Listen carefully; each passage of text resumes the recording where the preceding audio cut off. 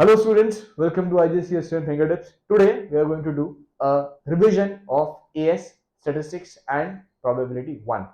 In this video we are going to cover the concepts of all the chapters, and along with that we are going to do a brief worksheet of it, or a worksheet which will cover the previous year questions, or which will be this is kind of a video which will help you to score good grades if your exams are very near.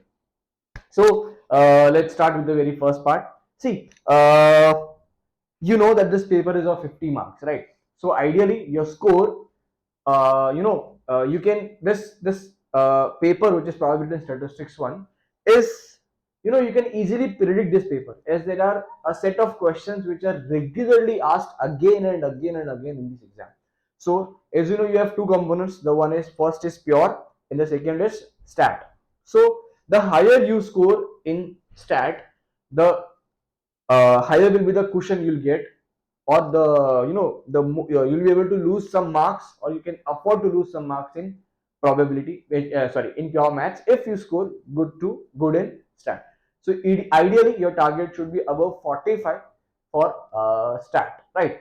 So now let's start with the first topic. Let us first go through the general statistics, that is mean, mode, median, and range, right? Let us go through mean, mode, and median. We know that what is mean. Mean is nothing but a way of finding average. Mean, mode, median, all three are the different ways of finding out average, right? Mode is usually the one which has the most repeated data, or the data which has the highest frequency is called the mode. Now what is mean? Mean is nothing but sum of all observations divided by number of observations. This is my simple mean.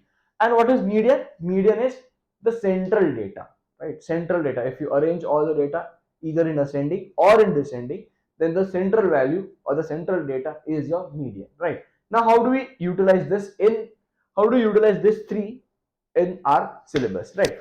So the first is mean, right? So for mean, what there are ideally two types of questions. The first question would have some form of data, right? Maybe a data like this in 12, 15, 18, and then you'll be told to find the mean of this data. But this is pretty easy, which is 10 plus 12 plus 15 plus 18 divided by the number of observations, right?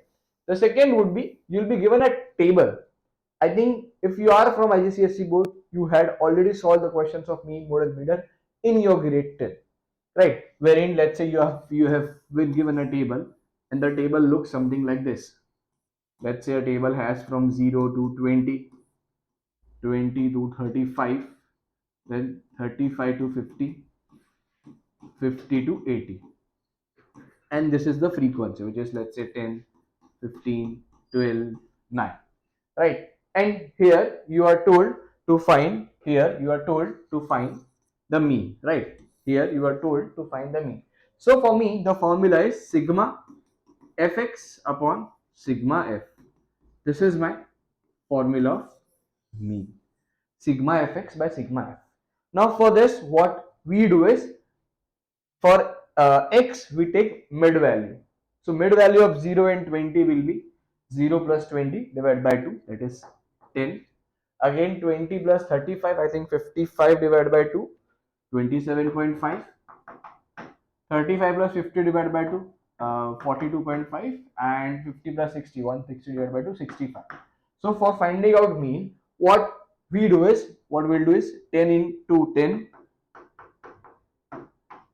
plus 27.5 into 15 plus 42.5 into 12 plus 65.9 divided by the total frequency, which is 10 plus 15 plus 12 plus 9. I think you were doing this kind of question previously also. But what has changed this year? There are few changes in this year. The first change is, see, previously the frequency table, or the data given to you, or the grouped frequency, they were continuous, right? But this year, the table might look something like this. Let's say x f, and let's say my table is from 0 to 9, 10 to 19, 20 to 39, 40 to 59, right? And similarly, my frequencies, let's say 12, 15, 8, and 7. This is my frequency, right? So in this kind of data, first you need to make this table continuous, right? You need to make this table continuous. See, as you can see, this is 0 to 9, 10 to 19, 20 to 39, 40 to 49, 40 to 59. So what if there is a data between 39 and 40, right? So you'll not be able to place a data which is between 39 and 40. So for this, you have to first make this table continuous. Now, how do you make the table continuous, right? See, take this is this is known as class size or class limit 0 to 9. This is my upper limit or the upper class, and this is my lower limit. So what you will do is you will subtract lower limit minus upper limit of any class and its subsequent class. So 10 minus 9. So the gap is of 1 unit, right? So the gap is of 1 unit. So this gap divided by 2, whatever the gap is divided by 2, that is 0.5. So now what you will do is you will add 0.5 to the upper limit and subtract 0.5 from the lower limit, which means this table will now look like 59.5 to 39.5, 19.5 to 39.5.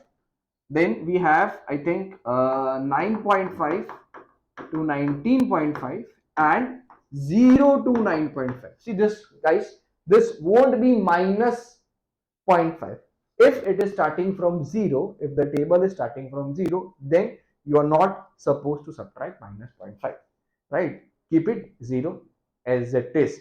Keep the 0 as it is. So now my mean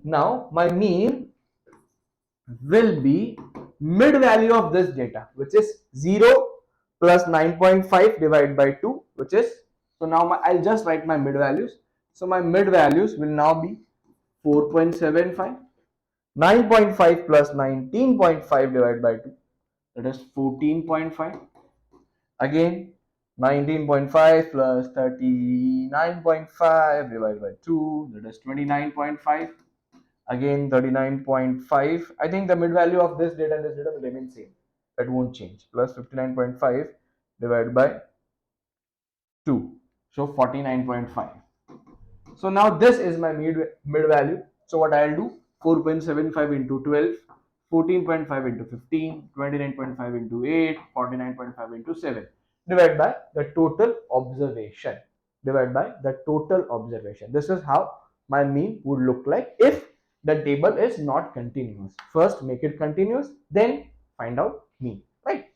So guys, always remember how to make it continuous. Upper limit minus lower limit divided by 2. This will tell us the gap. So I'll have to add 0.5 and subtract 0.5. Add 0.5 to the upper limit, subtract 0.5 to the lower limit. Had the gap been something like this, let's say 0 to 8, 10 to 18, 20 to 28, so on. So what we would have done is, here the gap is of 2 units, right? The gap is of 2 units. So 2 divided by 2, gap divided by 2, which is 1. So now here the frequency would look like this: 0 to 9, 9 to 19, and 19 to 29. Subtract 1, add 1. Subtract 1, add 1, right? Just remember this data, right? Now guys, this is also, again, this is important when you are supposed to find out, when you are supposed to draw histogram. For histogram also this is very important. I'll tell you how, right? See, if they gave you this data and they tell you to draw histogram for this, right? So histogram typically consists of a data where on the x-axis you have the value of x and on the y-axis you have frequency density, right? Now guys, you must be knowing that what is frequency density. Guys, frequency density is frequency upon class width, right? Frequency density is frequency upon class width. So now for this data, I'll not be drawing histogram according to this value, but I'll have to draw the histogram according to this given value. Had this been cumulative frequency, again we'll be drawing using this data. Had this been a frequency density or histogram, we'll still draw using this set of data. So it means, let's say if I draw from, let's say this is my 0, 10, 20, 30, 40, 50 and 60. So I'll first calculate the frequency density, which is frequency upon class width. So frequency for this is 12, class width is 9.5. So 12 divided by 9.5. Whatever answer you're getting, will plot something like this. So from 0, it will go till 9.5. It has to end somewhere before 10. It has to end somewhere before 10. So similarly from 10 to 19.5, from I think 20 to 39.5, right, and from 39.5 to 59.5, something like this. See, you are not supposed to draw from 0 to 9, 10 to 19. You are supposed to draw the histogram or the cumulative frequency with the updated table, right? So these values are not obviously these values are not calculated, so there might be mistake in this, but I am trying to make you understand the concept, right? So even if the table was, I was supposed to find out, let's say, the cumulative frequency, right?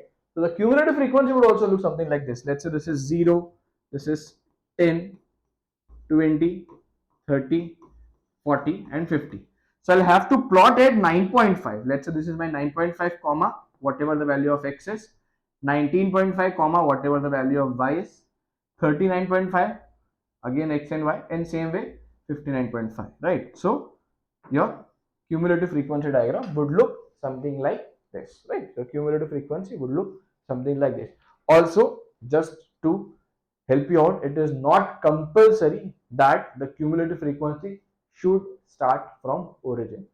So the cumulative frequency will start from this value, which is the lower limit of the first set of data or the first group.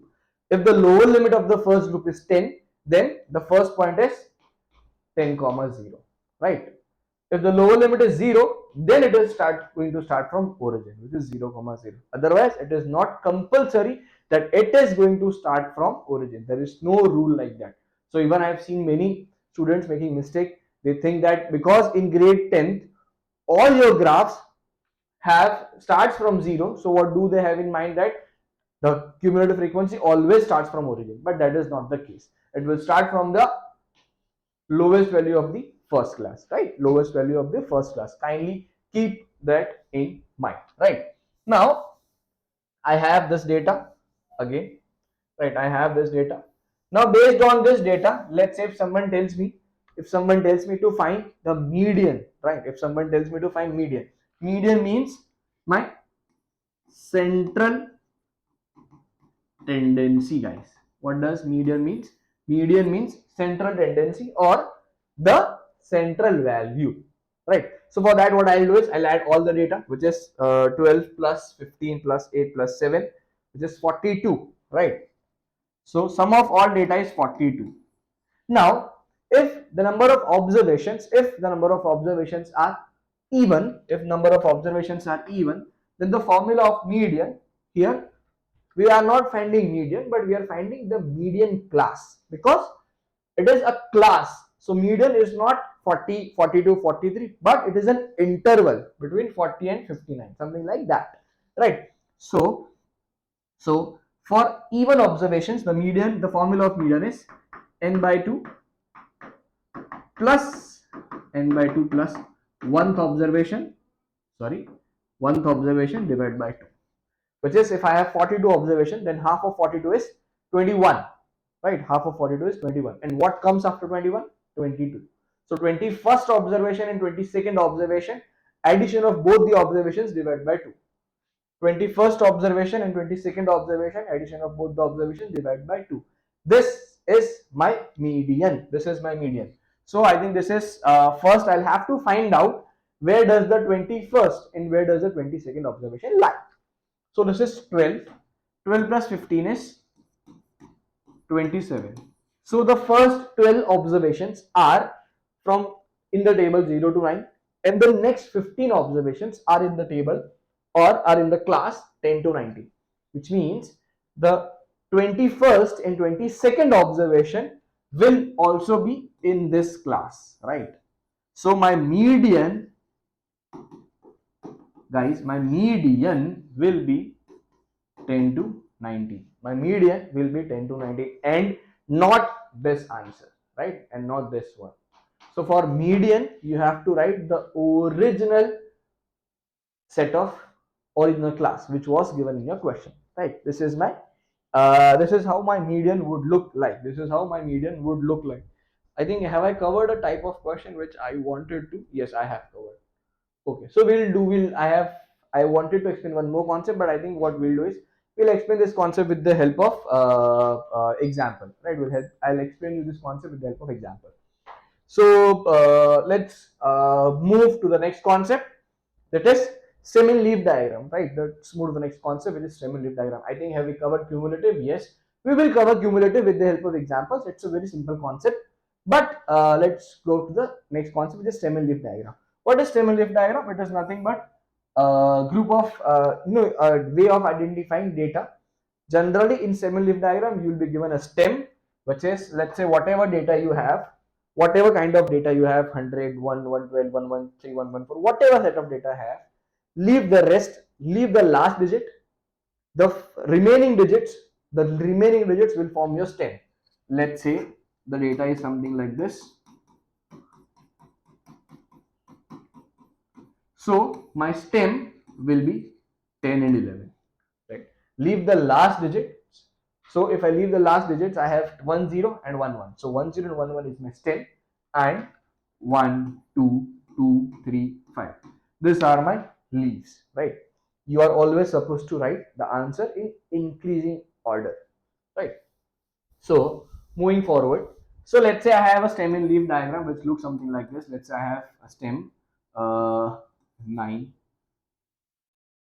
9 10 11 12 and 13. Let's say 3 4 6 4 4 5 8 3 4 7 8 9 3 3 3 5 6 0 0 0 0 1, right? This is the data. Now, based on this stem and leaf diagram, you will be given a couple of questions. The first question which you will be given is find the median, and the second common question asked is find the interquartile range. Now, what is, guys, IQR? IQR is nothing but upper quartile minus lower quartile, right? Upper quartile minus lower quartile. This is my interquartile range. Now, first I'll try to find out median. So for finding out median, I need to know what are the number of observations do I have, right? So I have 1 2 3 4 5 6 7, 3 plus 4 7, 7 plus 1 2 3 4 5 6 7 8 9 10 11 12 13 14 15 16 17 18 19 20 21. I have 21 observations. So number of observations are even. So sorry, odd. So when the number of observations are odd, the formula becomes n plus 1 by 2th observation. This is my median. So 21 plus 1, which is 22. 22 divided by 2, which is 11th observation. The 11th observation becomes my median, right? Which becomes my median? What becomes my median? The 11th observation is my median. Now, how do I go to the 11th observation? So if you are not able to remember this formula, you can do what the grade 6 kids or grade 7 kids do. You can simply start cancelling the data and then move towards the central data. This is one way of doing the data. Or the other way will be using the formula, find the 11th data.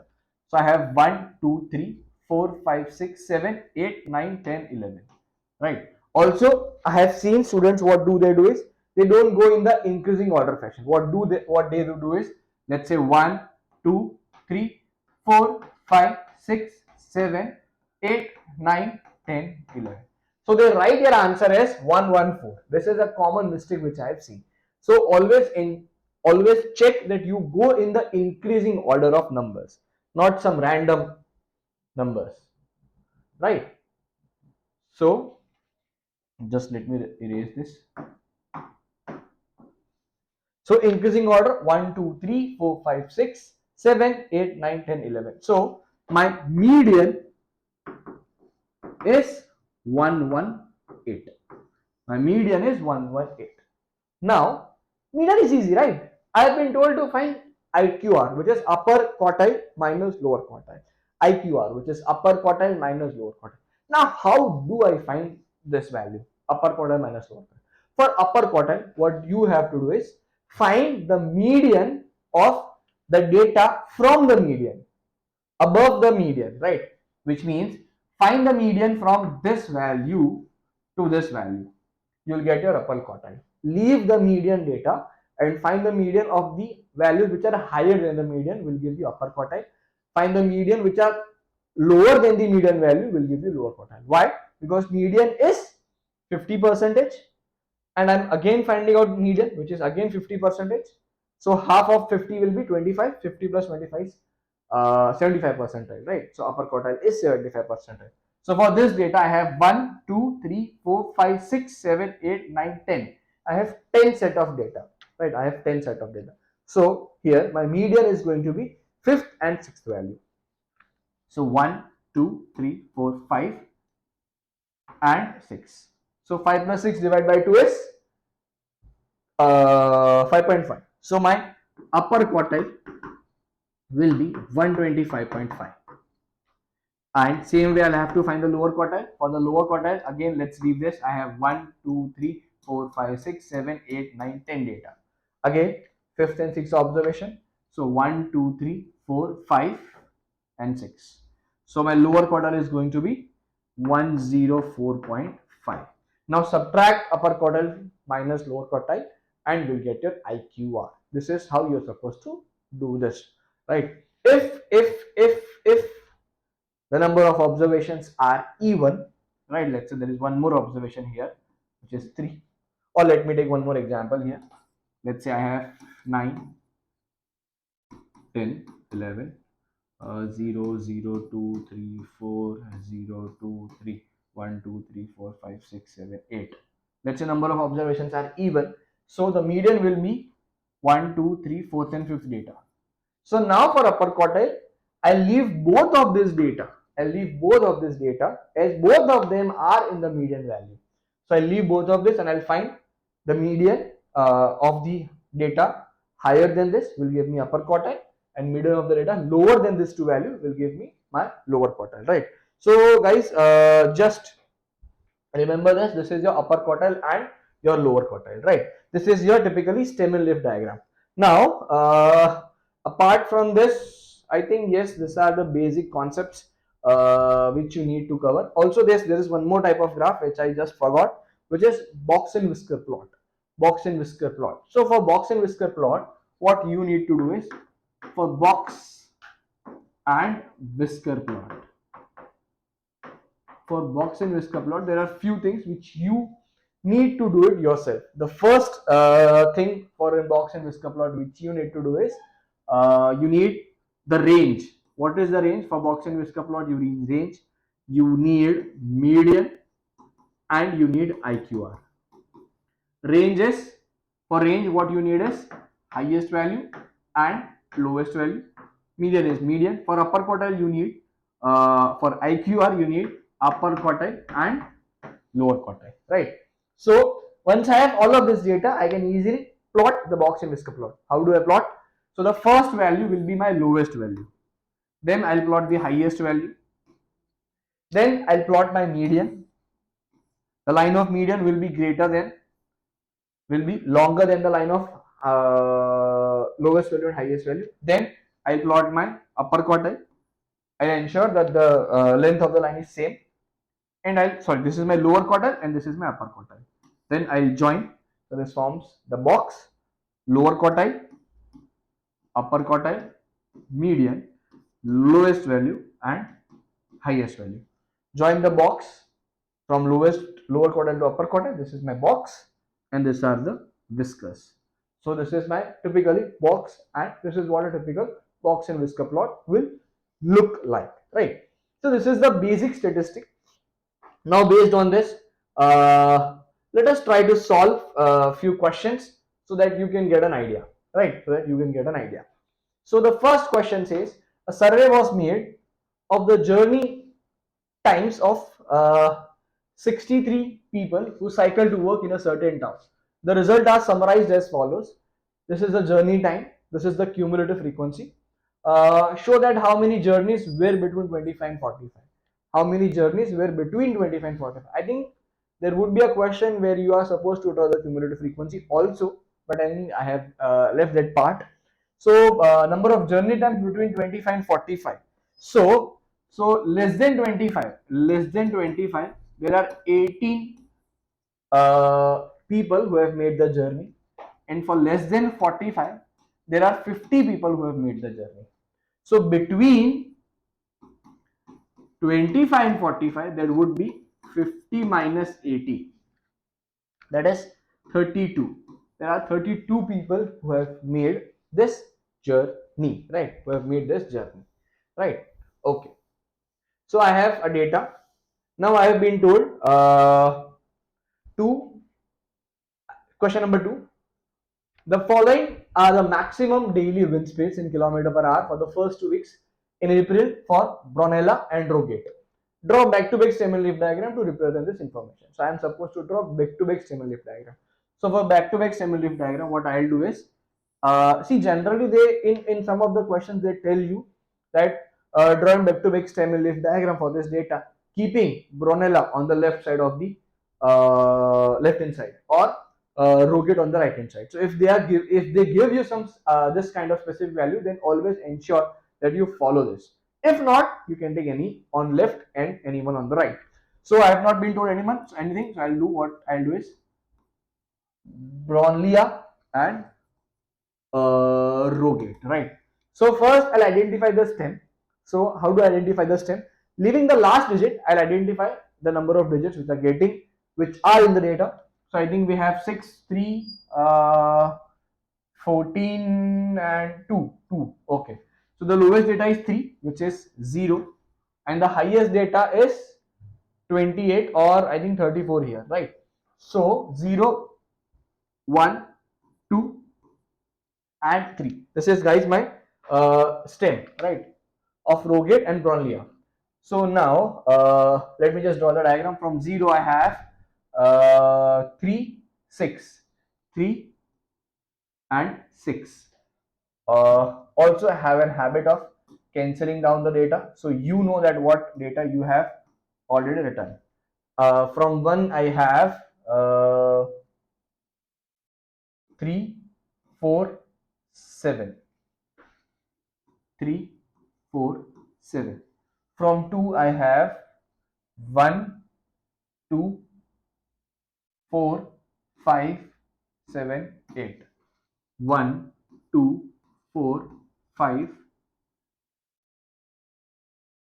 Just let me do one thing. From 0 I had 3 and 6.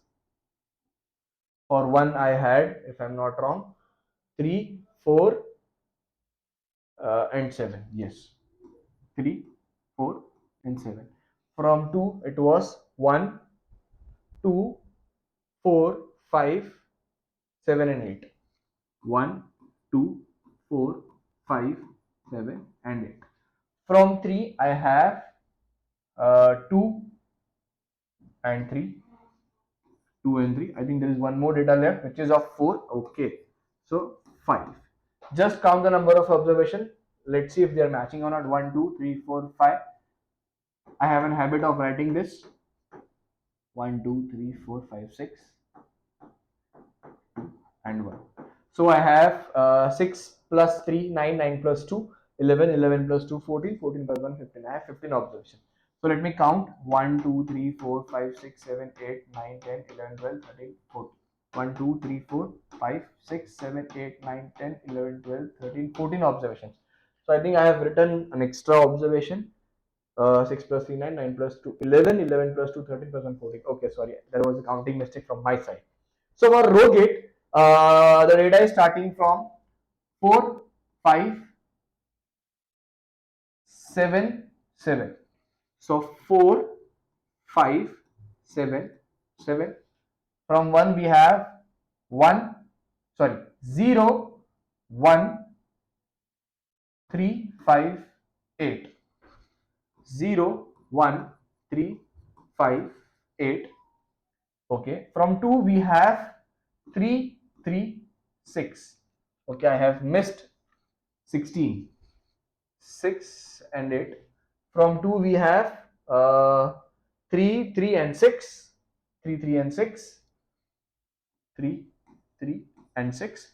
And from 3 we have 34. Again, let me count 1, 2, 3, 4. Or let me write it down. 4, 2, 4, 6, 3 and 1. Yes, there are 14 set of data. Also, whenever you are writing semi-leaf diagram, always ensure that you write the key. You can take any set of data. It is not compulsory that the key has to be there here.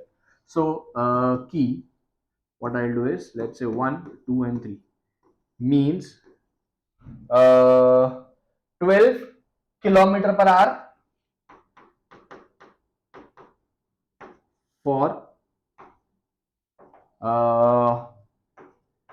Brownlia and 13 kilometer per hour wind speed for Rogate. Always write your key in the context of the question. Always write your key in the context of the question. Right. Now again, write down the maximum speed for Brownlia and find the IQR for Rogate. Find Brownlia maximum, find the median speed for Brownlia. So median speed for Brownlia, I have 14 observations. So the median is going to be 7th and 8th observation. 14 divided by 2 is 7. What comes after 7? 8. So 1, 2, 3, 4, 5, 6, 7. 1, 2, 3, 4, 5, 6, 7. So this is my median. So my median for Brownlia, median for Brownlia is going to be, median is going to be 2 plus 4 divided by 2, which is, or 22 plus 24 divided by 2, that is 23.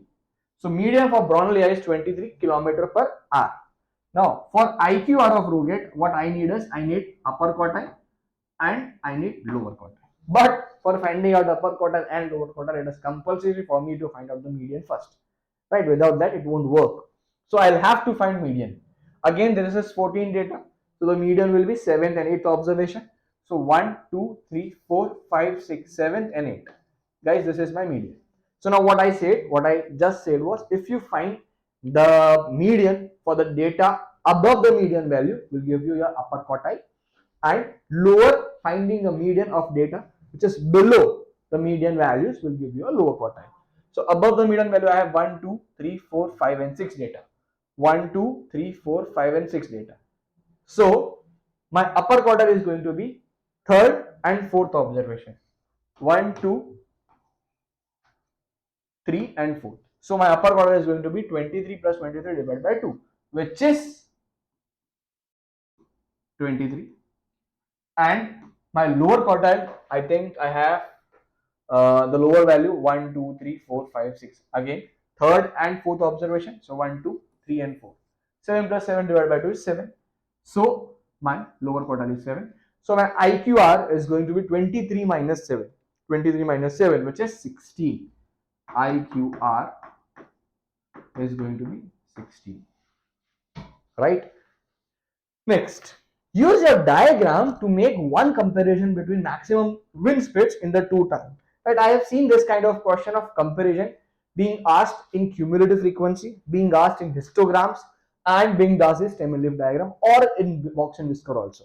So I am giving you a general answer on how to solve this kind of questions when you have been told to, compare the two graphs, or give your observations on the graph, right? So whenever they give you this kind of questions, for comparisons, what you are supposed to compare, you are supposed to first you are supposed to compare the median. If the question is of 1 mark or 2 mark, compare the median. If the question is of 3 mark, then compare IQR. If the question is of 4 or more than 4 marks, then compare the range of the data. Right? Now, let's say, how do I compare this data? Right? How do I compare? The first thing, this is of 1 mark. So what I'll do is, I'll just simply compare the median and I'll tell, see, let me just compare the median. As you can see, this data has a median of 23. 23 is the median for Brownlia, and the median for Rogate is, the median for Rogate is 3 plus 5, 8 divided by 2 is 14, right? Median for Rogate is 14. So what I'll say is, I'll have to write my answer in context. What I'll say is, on an average, the wind speed of Brownlia is higher than the wind speed of Rogate. On an average, the wind speed is higher in Brownlia than Rogate. You can also mention the wind speed to be more precise with your answers, right? Second comparison for IQR. For IQR, what I'll say is, IQR or the inter-quarter range generally gives me the spread of the data, right? So I'll say, as you can see the IQR, I'll have to find IQR for this also. Or let us just for IQR, so let us find IQR for this. For Brownlia, let me find the IQR. For upper quartile, it's going to be 1, 2, 3, 4, 5, 6. So 1, 2, 3, and 4. So 28 plus 32 divided by 2. So the upper quartile, third and fourth observation, 28 plus 32 divided by 2, 30. The lower quartile is going to be 1, 2, and 3. So 3 plus 4, which is 13.5. Right. So 30 minus 13.5 is 16.5. I think there is no comparison of IQR here. The IQR is generally same in both the case. Had the IQR here being something like 20. So what I would have said is, the wind speed in Rogate is more consistent than the wind speed in Brownlia, as the IQR is higher. Right? The wind speed is more consistent in Rogate than the wind speed in Brownlia. Right. Next, what you can compare is the range. Range will generally tell you the difference between the highest value and lowest value. You can say there is range also gives you a kind of spread only. So you can say, let's say here for Rogate, the range is, I think, 34 minus 4. So 30 is the range here, and for Brownlia it is 45 minus 3, 42. Right? This is 30, this is 42. So what you can say, the spread of wind speed in Brownlia is higher than the spread in Rogate, right? Or the difference in the highest and lowest speed in Brownlia is higher in Brownlia compared to Rogate. This is how you're supposed to write all the questions, right? All the answers of this question. Always be sure that you give your answers in context. All the answers are supposed to be in the context of the asked question. If not in context, if the answers are not in context, guys, you're not going to get marks. So just remember, be in context. Three things which you're supposed to compare. The first is median, second is IQR, and the third is range. Be specific with your answers. If possible, add the values also, so that you'll be able to score good marks. For 1 mark, just compare median. For 2 marks, you can compare median and IQR. For 3 marks also, you can compare median and IQR. For 4 or 5 marks, you need to compare median, IQR, and range, all the three values at the same time. Right? Okay. So let us move to the next question. 12 tourists were asked to estimate the height in meters of a new building. The estimates are as follow. Find the median upper quartile. Okay, I think this is pretty easy. For median, what I'll do is, again, as I say, for median, arrange the data in increasing order. Find the median. Find the median of the values which are higher than those, will get your upper quartile. Lower than those, will get your lower quartile. Subtract those values, and you'll be done with the IQR. Right? Okay. So I'm not going to do this. I am keeping it for you. The second question, which is important here, give a disadvantage of using mean as a central tendency. See, this kind of questions are also repeatedly asked. Give an example of using median as a measure of central tendency. Central tendency means measuring out average. So you are saying that what is the disadvantage of using median here? See, mean here. So the only disadvantage, see, all the data here are close to 50 and 60, but there is one data 110, which is a very higher value, right? So what we'll do, this will lead to this is kind of a skewed data. All the data are very near, and there is one data 110 which is very higher. So using mean will give me a invalid observation or an invalid central tendency, right? As we have 110 in the observation, which is a disparity, or you can say it makes the data skewed.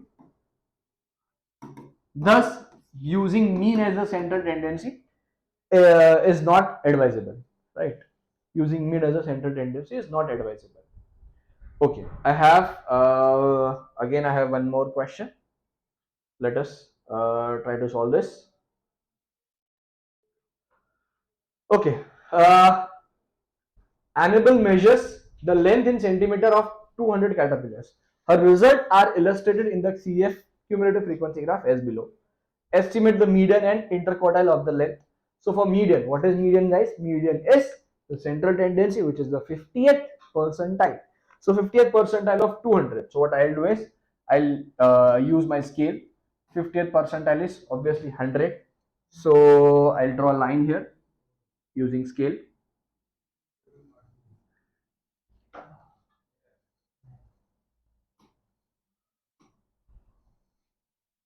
So at 100 you draw a line. Again you draw a line downwards.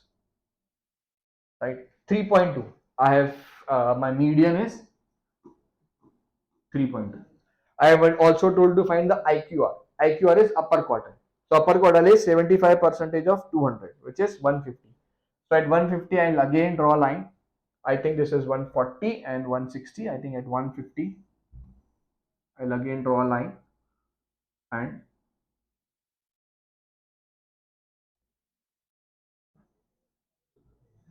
this is like I think 3.7. Lower quartile means the 50th percentile. Sorry, 25th percentile. 25th percentile, if I'm not wrong, this is going to be 50. So I'll draw a line at 50 here. 2.6. So my median is 3.2 and my IQR is going to be 3.7 minus 2.6, which is 1.1. Kindly, I apologize if I made any mistake because I don't have scale right now, but always use scale. Always draw these lines, right? Why are these lines helpful? Even if you have drawn this line and if you have mistakenly read some another value, you will still get marks, right? You'll still get not full marks, obviously. You'll still get 1 or 2 marks. But if you are not you have not marked these values and you have simply taken any two values which are not supposed to be the answer, then you are not going to get marks. So always draw these lines.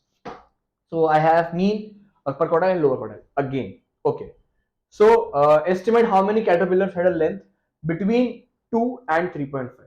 Okay. Estimate how many caterpillars had a length between 3 and 2.5. 2 and 3.5. So what I'll do is from 2, I'll have to draw a mark. From 2, if I draw a mark here, I think this is 24, 26, 28. Yes, it is 24. Seems like 24, guys, not sure. At 3.5, again, I have to draw a mark, which is somewhere here. And this is going to be somewhere here. Between 120, 124, 128, 130, 134. Sorry, 124, 128, 132, 136. So this seems to me like 134, not sure. Again, not sure. I don't have scale. So this is 134 and this is 24. So the difference or of the length we have between this is 110. My answer is going to be 110, right? Okay. Now, see guys, this kind of questions you had already done in your grade 10 also. But the reason I am solving this question is for the third part. not for the first or the second part, is because there is a kind of questions which this the C part, you are not doing this kind of question in your grade 10, and I have seen students making mistake in this part. So let's go to the next part. 6% of the caterpillar were of length L centimeter or more. 6% of the caterpillar were of length L centimeter or more. Estimate the value of L. So the first thing which will come in your mind is, okay, 6 centimeter of the caterpillar. So I have 200. So first let me find 6% of 200. So 6% of 200 is 12. So the first thing which will come in my mind is, okay, I draw a line at 12. Okay, let me draw a line at 12. 4, 8 and 12. Okay. So the answer is 1.6. I'll say that 1.6 is my answer. But guys, this is wrong, right? This is wrong. Why is this wrong? Is because what they are saying is only 6% have a 6% of the caterpillar were of length L centimeter or more, which means if I say they are saying to what they are meaning to say, so above 1.6 centimeter of length, there should only be 6% of the caterpillars. Only 6% of the caterpillars have length 1.6 centimeter or more, or only 12 caterpillars have a length of 1.6 centimeter or more. But what I have saying and what I have drawn is not making sense, because here I can see that less than 1.6 centimeter, 12 caterpillars have a length of less than 1.6 centimeter, and 100 minus 112, which is 188. 188 have a length more than 1.6. So what they are saying is 6% should have length more than L centimeter. But here 94% of the caterpillar are having length more than L centimeter. So whenever this kind of question comes, the 6% guys is from the top. The 6% is from the top. So you found out 6% of 200, which is 12. So the top 12 percentage, not the top 12 percentage, the top 12 caterpillars, which means I'm supposed to mark at 200 minus 12, which is at 188, or I'm supposed to mark it 94 percentage. So 188. This is, I think, 180, 184, and 188. So if I mark at 188,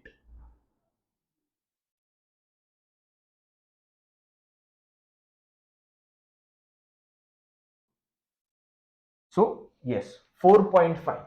So the value of L is 4.5. Now here this makes sense.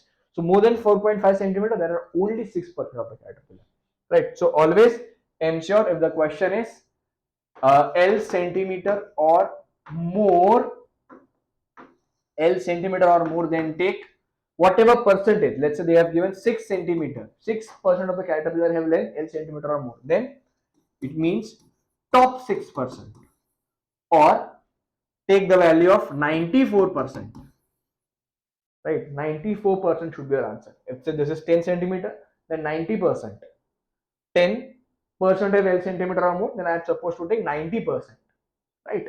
And if they say L centimeter or less, and here they say that 10% of the caterpillar have a length of L centimeter or less, then normal maths, which is 10% of the cumulative frequency, or 10% of the maximum value, and then we'll draw a mark and we'll give the answer accordingly, right? But this is only for L centimeter or less.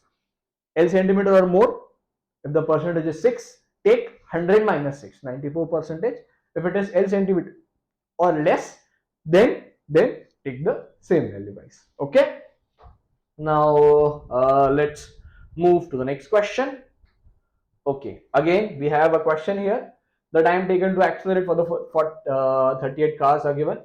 Okay, draw a cumulative grid I'm not drawing the cumulative frequency, but I'm just helping you out. For cumulative frequency, first you need to make this data continuous. This is not continuous. See, this is 3 to 5, then it is directly 6 to 8, then it is 9 to 11. So first I need to make this data continuous. Now how do I make this data continuous? So this is 5, this is 3, this is 5, this is 3. So and the gap, I'll have to identify the gap. The gap is of 1 unit. So the gap divided by 2, 1 divided by 2 is 0.5. So I'll have to add 0.5, subtract 0.5. So this is going to be 2.5 to 5.5, 5.5 to 8.5, and so on. So the graph will start from 2.5, 0, and then I have 5.5, 10, and the cumulative frequency accordingly, which is if I draw the graph of cumulative frequency, not the graph, just the values. So this is 10, 25, and I have 42, 48, and 50. So at 5.5 you have 10, at 8.5 you will be having 25, at 11.5 42, 16.5 48, 25.5 50. This is how the cumulative frequency would look like. Draw the diagram. Okay, again 35 of this car accelerated from 0 to 30 seconds in more than t seconds.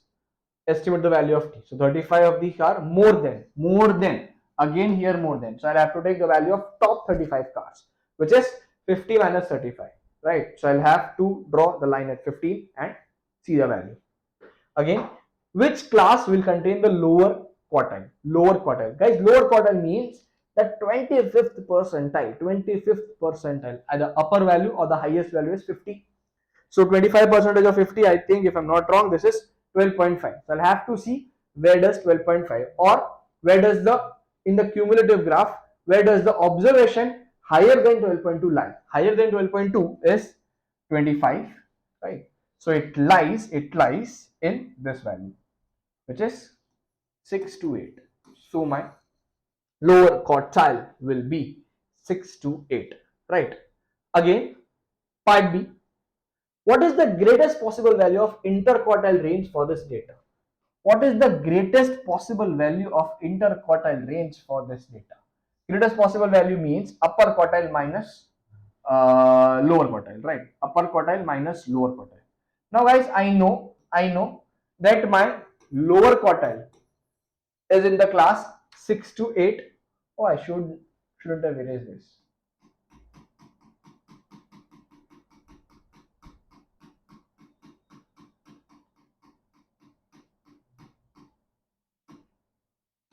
Yes.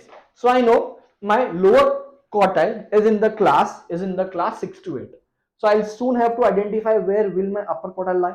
Upper quartile is 75%. So 75% of 50, I think 27.5. 37.5, sorry. So value higher than 37.5 is here. Oh, sorry. It is here. So my upper quartile, the class of upper quartile is 9 to 11. Now I have been told to find out the greatest possible value of IQR. Greatest possible value of IQR means highest value of upper quartile minus lowest value of upper quartile. This is like bounds. The highest value minus the lowest value will give me the greatest range. So the highest value of upper quartile is 11 and the lowest value is 6. So 11 minus 6 is 5. Right. Also, I had a question. I think this was in maybe 2023 recent paper. I have seen this. The class was given to you like this. Let's say 10 to 20. Let's say I'm not sure the exam. I'm not sure about the question, but I'm just giving you a brief idea. X. Let's say this is 10 to 20, 20 to 30, 30 to 50, 50 to 80, and so on. Let's say here the upper quartile lies in the class interval Z 30 to 50 and the lower quartile is lying in the class interval 10 to 20. Now here I was told to find the highest possible value of upper quartile. Highest possible value of IQR. Highest possible value of IQR means I'll have to take highest value of upper quartile and the lowest value of lower quartile. So what students generally did here was they did highest value is 50 minus 10, which is 40. But guys, this is the wrong answer. Why wrong answer? Because this is a continuous data. So now from 30 to 50, it means 50 is not included here. 50 will be included in the next set of data, right? 50 is not included here. This is what I had seen my students making mistake. Apart from a few, I think there was only one student who did make mistake. Everyone else made mistake. So you have to be focused by writing the paper. So here for upper quartile, this is not till 50. The highest possible value is going to be 49, guys. Why? Because 50 is included in both the value. So if there is an observation which is 50, will I add in both the values? No. I'll obviously be adding in this value. Right here, 50 means 50 is inclusive of 50. This is exclusive of 50. So the highest possible value is 49 minus 10, which is 39. Now, guys, this is correct, right?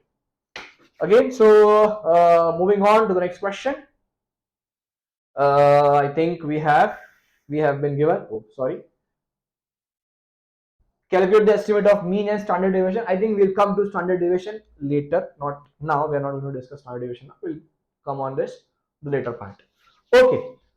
So on the grid, draw the data, and using this data, we have to draw box and whisker plot. Okay. So I have been given the data. I think the data is in increasing order. So for box and whisker plot, what I'll have to do is lowest value, highest value. Lowest value is 5. Highest value is 70. And I'll have to find median. There are 55 students, right?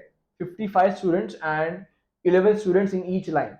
So the median will be 55 plus 1, 56 divided by 2, which is 28.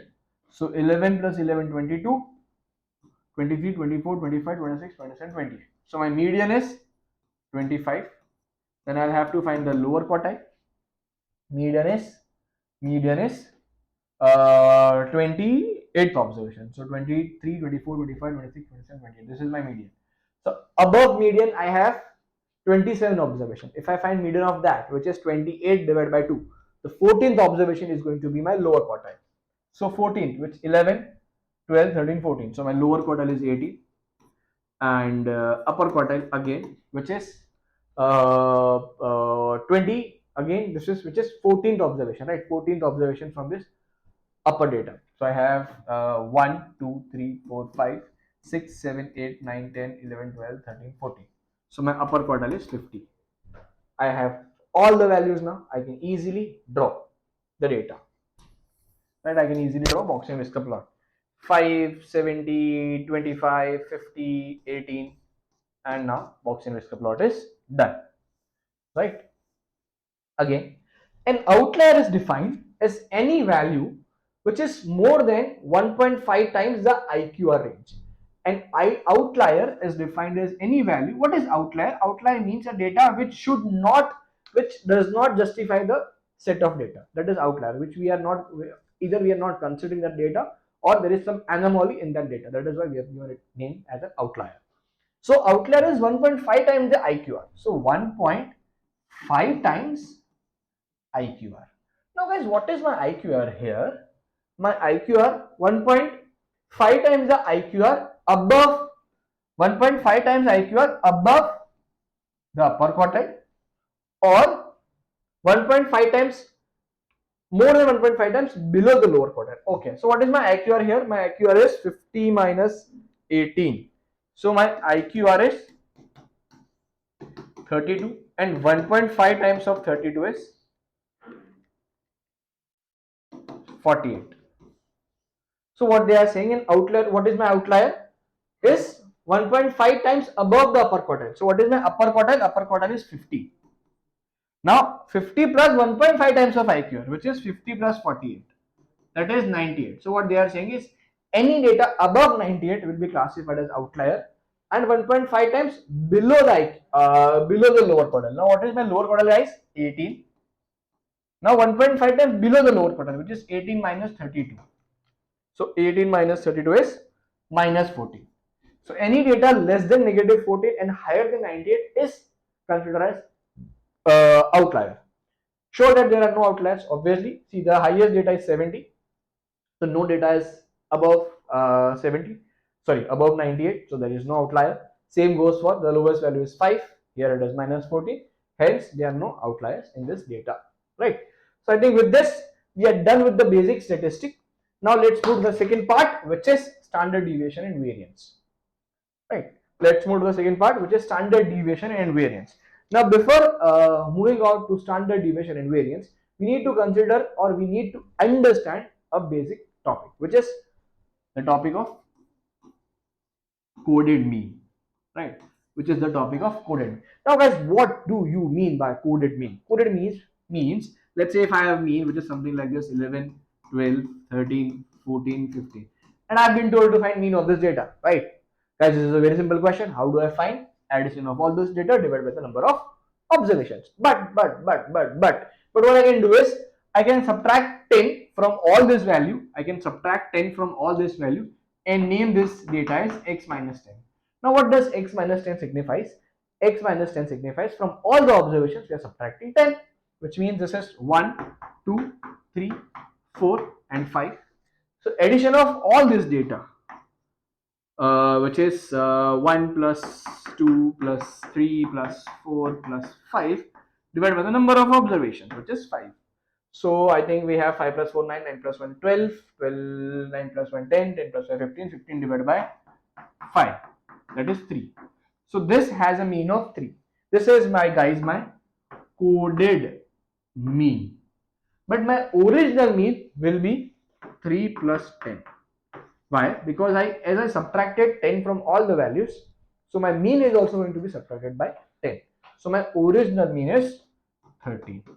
In this year, mean is usually denoted by this symbol, x bar, right? X bar. So this coded mean is a formula that x bar is given by sigma x minus b by n plus b. The coded mean is given by the formula sigma x minus b by n plus b, where b is the value which you have subtracted and you are finally adding the value. If it is plus here, then here it is going to be minus, right? If we are adding some value to the mean, then it is plus and here it is minus. This is the value, or this is the formula for coded mean, right? Again, then you have standard deviation and variance.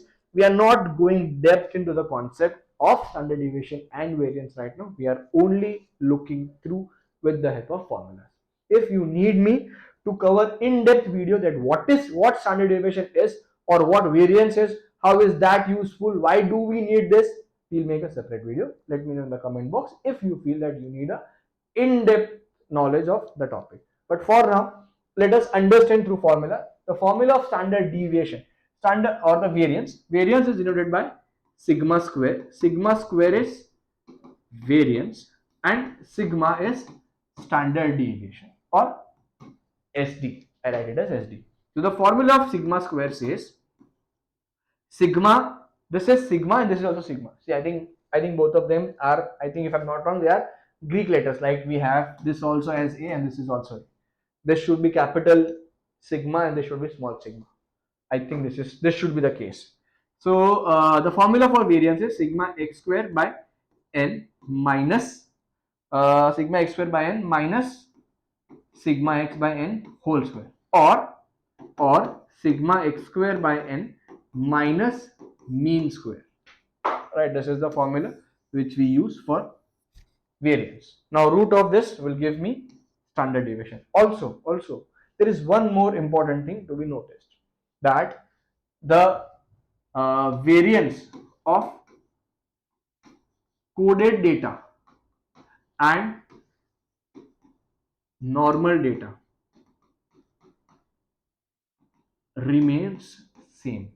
The mean of coded and original data will be different, but the variance will always remain same. Meaning if someone says sigma x square by n minus uh, sigma x by n whole square, if this is the variance, this will always be equals to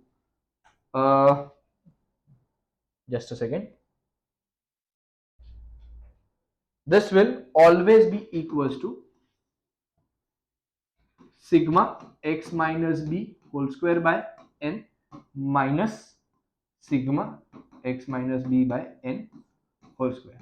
The variance of both these data will always be same. The variance of both these data will always be same. Just remember that. If in the question you are given something like this, then it means you're supposed to use this formula, right? And if they tell you something like this, even if anything like this is given in the question, it means this is going to involve standard deviation. Without standard deviation, you will not be able to solve this question. If there is some sigma, some term square, or sigma even x square, then always you are this is going to involve standard deviation. This question won't be solved without standard deviation, right? So if it is x minus b square, just remember for mean, this is coded data, so the mean should also be coded. This is original data, so the mean should be original, right? Coded data, coded mean. Coded data, coded mean. Now, what do you mean by sigma x minus b square? Sigma x minus b square means I'm subtracting b, or I'm subtracting a particular value, a particular term from all the values, and then making square of it. Let's say this is the, now here sigma x minus 10 square means I have subtracted 10 from each value, and then I am taking square, which is 1 square plus 2 square plus 3 square plus 4 square plus 5 square. Now guys, this is my sigma x minus 10 square, right? This is my sigma x minus 10 square, right? So I hope this is coded mean, this is variance. I think there was variance is same. Also, if there is some grouped frequency, then the variance will be sigma x square f by sigma f minus sigma xf by fx by sigma f square. But as group frequency, then this is what my variance will look like. This is what my variance will look like, right? Now let us get to the good part, which is the questions, and let us try to understand whatever we have learned till here, right? Okay, so I think I told you that I'm going to leave a question because we did not do standard deviation there, so I'm leaving that question. Left that question. This was the question. I was told to find mean and standard deviation, right? So in order for me to find mean and standard deviation, I'll have to use this table. Now for me to use this table, I'll first have to make this continuous, which is, so from 2.5 to 5.5, 5.5 to 8.5, 8.5 to 11.5, 11.5 to 16.5, and 16.5 to 25.5. And this is 10, 15, 17, 4 and 2, right? This is what the data, or this is what the value would look like, right? Now I've been told to find mean. Guys, mean is I think mid value, which is x bar. It is going to be mid of this, which is 2.5 plus 5.5 divided by 2. So 4 into 10 plus 7 into 15 plus I think 20 divided by 2 is, sorry, 9 plus 8 is 20, sorry, 10, yes, 10, yes, 10 into 17 plus 14 into 4 plus 17 plus 25 divided by 2 is 21. 21 into 2 divided by, we have I think 48 results. So divided by 48. This is going to be my mean, right? So we have 4 into 10, which is 40, plus, let me just calculate it for you. 40 plus 7 into 15 plus 170 plus 14 into 4 plus 20 into 42 divided by 48. So the mean is 8.604. or in fraction form it is 413 by 48. This is my mean, right? 413.4 or 8.6.4. This is my mean, right? Now for standard deviation, what I'll need is I'll have to first, the formula was sigma.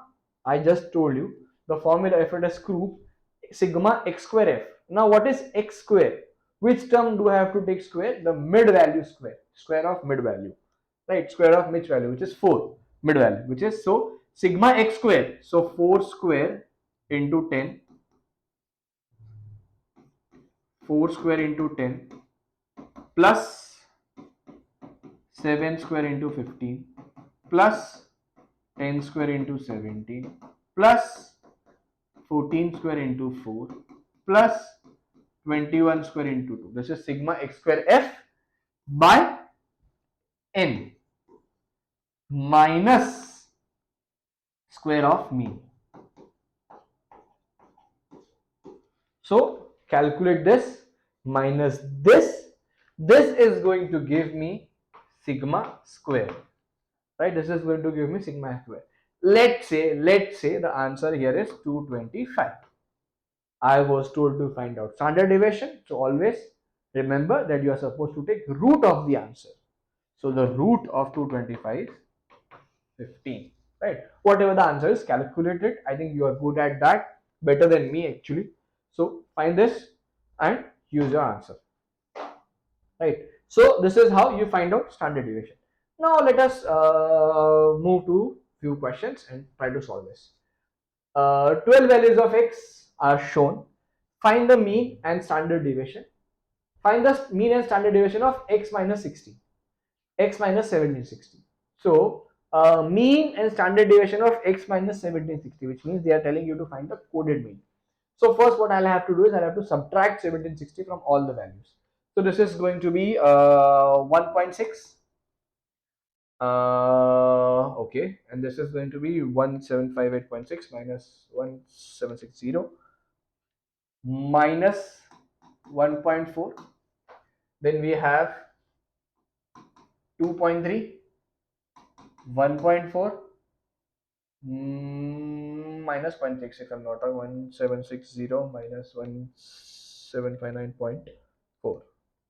Always you have your calculator, so always, even I know that 2 plus 2 is 4, but still check that 2 plus 2 is 4. Maybe on that day someone has changed the maths and 2 plus 2 now suddenly becomes 5. So always check in your calculator. This is going to be minus 0.9, 2.5, 1.9, 2.4, 1.9, 2.8 and 1. So I have to find mean and standard deviation of this. So mean of this is going to be addition of all the data, which is addition of all the data. So 1.6 minus 1.4 plus 2.3 plus 1.4 minus 0.6 minus 0.9 plus 2.5 plus 1.9 plus 2.4 plus 1.9 plus 2.8 plus 1 divided by, I think we have 1, 2, 3, 4, 5, 6, 12 observations divided by 12. So the mean is 149 by 20 or 1.24. This is up to 260, right? So standard deviation will be obviously 1.6 square plus 1.4 square plus 2.3 square plus 1.4 square plus 0.6 square plus 0.9 square plus 2.5 square plus 1.9 plus lots of plus divided by, I think, hey, I have made a mistake. This is not 20 guys, this is 12. 140.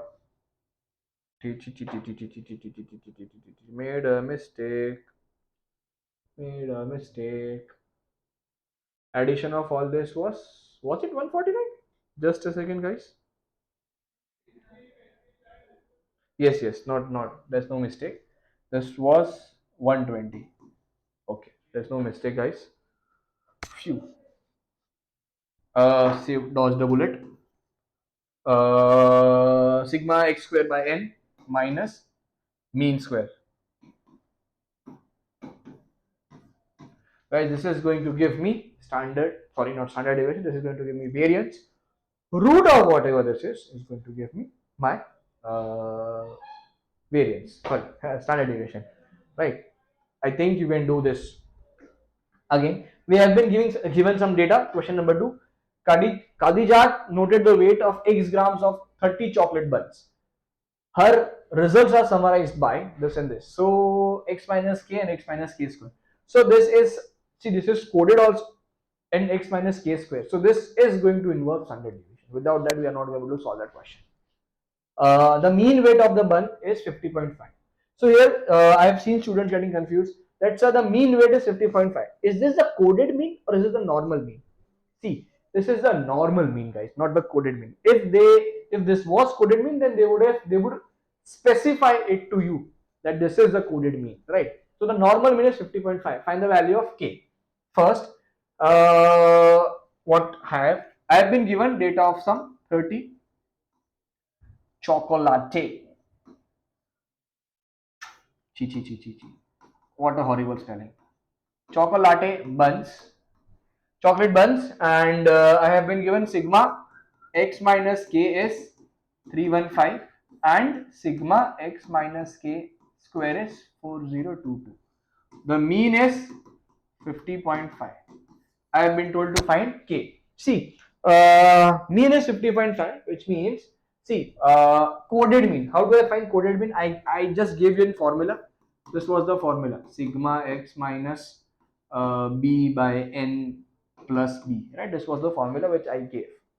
If I use this formula, I have the original mean 55.5, sorry, 50.5. I have this sigma x minus k, which is 315. I have the value of n, which is 30, and I have to find k, which is plus k. So 315 divided by 30 and 50.5 minus answer. So my value of k is 40. My value of k is 40. This was for 2 marks. Sometimes they also tell you to they also ask you find sigma k, right? Find sigma k. I think something like that. I think sigma k is very easy if they tell you to find sigma k. Sigma k is nothing going to be series, so not sigma k. Sigma x. Sigma x by n is going to give me my mean. So sigma x is here nothing but 50.5 into 30. Right. Then I've been told to find the standard deviation of x. See, the standard deviation for coded value, meaning the standard deviation of x minus k and the standard deviation of x is going to be same. So don't get confused that I don't have sigma x square. How do I find standard deviation?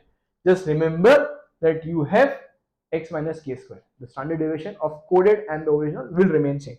So the formula of standard deviation is sigma x minus k square by n minus sigma x minus k by n whole square. Right? Do I have sigma x minus k? I think I do. Sigma x minus k square is 4022 by 30. Here, what is this? This is nothing but mean. Which mean am I supposed to take? I'm supposed to take coded mean. Guys, I have the original mean now. What is my original mean? 50.5. I just found out that the value of k is 40. So it is pretty simple that if I am subtracting 40 from all the values, which means the mean is also going to get subtracted by 40. So my coded mean is going to be 10.5. So I can simply replace all of this with 10.5 square. So 4022 divided by 30 minus 10.5 square. So here I have my sigma square is 1429 by 60 and root of that. So sigma is 4.88. This is my standard deviation. Okay, this is my standard deviation. Next question. Andy counts the number of emails he receives each day and notes over a period of n days. He finds that sigma x minus 10 is 27. The mean number of email is 11.5. Find the value of n. Again, we'll use the same formula, which is x bar is equals to sigma x minus b by n plus b. We'll use the same formula again and again and again to solve all our problems regarding this data. X bar is 11.5. Sigma x minus b is 27. I have to find n. Do I have b? Yes, x minus b. B is 10. So plus 10. So 11.5 minus 10 is equals to 27 by n. N is 27 by 1.5.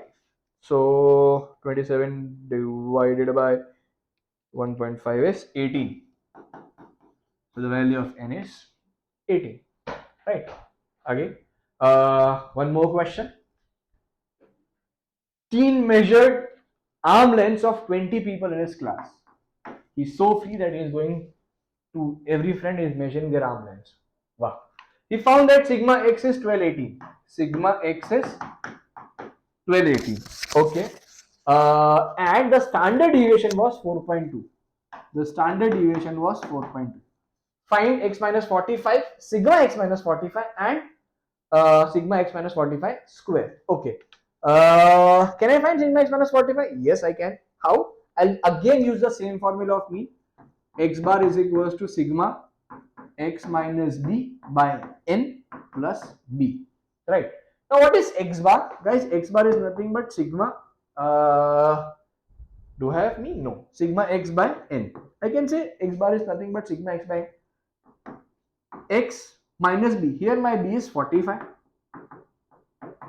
upon n plus 45. Now let me just place all the values. Sigma x, yes, 1218. N here is 20. I am supposed to find this upon 20 plus 45. So 1218 divided by 20 minus 45 into 20. So sigma x minus 45 is 31. Oh, I don't have space here. Is 318. Sigma x minus 45 is 318. So just let me just still clarify. 12810 divided by 20 minus 45 into 20. Yes, 318 is my answer. Okay, so I have sigma x minus 45 is 318. Now standard deviation of x is given. As I already said, standard deviation of the original and the coded data remains same. So I have to find sigma x minus 45 square. So whenever there is x minus 45 square, there will be standard deviation involved. So sigma square is equals to sigma x minus 45 square by n minus. Guys, this is coded value, right? This is coded value. So the mean should also be coded, which is sigma x minus 45 by n whole square, right? So sigma is 4.2. So sigma square is going to be 4.2 square is equals to sigma x minus 45 square by 20. Do I have sigma x minus 45? I think I do. 318, which is 318 by 20 whole square. So this is going to be 4.2 square plus 318 by 20 square into 20. This is my sigma x minus 45 square. So just let me solve this. 4.5 square plus 318 by 20 square into 20.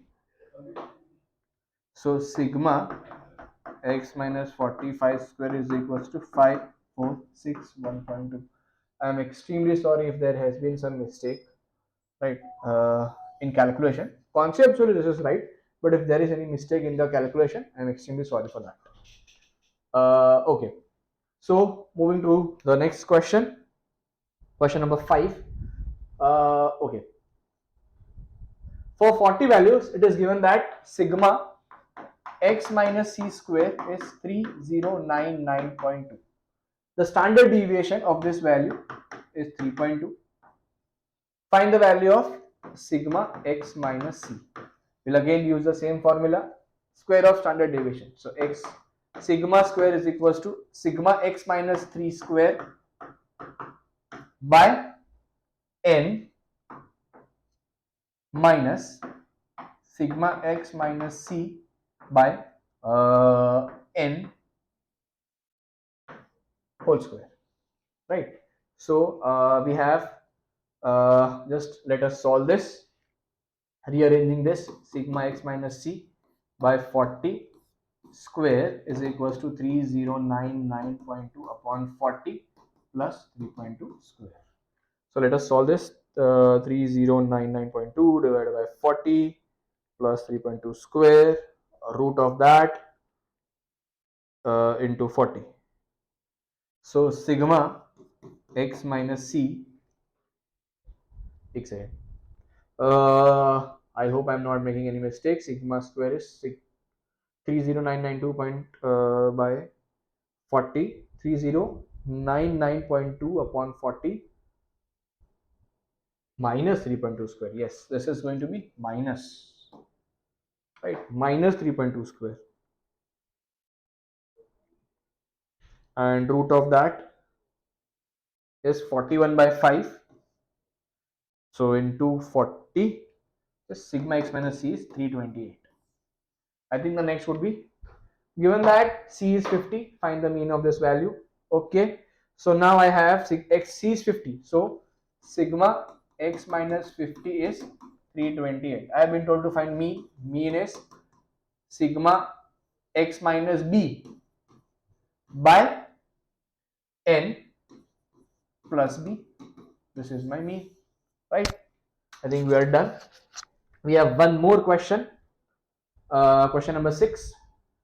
The mean and standard deviation of the 20 values, the mean and standard deviation of 20 values of x are 60 and 40. So the mean is 60 and standard deviation is 4. Find the value of sigma x and sigma x square. Okay, mean is, what is mean? Guys, mean is nothing but sigma x by the value of n is 20. So n by 20. So sigma x is going to be 60 into 20, 1200.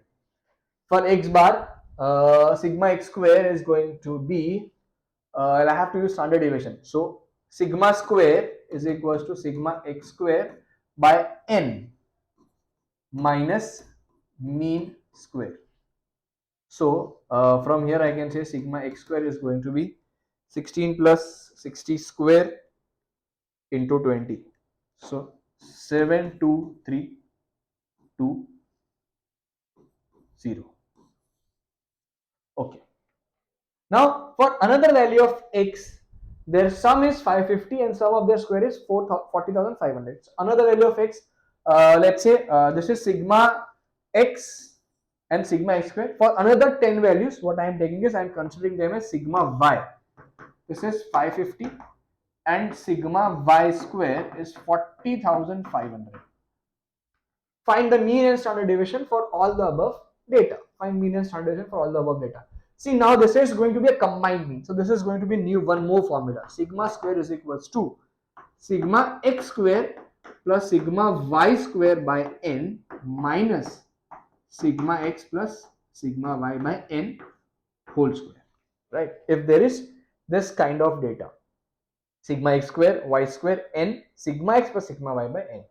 So let me just find this variance over here, this part. So the variance is going to be, because this is combined data, right? So I have to add both the values, x square and y square.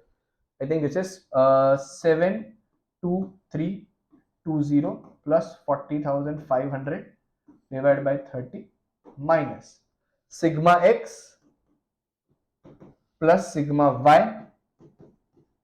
divided by 30 square.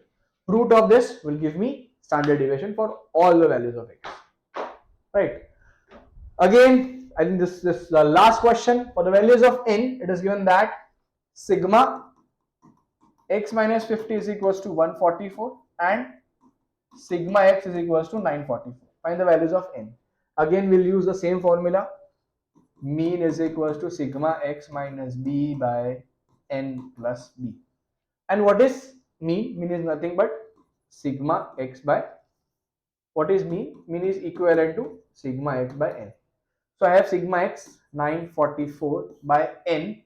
I have to find n is equals to 144 by n, and my b is 50. B is 50. So I think we have 800 by n is equals to, just a second, oh sorry, plus 50. So n is equals to 800 by 50. 8 divided by 5, if I'm not wrong, 16. So the value of n is 16. Okay, so with this, I think we are done with this part.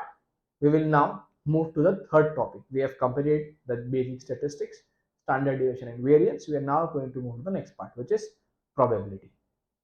So for probability, we already know the formula, the basic formula of probability, which is I think desired outcome upon total outcome. We have already studied probability in our lower grades, so we know that the answer of probability always lies from 0 and 1. 0 means it is not possible, and 1 being it is 100% going to happen. So all your answers should be between 0 and 1. If your answers are not between that range, it means that you are some great person and your name should be respected.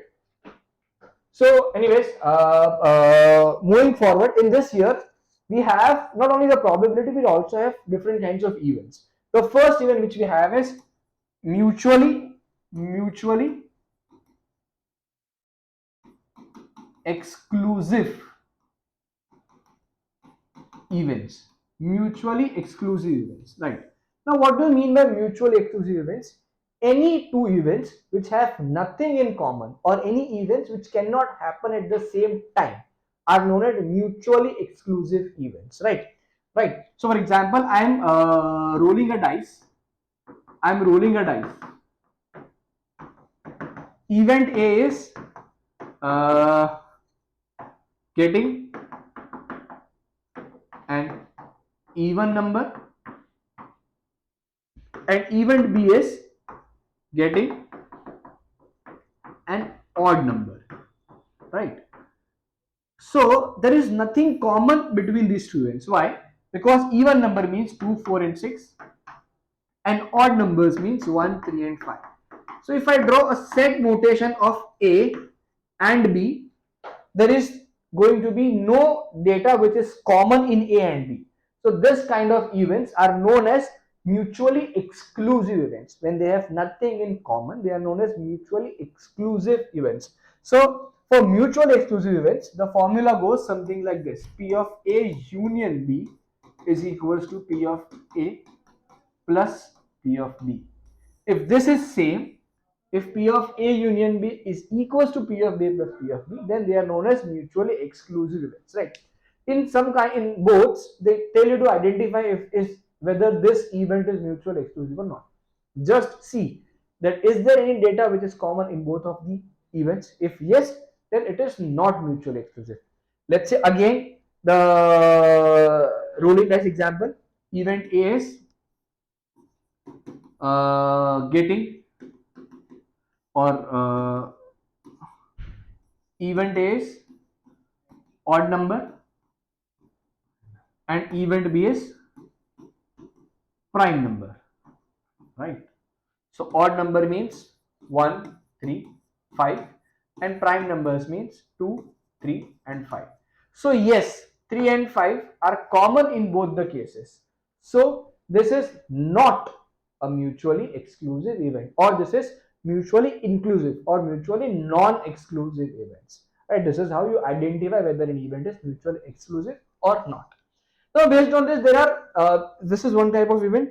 There is one more kind of event which is independent and dependent events. Independent and dependent events. Now, what do you mean by independent and dependent events? Independent events means, dependent events means outcome of one event affects the outcome of other. Right? Outcome of one event affect the outcome of other. Those kinds of events are known as dependent event. For example, I'm going to school, right? Now, let's say I'm going to school. Now, which mode of transport am I using? Either I go by car or by bus, right? And I'm getting late to school, right? So now getting late to school depends on the mode of transport. Either I go by car or I go by bus, right? So getting late to school is dependent on the mode of transport which I select. So this kind of events are known as dependent events.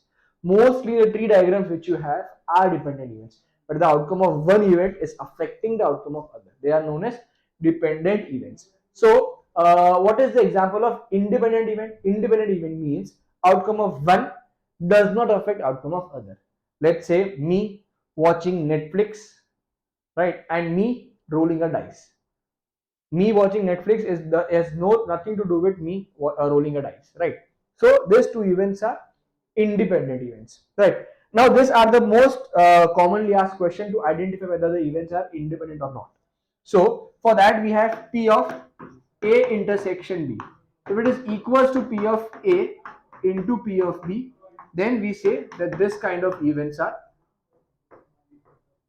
independent. If P of A intersection B is equals to P of A into P of B, then we say that this kind of events are independent, right? If not, then we say that this kinds of events are dependent, right? So the next event was dependent event.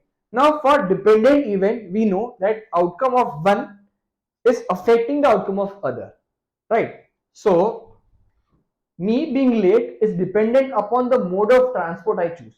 So in this kind of question, in this kind of situation, there's a question like find the probability that let's say Aniket is late to school, given that he travels by bus. Right? We know that he is late to school, but find the probability that given that he is traveling by bus. Right? So in this kind of situation, for dependent events, there's always a question which is in the form of given that A given B occurs. So we have A given B occurs. This means A given B occurs.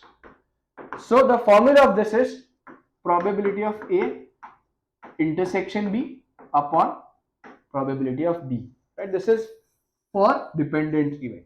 A given B occurs, probability of A intersection B upon probability of B. Right? Always, if you don't know how to apply this, at least write the formula in this kind of questions whenever there is a given that question. The reason being is, if you are writing questions, then there are possibilities. There are possibilities that you might get marks, but always ensure that you write your formulas in the context of the question, not just simply like this, right? So let us try to solve this questions. Let us try to understand this in detail with some more of the chapter with some questions, right? This was the theory which was needed. Now let us move to the question part. A fair 8-sided die has marked faces marked 1 to 8. The die is thrown. The score when the die is thrown is the number on the face the die lands. Okay. The die is thrown twice. Okay. Even R is one of the score is greater than the is exactly 3 greater than the other score. Event S is the product of the score is more than 19. Okay. So event R is one of the score is exactly 3 greater than the other score, and event S is the product of the score is 19. Okay. So I have been told find the probability of S and find the probability of R. So in order for me to find the probability of R, so let us find out the probability of R. R being one of the score is exactly 3 greater than the other, and this is my 3-sided die. So I think it can be 1 5, sorry, 1 4 2 5, exactly 3 greater. Okay, 3 6 4 7 and 5 8. Right. So I think we are rolling the dice twice, and this is a 8-sided die. So 8 into 8, the total outcome is going to be 64, and this is 1 2 3 4 5 into 2. Why? Because 4 1 is also 3 greater, 5 2 6 3 7 4 5 8. So 10 by 64. This is my probability of event R. Event R is 10 by 4. Now then we have probability of event S. The product of the score is greater than 90, is more than 90. More than 90 means it should be 20 or something like that. So I think 1 into highest number 8 is going to give me 8. 2 into 8 is going to give me 16. 3 into 8 24. 3 into 7 21. So we have 3 7 3 8. In the same way we have 4 4 is 16. 4 5 4 6 4 7 4 8, and we have 5 6 5 7 5 8, and 6 7 6 8 7 8. So I think we have 1 2 3 4 5 6 7 8 9 10 11 12. 12 twos are 24, because we will also have 7 3 8 3 5 4 6 4 7 4 8 4 6 5 7 5 8 5 7 6 8 6 8 7. So 1 2 3 4 5 6 7 8 9 10 11 12. 12 twos are 24, plus I think we'll also have 5 5 6 6 7 7 and 8 8. 24 plus 4, which is 28. So we'll also have 28 by 64. This is my probability of S, 28 by 64. Determine whether S and R are independent. So S and R means probability of R intersection S should be equals to probability of R into probability of S. So guys, what is my probability of R? Probability of R is 10 by 64. I have my probability of R as 10 by 64. Probability of S is 28 by 64.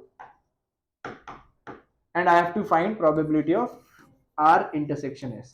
R intersection S means the score should be exactly greater than 3 and the product should be more than 90. The score should be exactly greater than 3 and the product should be greater than 90, which means I'll have to move towards this one. The score should be greater than exactly 3 greater than the other, and the score should be product should be greater than 90, which means I think these two are the possible answers. 4 7, the difference is 3 greater, product is 28, and 5 8. I think this is going to give me 18. So 1 plus 1 2, 2 2s are 4, 4 by 64. So this is going to be 4 by 64. Now let us check whether this is equal or not. 10 by 24 into 20, sorry, 10 by 64 into 28 by 64. This is 35 by 5 and 2, and this is 1 by 16, right? So as 1 by 16 is not equals to 35 by 5 and 2, events are dependent, or I will say not independent, right? Okay, let's move to the second question. The probability that the school bus is on time on any particular day is 0.6. The probability that the school bus is on time on any given day is 0.6. So not time is 0.4. If the bus is on time, the probability that the driver gets a cup of coffee. If it is on time, the probability that he gets coffee is 0.9. So no coffee will be 0.1. And if the bus is not on time, the probability that Sam gets a coffee is 0.3 and not on time is 0.7. So first question, find the probability that Sam gets a cup of coffee. So when will he get a cup of coffee? If the school bus is on time and he gets a coffee, or the bus is not on time and he gets a coffee. So which is 0.9, right? 0.9 into 0.6 is 0.54 plus 0.12, which is 0.66. So the answer is 0.66, right? The next question, given that Sam does not get a cup of coffee, find the probability that the bus is not on time. Given that Sam does not get a cup of coffee, find the probability that the bus is not on time, right? Not on time and no coffee. So this formula will be bus is not on time and there is no coffee for Mr. Sam, and denominator is no coffee, right? So bus is not on time and he is not getting coffee. So I'm only going to consider one case. Bus is not on time and he is not getting coffee. So 0.4 into 0.7 upon no coffee. Now guys, I already found out the probability of getting coffee is 0.66. So not getting coffee is obviously going to be 0.34. So 0.28 upon 0.34, which is 28 by 34. So 28 by 34 is 14 by 17. This is the answer, right? Given that question. One more. Ashfaq throws two fair dice and notes the number octave. R is the event. The product of the two numbers is 12. T is the event. One of the number is odd and one of the number is even. By finding appropriate probabilities, determine whether R and T are independent. Okay. So first I'll have to find out probability of R. What is event R? Event R is the product of the two numbers is greater than is 12. Sorry, not greater than 12. It is 12. So I have two dice, right? So 6 into 6. It's a 6 sided die. So divide by 36. The product should be 12. 12 being, let's say I have 2 and 6, 3 and 4, 4 and 3, 6 and 2. Is there any other possibility to get a product of 6? 1, 1, 1, 2, 1, 3, 1, 4, 1, 5, 1, 6, 2, 1, 2, 2, 2, 3, 2, 4, 2, 6, 3, 1, 4 is possible, 5 is possible, 6, yes. So this is the only possibility, 4 by 36, which is 1 by 9. This is my event R. Event A is one number is odd and one is even. So probability of event A is going to be, one is going to be odd and the other is going to be even. Let's say the first, which means let's say this is going to be like this, 1, 2, 1, 4, 1, 6, right?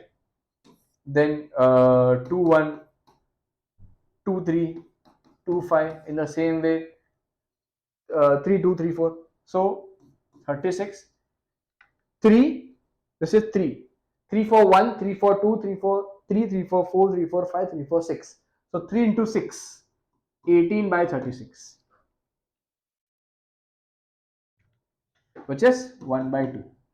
So I have to find whether they are dependent or not. So the formula says R intersection T is equals to P of R into P of T. P of R is 1 by 9 and P of T is 1 by 2, which is 1 by 18. And what does R intersection T means? R intersection T means both the events should happen at the same time, which is the number should be odd, one number should be odd, one should be even, and the product should be 12. So I think this is only possible in these two cases, right? Odd, even, and the product is 12. So this is 2 by 36. Yes, 1 by 18. So events are independent. Intersection means both the events should happen. Intersection means, even in the previous question, intersection means both the events should happen, right? Again, next, sorry, just made a mistake.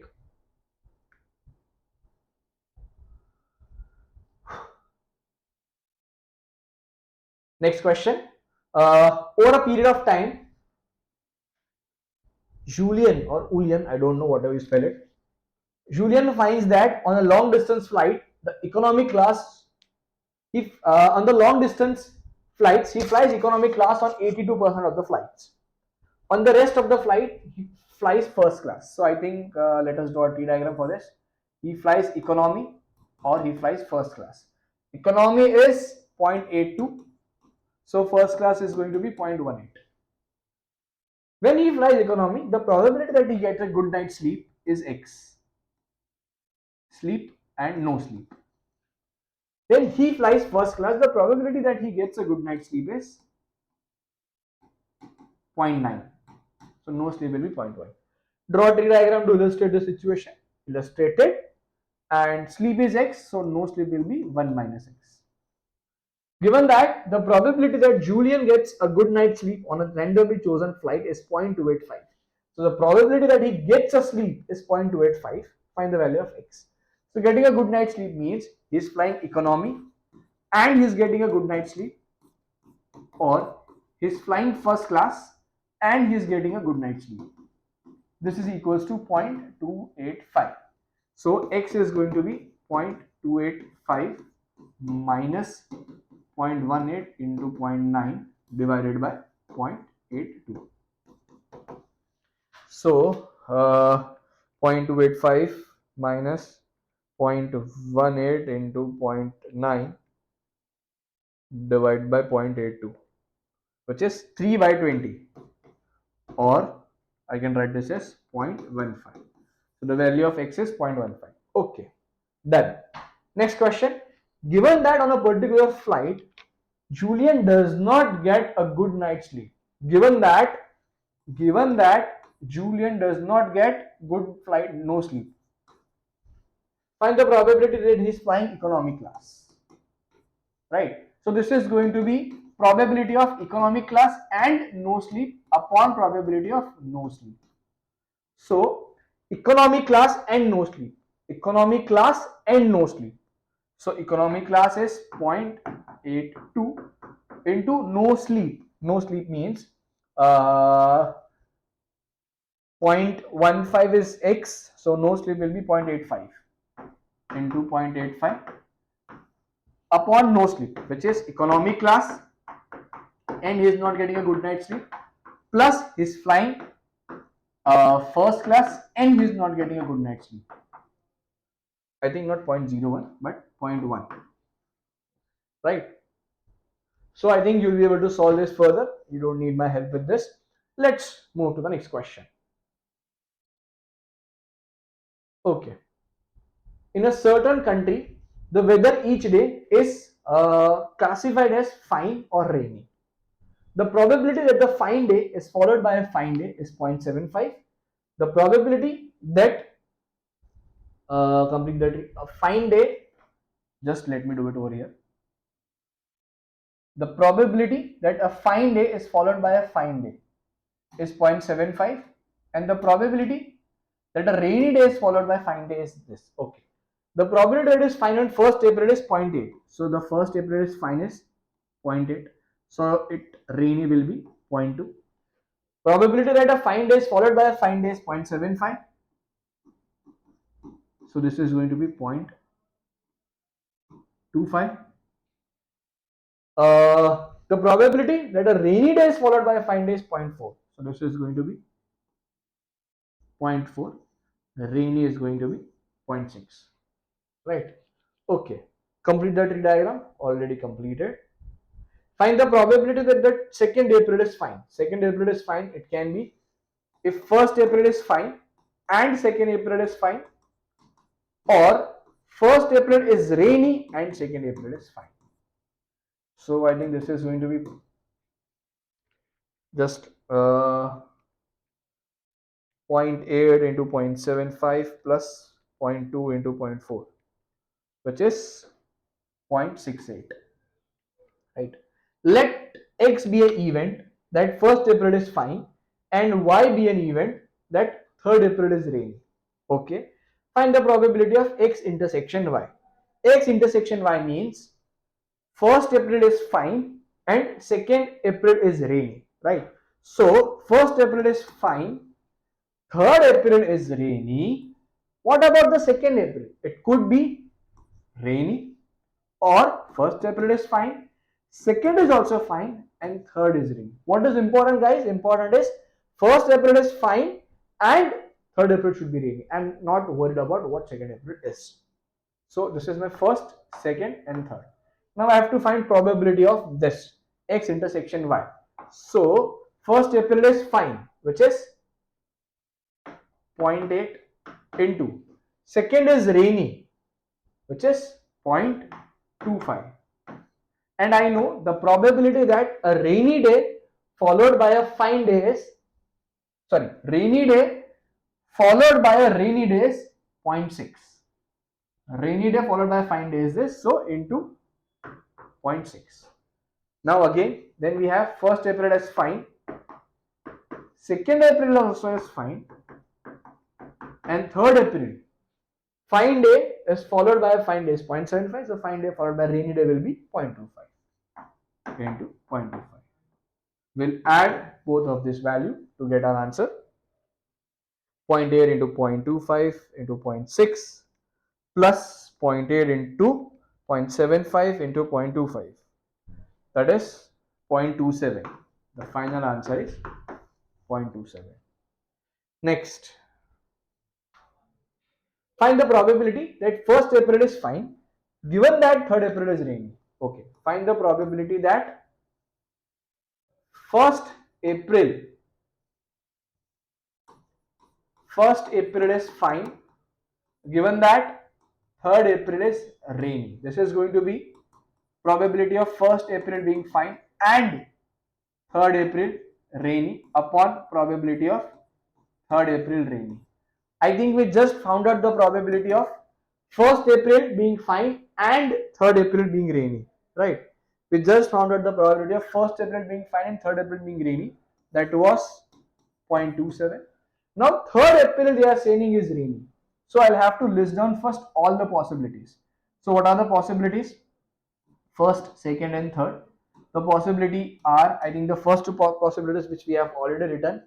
I think fine, fine, rainy, fine, rainy, rainy, right? Uh, Rainy, fine, rainy, rainy, rainy, and rainy. Is there any other possibilities which I have left? Fine, fine, rainy, fine, rainy, rainy, rainy, fine, rainy, rainy, rainy, rainy. Okay.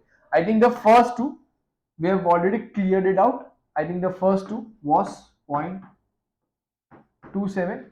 We'll have to find probability for this two. I think this will be, I know the 1st April being rainy is 0.2. So this is going to be 0.2 into rainy day followed by a fine day is 0.4, and fine day followed by rainy day is 0.25. Again, first day is rainy, so 0.2 into 2nd April being rainy day followed by rainy day is 0.6, and rainy day followed by again rainy day is 0.6. See, it is given rainy day followed by rainy day is 0.6, right? So we'll add this possibilities with 0.27, whatever answer we are getting here. This is 0.2 into 0.4 into 0.25 plus 0.2 into 0.6 into 0.6. That is 0.092 plus 0.27 and 0.27 divided by answer. So we have our answer as 135 by 181. Guys, if the answer is coming in fraction, then leave it in fraction form. If you are writing in exact form, then always see if the exact answer in your calculator is up to 4 decimal place, then give your answer up to 4 dp. Do not round this answer. Do not write this up to 3 sf, right? If the calculator display is up to 5 sf and your answer is done, if it is getting an exact value up to 5 sf, then write the whole answer, or else leave it in fraction form. This would also do. With this, we are done with this topic. The next topic which we are going to do is the most difficult one, or the topic which most of the students struggle or they find this topic difficult, is permutation and combination. So let's proceed here with few topics. Sorry, with the understanding of the formulas first. So first, let us understand the difference between permutation and combination, right? We need to first understand the difference between permutation and combination. Then and then we can proceed it further, right?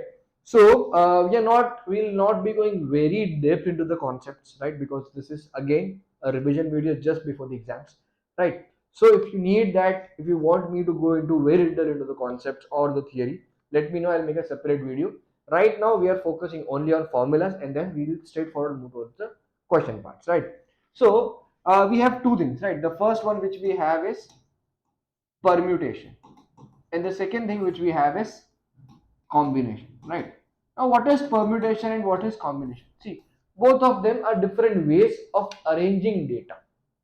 Be it permutation or combination, both of them are different ways of arranging data. But the major difference of permutation is here the order matters, and here order does not matter, right? This is like selecting a team of any sport, right? Here the order does not matter. If I have player B, A and B in my team, or if I say B and A in my team, both of them are same. So the order does not matter here, right? So like in permutation, order does matter. Let's say I have three letters D, E, and F, right? So how many possible words can I make from this letter? It will be D, E, F, D, F, E, F, E, D, F, D, E, E, F, D, E, D, F. So here the order does matter, right? In combination, order does not matter, but in permutation, order does matter. So you need to differentiate whether I am supposed to use permutation or combination. If they say arrangements in the question, then you are supposed to use permutation. If they say selection, it means you're supposed to use combination. Or even if when they say you're supposed to select a committee or select a team or select a group of people, select word indicates it is a question of combination, right? So we generally denote permutation with the term NPR and combination with NCR. The formula for permutation is NPR is nothing but n factorial upon n minus r factorial. And for combination it is NPR by r factorial, or you can say n factorial upon n minus r factorial into r factorial. Now what is n and what is r here, right? Let us understand the value of n and r with the help of an example. Uh, let's say I have four letters A, B, C, and D, and I'm supposed to make a three-letter word out of this four letter. I'm supposed to make a three-letter word out of this four letter. Then I have four letters are there for me to select, but the only available spaces are three. So my n becomes 4 and r becomes 3. So this question automatically becomes 4p3, right? Because there are the maximum number of availability, and how many can I accommodate? I can accommodate only three letters. So 4p3 had, because they have said find the arrangements of the letters. If they say that these are the names of a team member, right? Find how many different selections can be made. So now this will be 4c3, right? Because here the order does not matter. Here the order does not matter, and here order does matter, right?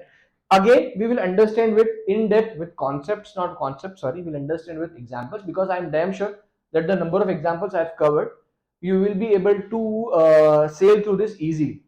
Again, in permutation, you have some kind of restrictions, or even a case where repetition is not allowed, right? Let me take an example, simple example, then we'll move on to the questions. Let's say I have a word uh, A, B.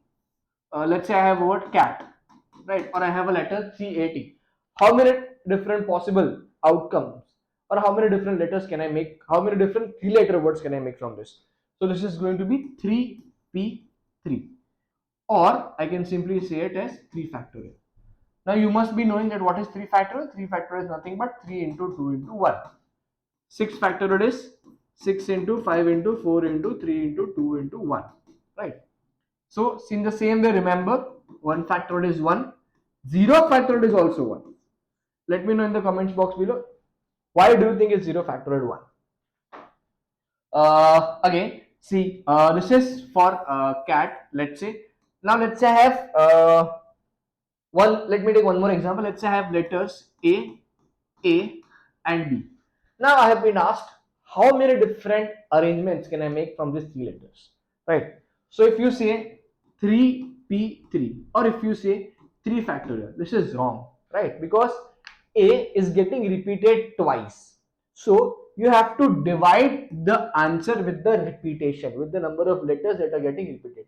So A is getting repeated twice. So I'll have to remove this 2 factorial. I'll have to divide this with 2 factorial, right? Whatever repetition is, I'll have to divide the answer with that, right? Okay.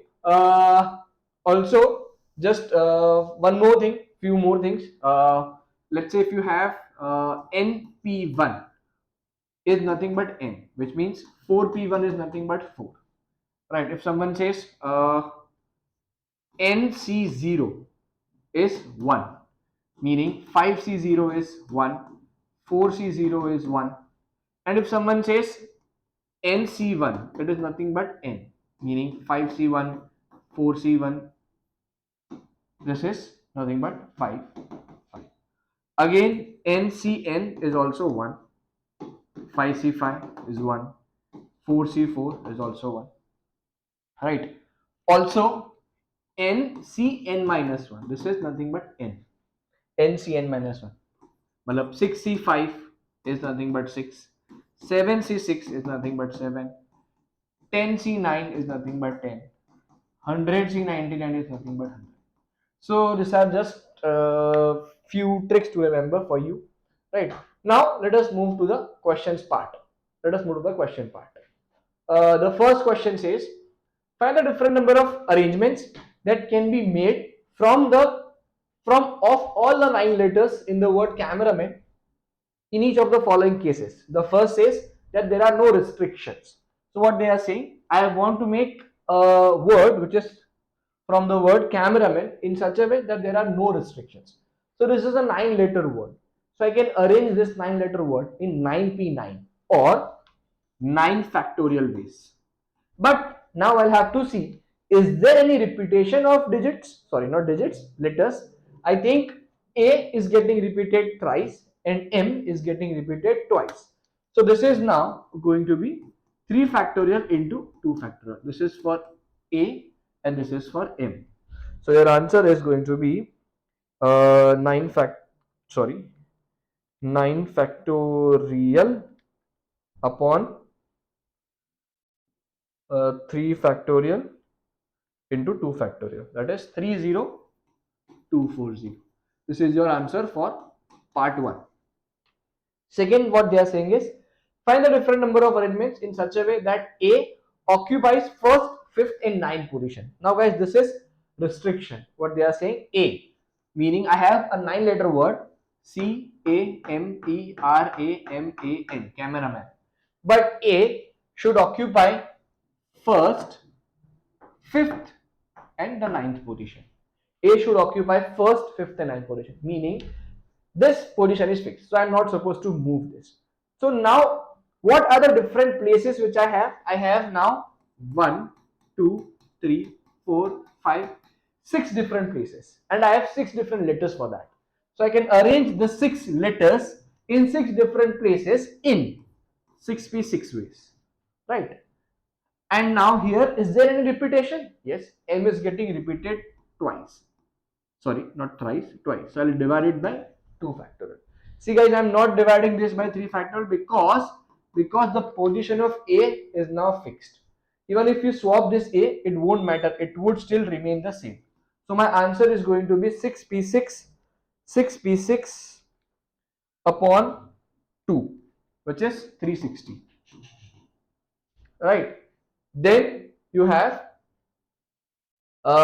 find that there is exactly one letter between the two m's. Find that there is exactly one letter between the two m's. So I have the word cameraman. Now there is one more restriction which they are saying. I have one m, another m, but there should be one letter exactly between these two m's. Right? So 1, 2, 3, 4, 5, 6, 7, 8, 9. So now this will act as a single unit. Whenever they give such kind of restrictions, I make a box, and now this will act as a single unit, because whenever they go, they'll go together, because I want 2m and a letter between the 2m, right? So this is now going to be 1, 2, 3, 4, 5, 6, and 7. So I can arrange this in 7 factorial ways, right?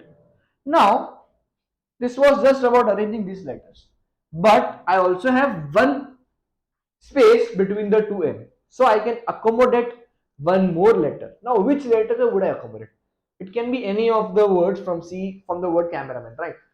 So I have now 7 letters available and one space between the two m's. So this is going to be 7p1, right? Because 7 letters are available and there is only one space. Had it been 2 spaces, then I would have said 7p2, right? Because the order does matter here. Now this is going to get divided by the total number of arrangements. Sorry, divided by any repetition. I think m is fixed. So now we have 3a. So divided by 3 factorial. So this is going to be 7 factorial into 7 divided by 6. That's 5880. This is my answer. Again, next. 3 letters are selected from the word cameraman.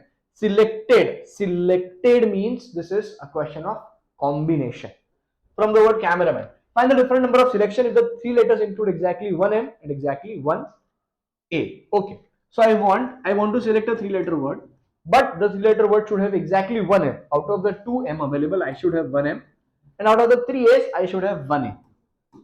Right? Okay, so apart from this, I have one more space available. Now this one space will be filled by which letters? Apart from M and A, I can use C, E, R, and L. C is done, yes, A is done, M is done, E is done, R, yes. So I have 4 letters available and only one space available. So this is going to be 4C1, which is 4, right? 4C1 is 4. Next, find the different number of selections if the 3 letters include at least one M. So now what they are saying, that this 3 letter word should have at least one M. So at least one M, it means we can have more than one M. So let's say I have one M. Now apart from M, I am also supposed to look that is there any other digit that is getting repeated? Yes. Apart from M, A is also getting repeated. So let's say I have a word, sorry, I have a selection where I have one M and no A. Then one M and one A. One M and two A. Two M and no A. Two M and one A. These are the different number of possibilities available. Right? Because I have to consider apart from M, there is one more letter A which is getting repeated twice. Right? Because this is selection. Right? This is selection now. So each A is considered a unique number. So now here I have C, E, R, and N. So this is going to be 4C2, 4C1, 1, 4C1, and 1. 4C2 is 6, 4, 1, 4, 1. 6 plus 4, 10, 14, 15, and 16. So the answer is 16. Right? Okay. Let's move to the next question. The next question says, Richard has 3 blue candles, 2 red candles and 6 green candles. The candles are identical. the candles are identical apart from their colors. He arranged the 11 candles in a line. Find the number of arrangements if all the 11 candles of 11 candles, if there is red candle at each end. Now, see guys, this what they are saying, this is identical. Had the word been that they are different, then we would have gone through a different approach.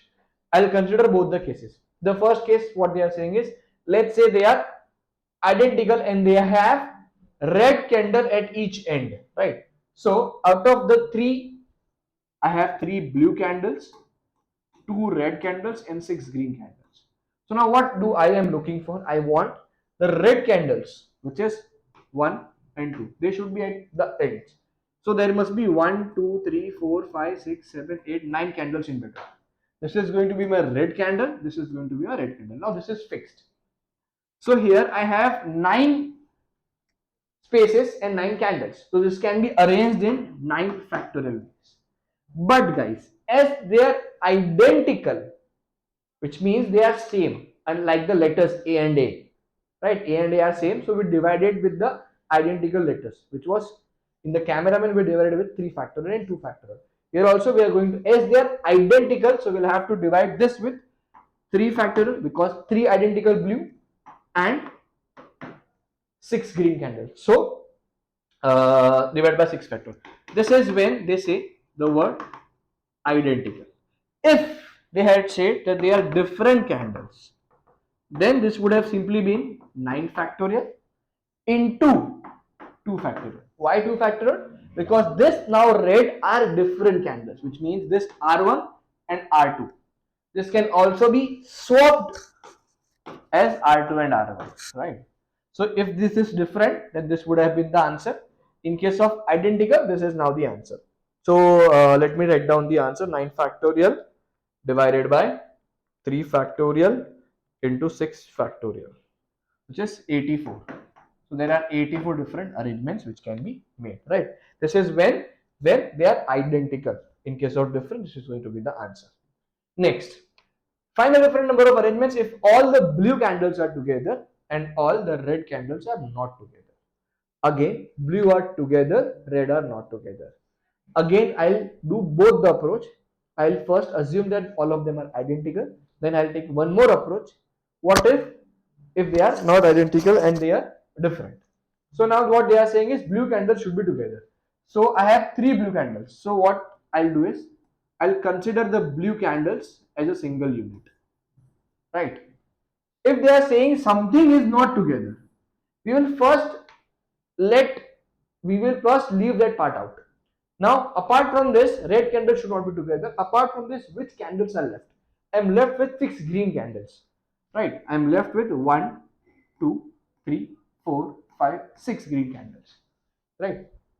So, guys, now this is going to be my 1, 2, 3, 4, 5, 6, 7. This is going to be my unit. I can arrange this in 7 factorial ways, right? I can arrange this in 7 factorial ways. Now, but guys, am I done? No, I have still yet to place red candles. Now, where can I place the red candles? Guys, the red candles can come 1, 2, 3, 4, 5, 6, 7, 8. There are 8 spaces available for the red candles. But how many candles do I have? I have only 2 red candles. So 8 7 factorial into 8 P2. Because they are not supposed to be together, I am supposed to arrange them separately. So there are 8 different possibles where they will not be together, divided by, sorry, P2, because there are only 2 red candles. Now guys, is there any repetition here? Yes. Red is getting repeated twice. Red is identical, so divide by 2 factorial. Even the green candles are getting repeated 1, 2, 3, 4, 5, 6. So this is going to be divided by 6 factorial. Right. So this is going to be my answer if they are identical. Right. So the answer is going to be 7 factorial into 8 P2 upon, sorry, 8 P2 divided by 6 factorial into 2. 196. Now if they would have saying that is different, so now This B would now be B1, B2 and B3 as the blue candles are different. So I have 1, 2, 3, 4, 5, 6 green candles. So 1, 2, 3, 4, 5, 6, 7. So this can be arranged in 7 factorial ways. For red, I have again 1, 2, 3, 4, 5, 6, 7 and 8 spaces and 2 red candles. So 8P2. Now is there any repetition, guys? No. Sorry, is there any, all the candles are different. So we are not going to divide this with 2 factorial because all the candles are different. Again, we are not going to divide this with 6 factorial because all the green candles are also different. But we will have to finally multiply this answer with 3 factorial. Why? Because see, this is all 3 candles are different. B1, B2, B3. So this can be arranged as 1, 2, 3, 1, 3, 2 and so on. So this has 3 different ways, 3 factorial ways this can be arranged. So the final answer, if the candles would have been different, this was supposed to be my final answer, 8P2 into 3 factorial. So 1, 6, 9, 3, 4, 4, 0. This is the answer if they were different. This is the answer if they are identical, right? Again, so moving to the next part. Find the total different number of arrangements of the word 11 letter word caterpillar. Okay, this is as simple as that, caterpillar. So this is going to be 11 factorial divided by the repetition of digits. I have I think 2R, 2L and 2A. 2R, 2L and 2A.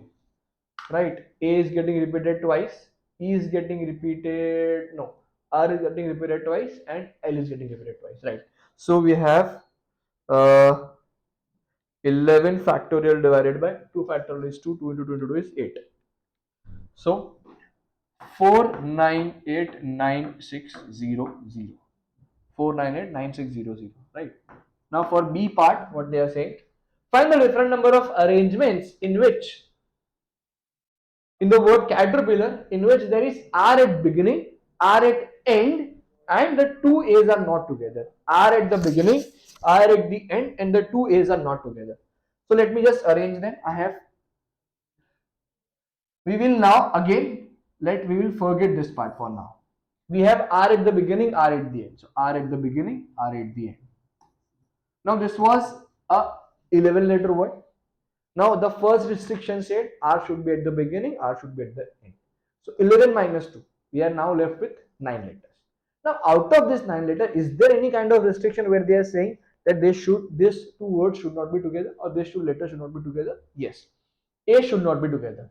So now again I'll have to, from the 9 spaces available, I'll have to again remove this 2A. So I have 7 letters available. So now I'll make 7 different spaces. 1, 2, 3, 4, 5, 6, 7. Right. Now here, what am I supposed to do? I have 1, 2, 3, 4, 5, 6, 7 spaces. So this is going to be 7 factorial. Now where can I accommodate the letter A? I think I can have A in 1, 2, 3, 4, 5, 6, 7 and 8. 8 places are there for it. They will not be coming here because I want my R at the beginning and R at the end. So I have 8 spaces, but I only have 2A. So 8P2. Now I will now divide with if there is any set of repetition. See, A is getting repeated twice. So A factor 2 factorial, and even there is L. The letter L is getting repeated twice. So again divide by 2 factorial. Right. So we have 7 factorial into 8P2 divided by 4. So that is 70560. This is my answer. Right. Next, find the total number of selections of the 11 letters word caterpillar which contains both R, at least one A and at least one L. I want to select a 6 letter word.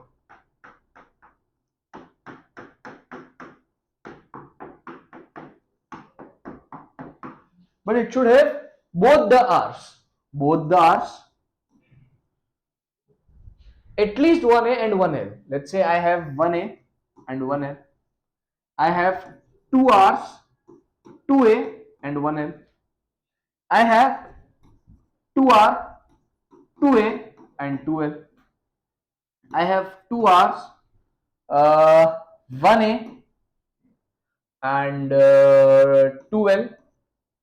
Is there any other left? I think 1A, 1L, 1A, 1L, 2A, 1L, 2A, 2L, 1A, 2L. Yes, I think this is done. Right. So again, what did I do? What they said was, they said that R should be included. There should be at least one and at least one L. So I listed down all the different number of possibilities. So now which letters am I left with? I think I have C available, A is not available, I have T available, E is available, R is not available, P is available, I is available, L is gone, A is also gone, R. So I have 5 letters available. So this is going to be 5C2, 1, 2, 3, 4, 5, 6. Yes, this is going to be 5C1. This is 1, and again this is going to be 5C1. So if I'm not wrong, 5C2 is 10, right? Yes. So 10 plus 5, 15, 15 plus 5, 20, 20 plus 1, 21. So 21 is the answer. You'll have to add all the answers. 21, right? The next question. Find the number of ways in which the 9 letters of the word 17 can be arranged in each of the following cases. That one of the letter E is in the center and the 4 letters are on the either side. What they are saying, one of the letters E is in the center. So we have 1, 2, 3, 4, 5, 6, 7, 8 and 9 letter. I want E at the center. So 1, 2, 3, 4, fifth letter should be E. So 4 letters should be here and 4 letters should be here. Right. So I have 1, 2, 3, 4, 5, 6, 7, 8. 8 factorial ways. Now, is there any digit that is getting repeated here? Yes, I have 2E because 1E is gone. Sorry, out of the 4E, 1E is gone. So I have 3 E's and I have 2N. I think 1, 2, 3, 4, 5, 6, 7, 8, 9. Yes, I have 3E and 2N. I had total 4 E's, out of that 1 is fixed. So now I have to divide this with 3 factorial into 2 factorial.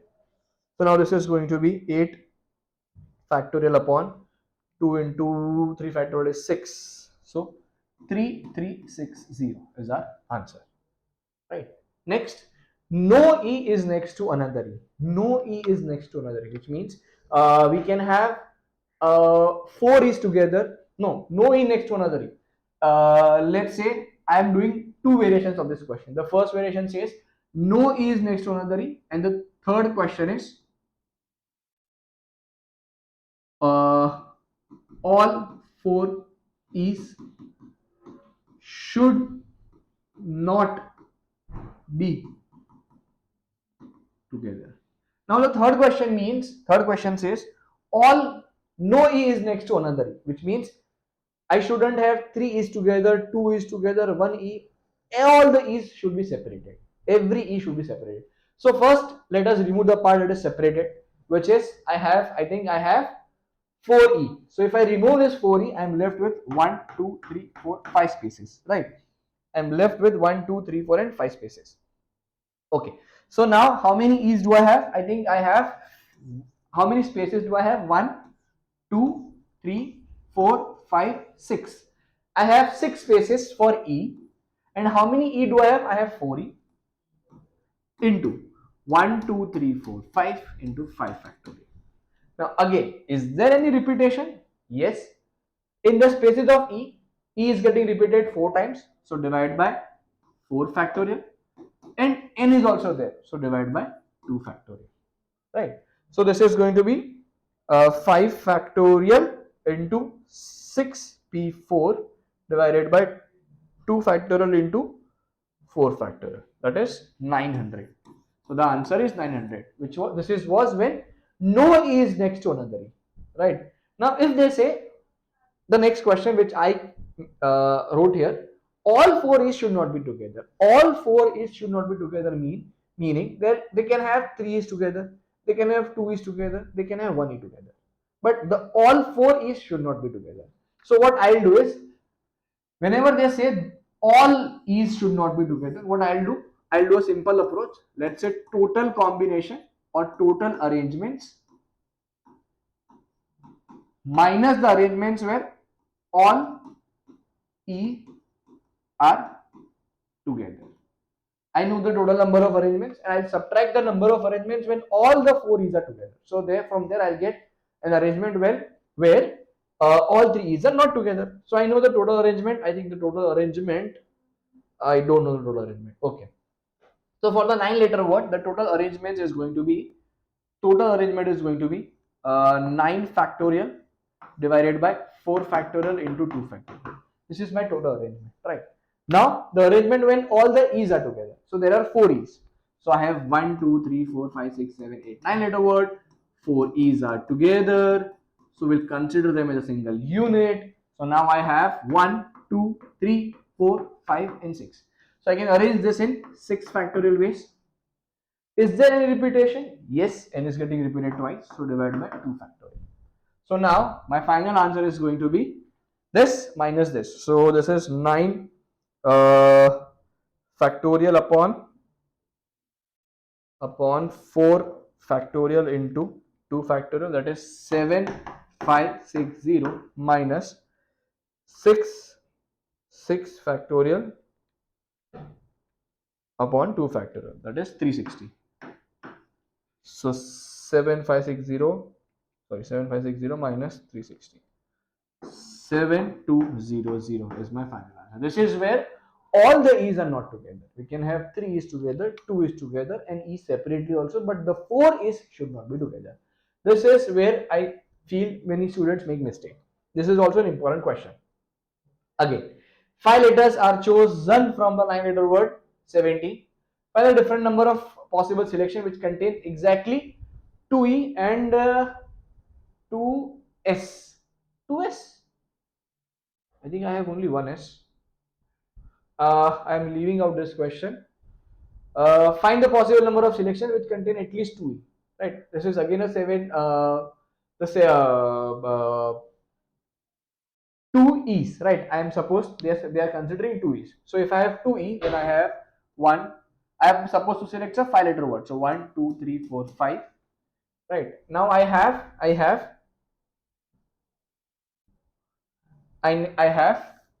1, 2, 3, 4, 5. I have at least 2E. So let's say I have 2E. Now, is there any other letter that is repeated apart from E? Yes, N is getting repeated. So 2E and no N. 1, 2, 3, 4, 5. 2E, 1N. 2E, 2N. 3E, no N. 3E, 1N. 3E, 2N, and then I have 1, 2, 3, 4E, no N, 4E and 1N. Right. So apart from this, how many letters do I have? I have, I think, 7. E is not there. I have V. I have T. So I have 3 letters. S, V, T. Right. So this is going to be 3C3, 3C2, 3C1, 3C1. Sorry. 3C2, 3C1, 1, 3C1 and 1.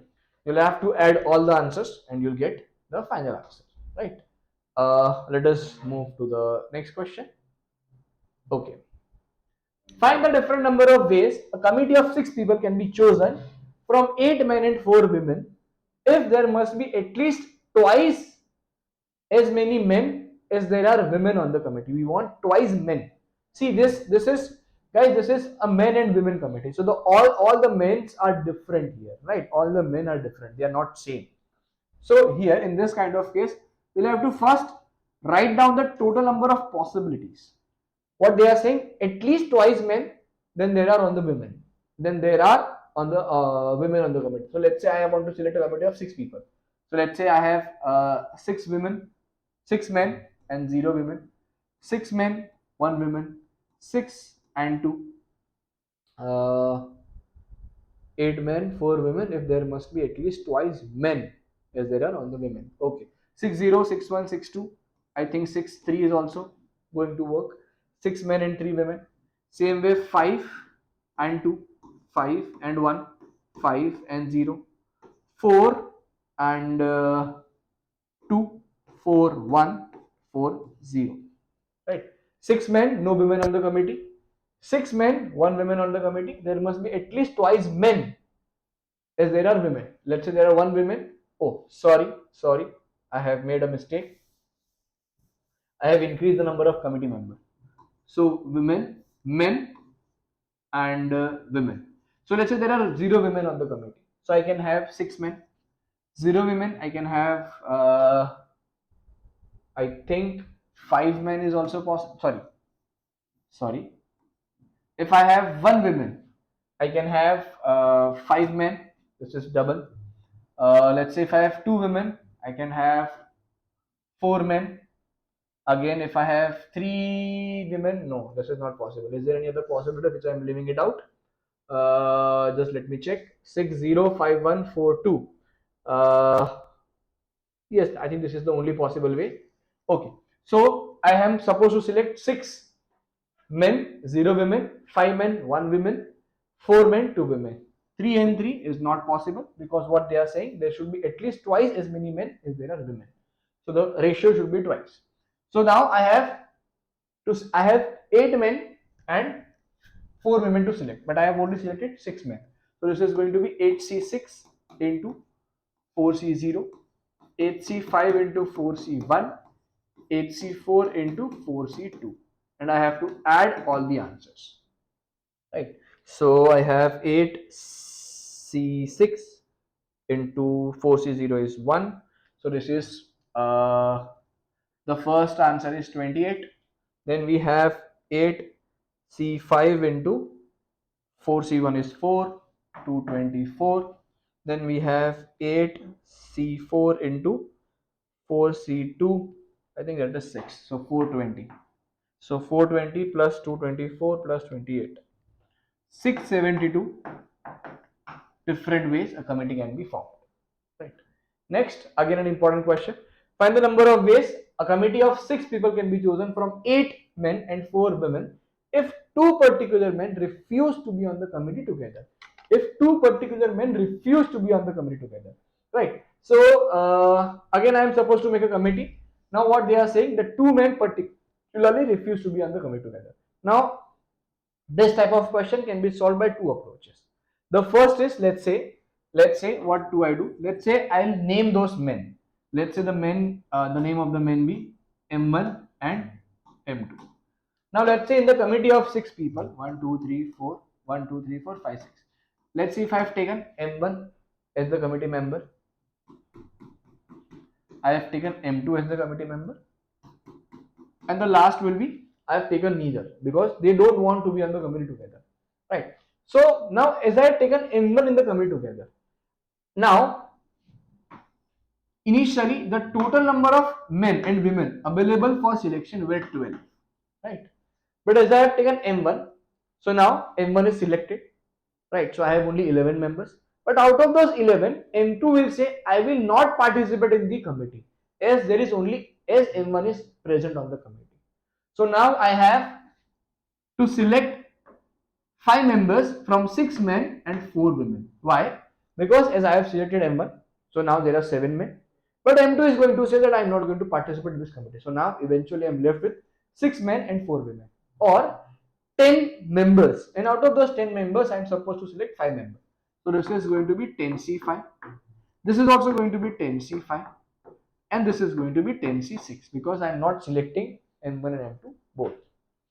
So the answer of this is going to be 10C5 into 2 plus 10C6. 714. This is the first approach. The second approach say, what you do, you form total number of selections minus the selection which has both M1 and M2, right? Total number of selections minus both M1 and M2, which will give you either M1 or M2 or neither of those. So total number of selection, I have 12 members and I am supposed to select a committee of 6. So total is 12C6 minus possibility where both M1 and M2 are on the committee. So 1, 2, 3, 4, 5, 6, 1, 2, 3, 4, 5, 6. I have M1 and M2, both on the commit. So now I have 4 spaces available and 10 members to occupy that 4 spaces. So this is going to be 10C4. So 12C6 minus 10C4. Let us check 12C6 minus 10C4. And the answer is 714. These are two different approaches. Guys, this is an important question. They ask you this kind of question. So this is important. Let's move to the next question.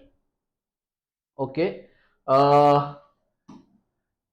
Again, we have a question which says, find the different number of 7-digit numbers which can be formed from the 7 digits 2, 2, 3, 7, 7, 7, 8 in each of the following cases. The first case is the odd digits are together and the even digits are together. The odd are together and even are together. So odd are together, which means, and even are together. So let's say I have, first let's say I have placed my even digits, 3 even digits, and then I have placed 1, 2, 3, 4, 5. 5 odd digits, right? So as they are together, I am supposed to consider them as a unit. So now how many units I have? I have 1 and 2. 2 units. So I can arrange this in 2 factorial ways. Now inside the together, let's say this is even. So I have 2, 2, 8. I can arrange this in 3 factorial divided by 2 factorial ways. Why divide by 2 factorial? Because 2 is getting repeated twice. And for the odd, I have 7, 7, 7, 3 and 8. So I have 1, 2, 3, 4, 5 factor, 5 letters. Sorry, not 8. My bad. 1, 2, 3, 4, 5, 6, 7. Yes. So I have 4 factorial divided by repetition, which is 7 is getting repeated twice, divided by 3 factorial. So 4 3s are 12, 12 2s are 24. So the answer is 24.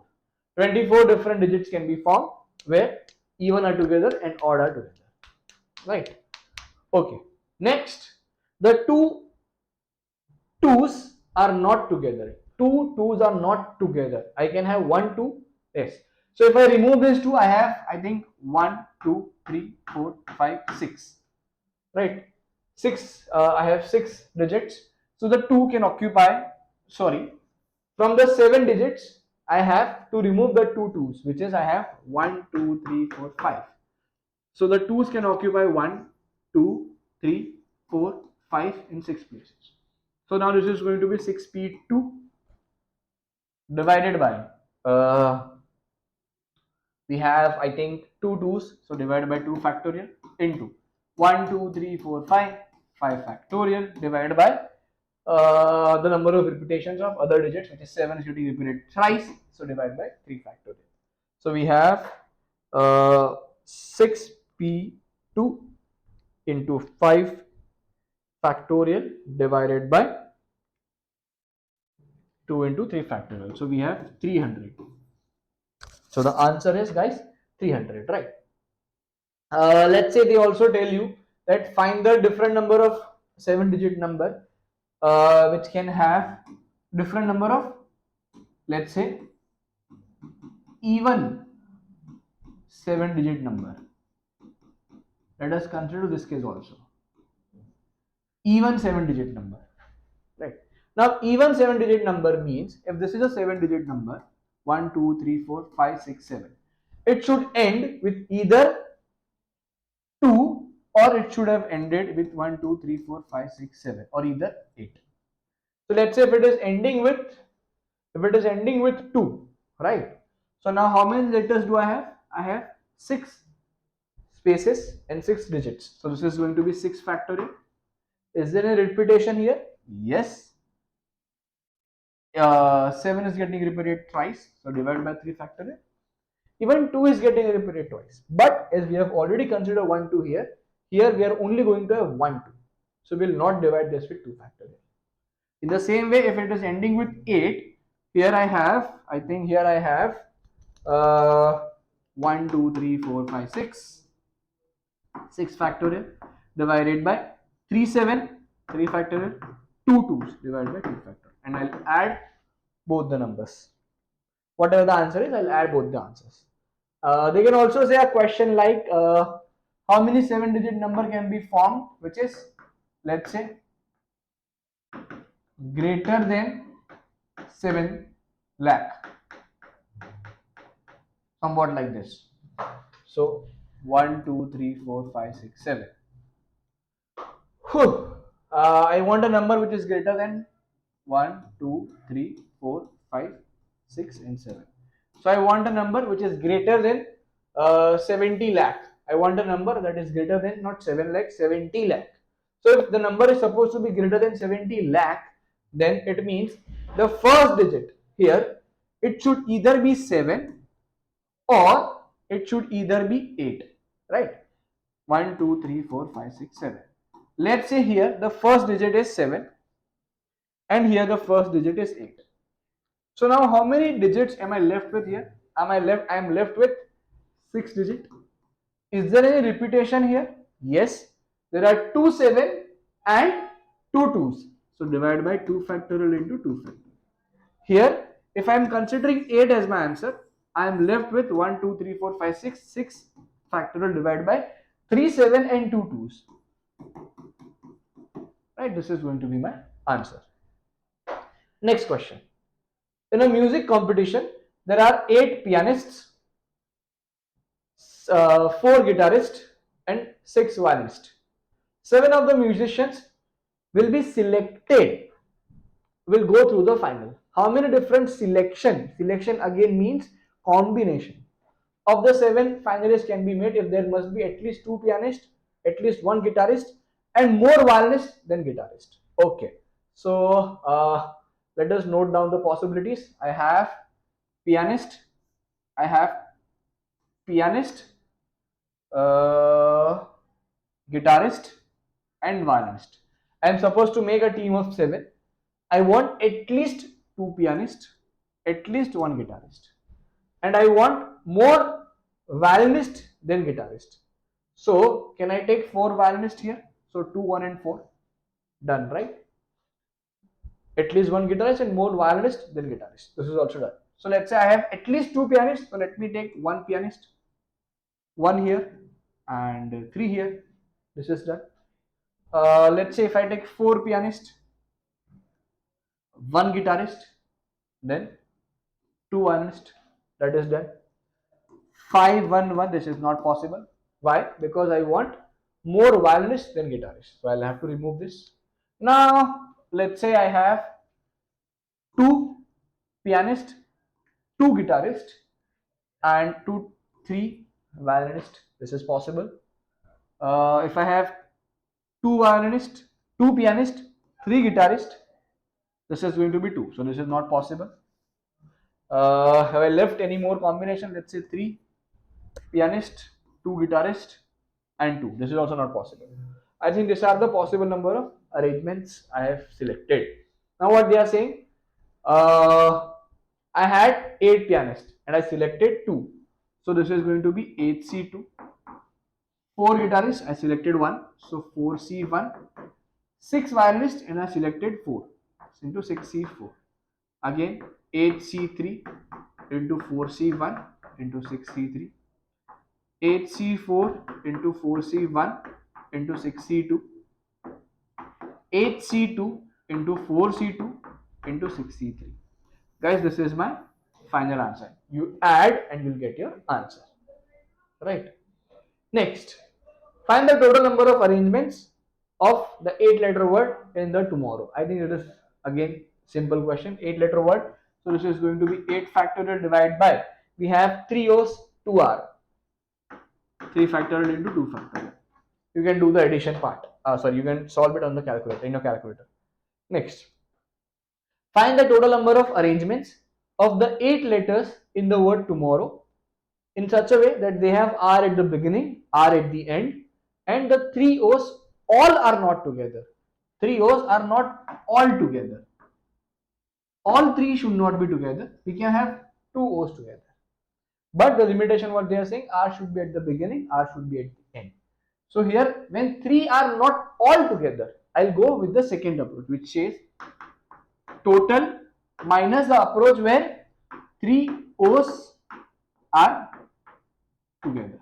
but the total, guys, will not be the question or answer of part 1.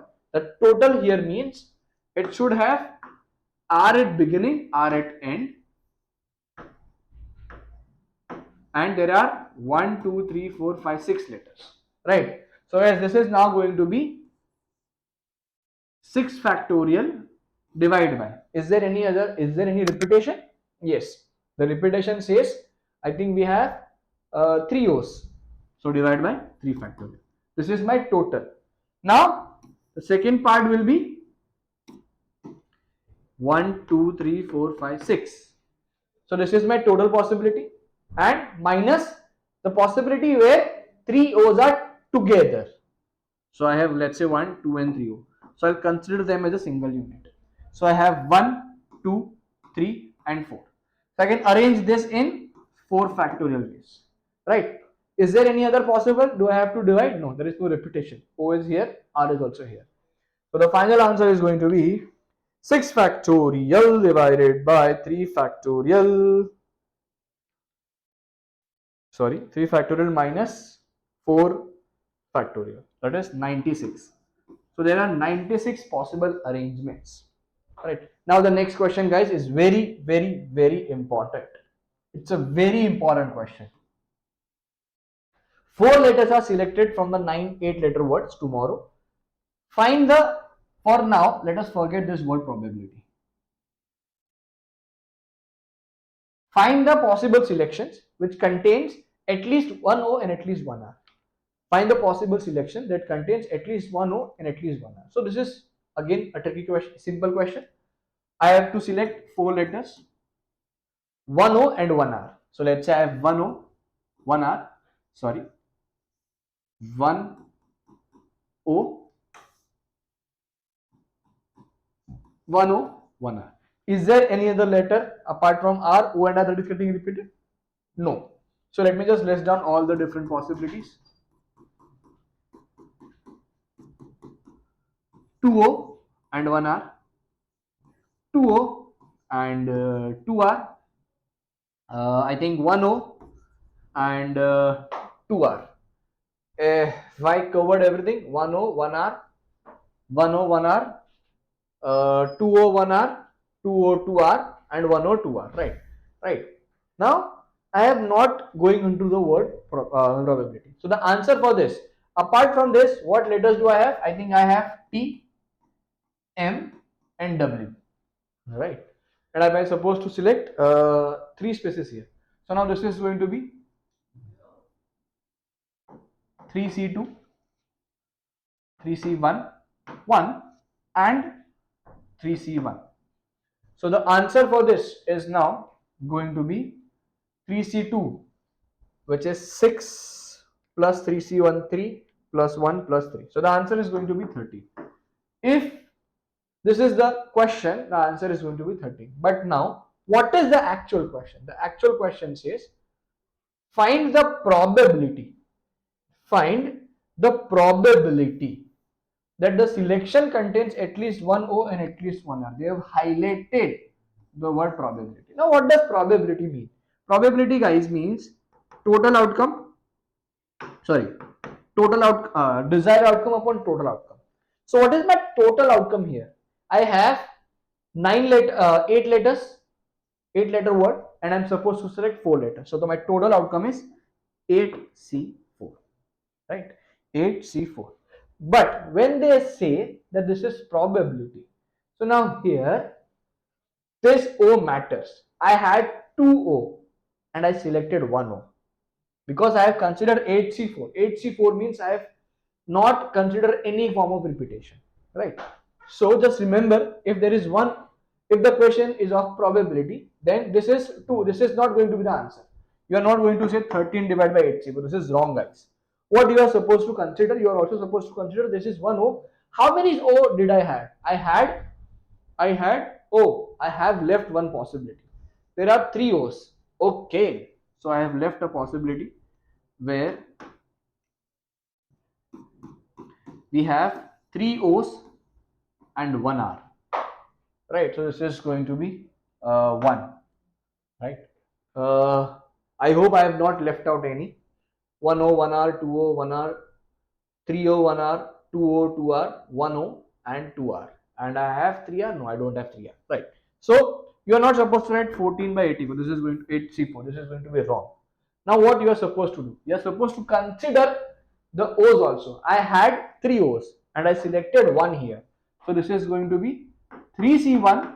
I had 2R and selected 1R here into 2C1 into 3C2. 3C2 into 2C1 into 3C1. 3C2 into 2C2 into 1. 3C1 into 2C2 into 3C1. 3C3 into 2C1 into 1. So total of this, I think 3C1 is 3, 3C2 if I'm not wrong, it should be 3 only. 3 3s are 9, 9 into 2, 18. So this is going to be 18. 3C2 is 3, 3 into 3, 9, 9 2s are again 18. 3C2 is 3, this is all 1, so 3. 3C1 is 3, 3 into 3, 9, and 2C1 is 2. I'm sorry if I've made any calculation mistake. I've done most of it orally, but for your verification, do that in a calculator. So this is going to be 18 plus 18 plus 3 plus 9 plus 2, which is 50 divided by 8C4. So 50 upon 8C4. So the answer is 5 by 7. Right? This is how you're supposed to solve if the question comes of probability. Normal case, do not consider this O. Do not write this. If this is not given, then this is going to be your answer. If they say the question is of probability, then you have to consider this part. Right? Again, next. Find the number of different arrangements in which no boy stands next to another boy. I think we have covered this, so I'm not okay. Find the different number of arrangements that 5 boys and 6 girls can stand in a row if all boys are stand together and all girls stand together. So we have 1 2 3 4 5 boys, 1 2 3 4 5 6 girls. 5 boys stand together, 6 girls stand together. So this is going to be one unit. This is going to be the second unit. So I can arrange this in 2 factorial ways. Inside the unit I have 5 boys, so 5 factorial into 6 factorial, right? Because all the boys are different. Next, find the different ways in which 5 boys and 6 girls can stand in a row if no boy stand next to another boy. No boy stand next to another boy. So what we'll do, we'll remove the boys. 1 2 3 4 5 6 girls. So where can I accommodate the boys? I can accommodate boys 1 2 3 4 5 6 and 7 spaces, and I have 5 boys. So this is going to be 7p5 into 6 factorial. As simple as that. Because here there is no repetition, all the boys are different, so we are not going to divide. Right? Okay. Again, find the different number of ways in which the 9 letters of the word toadstool can be arranged so that all 3 O's and all 2 3's are together. I'm not going to do this, guys. I have already covered this for you. Again, find the different number of arrangements that can be arranged so that the T's are not together, similar to the one which we have already covered. Find the probability that a randomly chosen arrangement of the 9-letter word toadstool has T at the beginning and T at the end. So this is a question of probability, but I want, this is arrangement, right? So I'll have to use permutation. T at the beginning and T at the end. So if I remove T at the beginning and T at the end, I have 7 letters. So this 7 letters can be arranged in 7 factorial ways, right? Here, is there any form of repetition? Yes, O is getting repeated thrice. So divided by 3 factorial. But guys, this is not the answer. This is the question says probability. So this is my desired outcome upon total outcome, which is 9 factorial divided by 2 T's and 3 O. Right, this is going to be my final answer. Again, 5 letters are selected, which has at least 2 O's and 1 T's. I think you'll be able to do this by yourself. Now I think this is also same. Let me do question number 11. and then we'll do question number 10. Question number 10 is same. So question number 11 says, Mr. and Mrs. Ahmed with their 2 children and Mr. and Mrs. Baker with their 3 children are visiting an activity center together. They are divided into groups for some of the activities. In how many ways the 9 people can be divided into a group of 6 and group of 3? So we have 9 people and we are dividing them into a group of 6 and group of 3. So let's say out of 9 the first group has 6 members. So this is 9C6. So now how many person or how many people am I left with? I'm left with 3 people, and there are the group is of also of 3, so 3C3, right? So 9C6 into 3C3, which is 84. Why 9C6? Because I had first group consisted of 6 out of 9, so 9C6. So the first group is already fit. Now I have 3 members left, and the group is also supposed to be of 3, so into 3C3. Next, 5 of the 9 people are selected at random for a particular activity. Find the probability that this group of 5 people contain all 3 Baker children. Okay, find the probability that the group of 5 contain all of the 3 Baker children. So again, this is selection. So I am selecting 1, 2, 3, 4, 5. 1, 2, 3, 4, 5 members. But this should contain 3 Baker children. So there are 3 space already filled, right? I have to still fill 2 spaces, right? And 3 children are already left, have already been selected out of the 9. So I already have 6 people to select from, and I have 2 spaces. So this is going to be 6C2. But 6C2 divided by 9C5, right? 9C5, why? Because 9 people and a group of 5. So total possibilities and 6C2. So 6C2 divided by, divided by 9C5. This is 5 by 42. Now all 9 people stand in a line. Find the different number of arrangements in which Mr. Ahmed is not standing next to Mr. Baker. Again the same question we are not going to do. Find the different number of arrangements in which there is exactly one person between Ahmed and Baker. I think we have done this when we had 2M, the case of 2M. Still, let's say we have Ahmed and Baker, and we want one person exactly between Ahmed and Baker. So this is going to be considered as a single group. 1, 2, 3, 4, 5, 6, 7, 8, 9. So 1, 2, 3, 4, 5, 6, 7. This can be arranged in 7 factorial ways, right? There is one person who is going to come between Mr. Ahmed and Mr. Baker. So this is going to be, it is going to be 7P1, right, into 2 factorial. Why 2 factorial? Because I have considered Ahmed as first and Baker as second. But Baker can come as the first person and Ahmed can be the second person also. Right, so this is going to be a final answer. 7 factorial into 7 into 2. 70560. Now the last question. Find the different number of arrangements of the 9-letter word activated. I think this is easy. The second part is important. Find the different number of arrangements of the 9-letter word activated in which there are at least 5 letters between the 2 A's. At least 5 letters between the 2 A's. So what they are saying, this is a 9-letter word and I want at least 5 letters between the 2 A. So let's say I have A here. 1, 2, 3, 4, 5 letters. Again and A. So 7 letters are done. 8th letter and 9th letter. This is one possibility. But they are saying at least 5 letters. So I can have 1A, 2A, 1, 2, 3, 4, 5, 6 letters.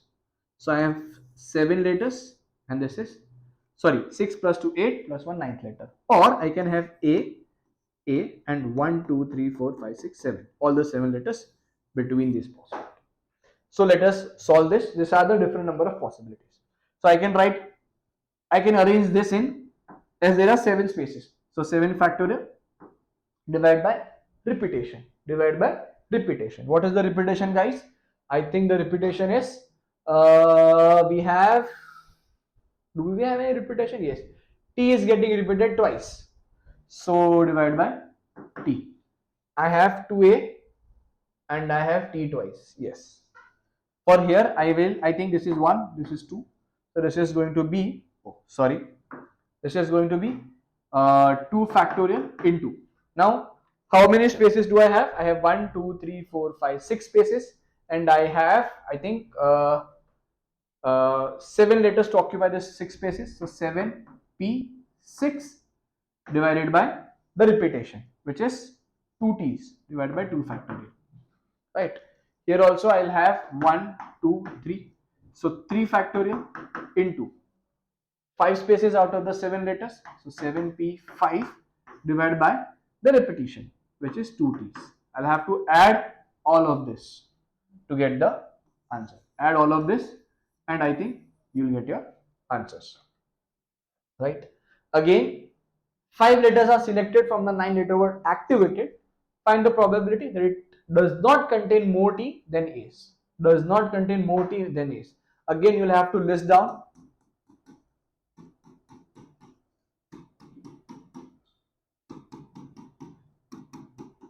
Does not contain more T than A's. So the number of A's should always be higher.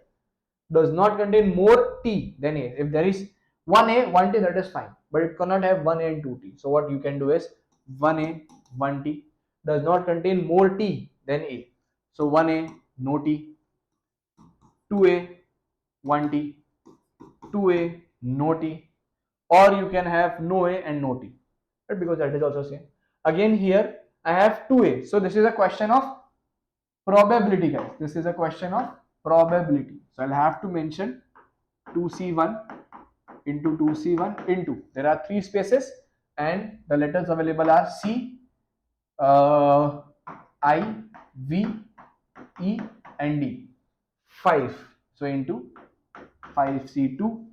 Again 2C1 into 5C4 and so on. Divided by 9C5, because I have to select 5 letters from the 9 letter word. Right. I think with this we have covered most of the permutation and combination. Right. So I don't think we still have anything left. But the next part which we are going to do is probability distribution table. Right. We are going to solve now probability distribution table. Now again, there is not much of a theory in this part. We will try to solve this probability distribution table only with the help of questions. But for that, just remember one thing. Probability distribution table means, let's say we are rolling a dice, right? And let's say we are rolling a dice twice.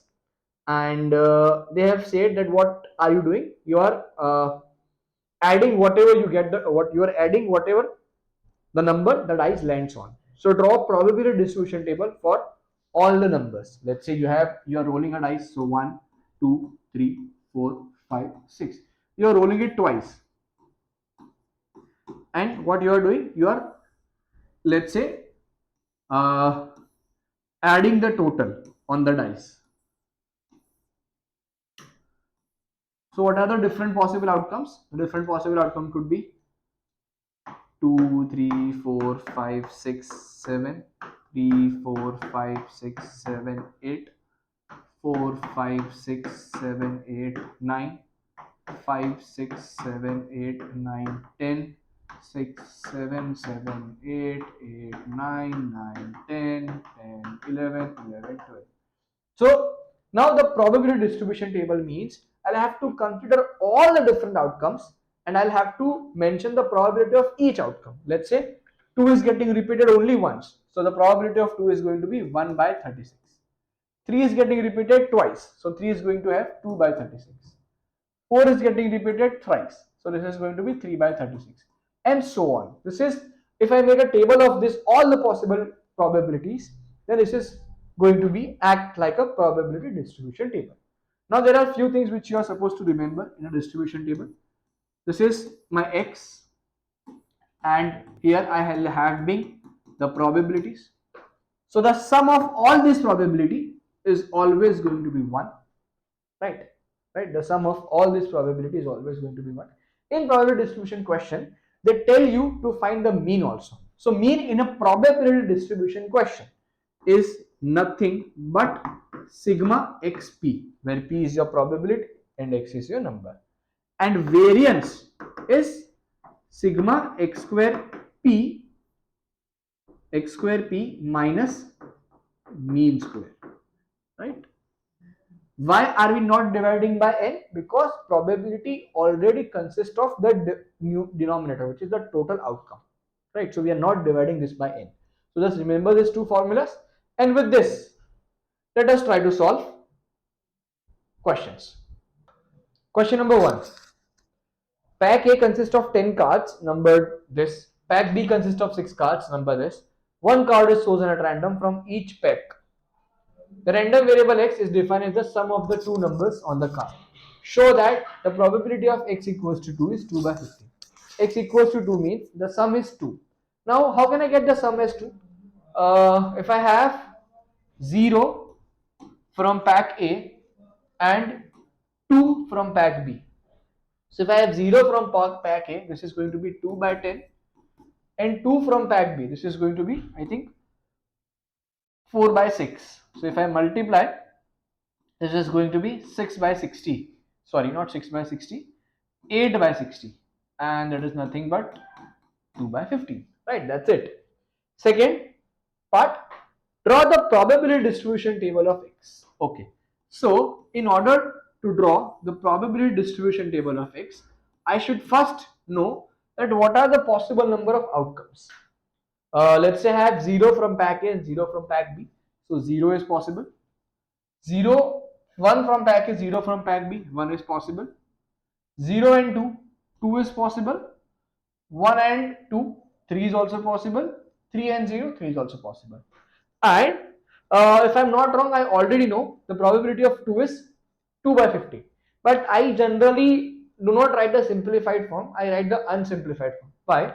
Because it becomes easier for me to calculate. Right, so this unsimplified form is, I think, 8 by 60. So let us first find the probability of 0. Probability of getting 0 is, I think, 2 by 10, 0 on both the pack into 2 by 6. So 4 by 60. 1 will be 1 from pack A and 0 from pack B. So I think 5 by 10 into 2 by 6. So this is 10 by 60. And for 3, see, there are two ways. First way is add all of this, subtract from 1, you'll get the probability of 3. Or just to be sure, find out the probability. I can get 3 if I have 1 from pack A and 2 from pack B, or 3 from pack A and 0 from pack B, right? So 1 means, I think this is 5 by 10 into 4 by 10, sorry, not 10, 4 by 6, or 3 is, I think, 3 by 10 into 0 is 2 by 6. So 20 plus 6 by 60. So 26 by 60. Always check 4 plus 10 plus 8 plus 26. That is, sorry, this is coming out to be 48. So I think I have missed something. I can have 0 as the total. I can have 1 and 0, 1 as the total. I can have 0 and 2 as the total. I can have 3 and 2. 5 is also possible, guys. 5 is also possible. Sorry, I have left one. 5 is also possible. When can I have 5? I can have 5. I can, just a second, preview. Yes. I can have 5 when 3 and 2. So if I have 3, the probability of 3 is going to be 3 by 10 and 2 is going to be 4 by 6. So 12 by 60. Yes. Now 48 plus 12. Yes. 60 by 60. So the total probability is 1. Next question. Given that x is 3. So given that x is 3, find the probability that the card chosen from pack A is 1. So this is going to be probability of A. From pack A, the card should be 1 and the total should be 3 upon probability that the total is 3. So for total equals to 3, the probability is 26 by 60. But for this question, I want 3. When do I want 3? I want the sum as 3 when the card from pack A is 1, which means from pack A it is 1. If it is 1 from pack A, then from pack B it should be 2. So that is, this is going to be 5 by 10 into 4 by 6, which is 20 by 60 divided by 26 by 60. So that is 20 by 26 or 10 by 13. Right, this is going to be my answer. Next question. In a probability distribution, the random variable x takes the values of kx square, where k is a constant and x is the value of -2, -1, 2 and 4. Show that the probability of k x equals to -2 has the same value as x equals to 2. So when k is -2, right? So I think this will become the probability distribution is kx square. So when k is -2, so the probability will be when x is -2, the probability is going to be 4 into -2, k into -2 square, which is 4k. And when x is 2, the probability is going to be 2 square, k into 2 square, which is 4k. Thus, the probability are same. Draw up the distribution table of x in terms of k and hence find the value of k. I have been told to draw the distribution table of x. Distribution table of x meaning, now guys, this is going to be -2, -1, 2 and 4. So -2 square, so 4k, k, 4k and 16k. Now I have been told to find k also. Now as I already said earlier that the total probability should always be 1, which means 4k plus k plus 4k plus 16k is going to be 1. So from here I can say 4 plus 4, 4 plus 4 plus 4 plus 1 plus 16. So 25k equals to 1. So k is 1 by 25. Right. Next, find E of x and variance of x.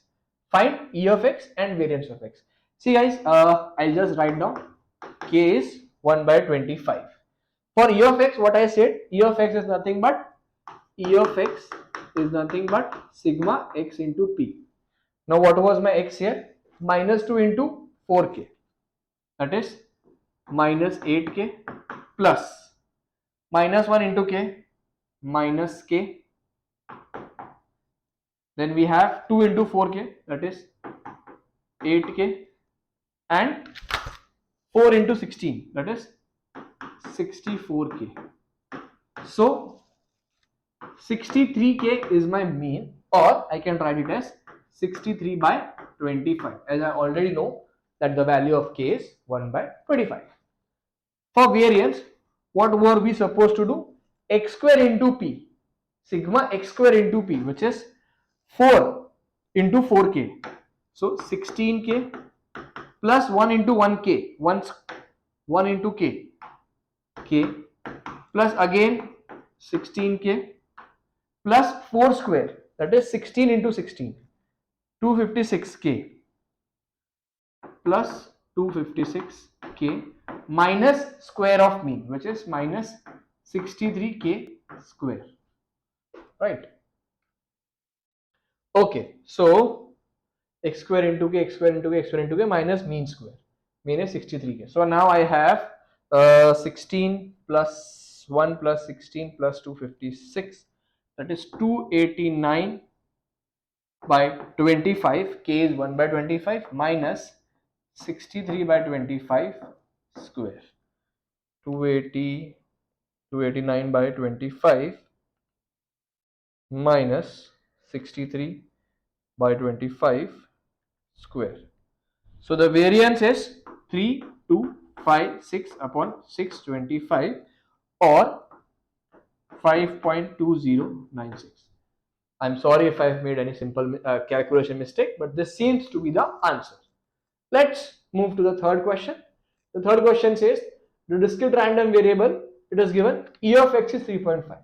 Find the value of p and q. Mean is given to us. Now we know guys what is mean, xp. So 0.15 plus 2p plus 0.12, not 12, 0.15 plus 2p plus, I think if I'm not wrong, this is going to be 3 into 0.4 is 1.2. Yes. 1.2 plus 6p equals to 3.05. Right. So, sorry, 6q. So from here I can say 2p plus 6q is equals to 3.05 minus 0.15 minus 1.2. That is 1.7. This is my first equation. Second, I know the probability is always 1. This is my first equation. So I can say 0.15 plus p plus 0.4 plus q equals to 1. So I can say p plus q is equals to 1 minus 0.15 minus 0.4. That is 0.45. So I have two equations. I think I have two equations. So let us solve 2, 6, 1.7, 1, 1 and 0.45. So we have PS 1 by 4 and QS 1 by 5 or 0.25 and 0.2. Right, this is the value of P and Q. Okay, done. Let us move to the next question. The next question says a box contains 6 identical sided discs, of which 4 are blue, 2 are red. 4 are blue, 2 are red. Right? Discs are taken at random from the box in turn and not replaced. Let x be the number of discs taken up to and including the first one blue. Show that p of x equals to 3 is 1 by 15.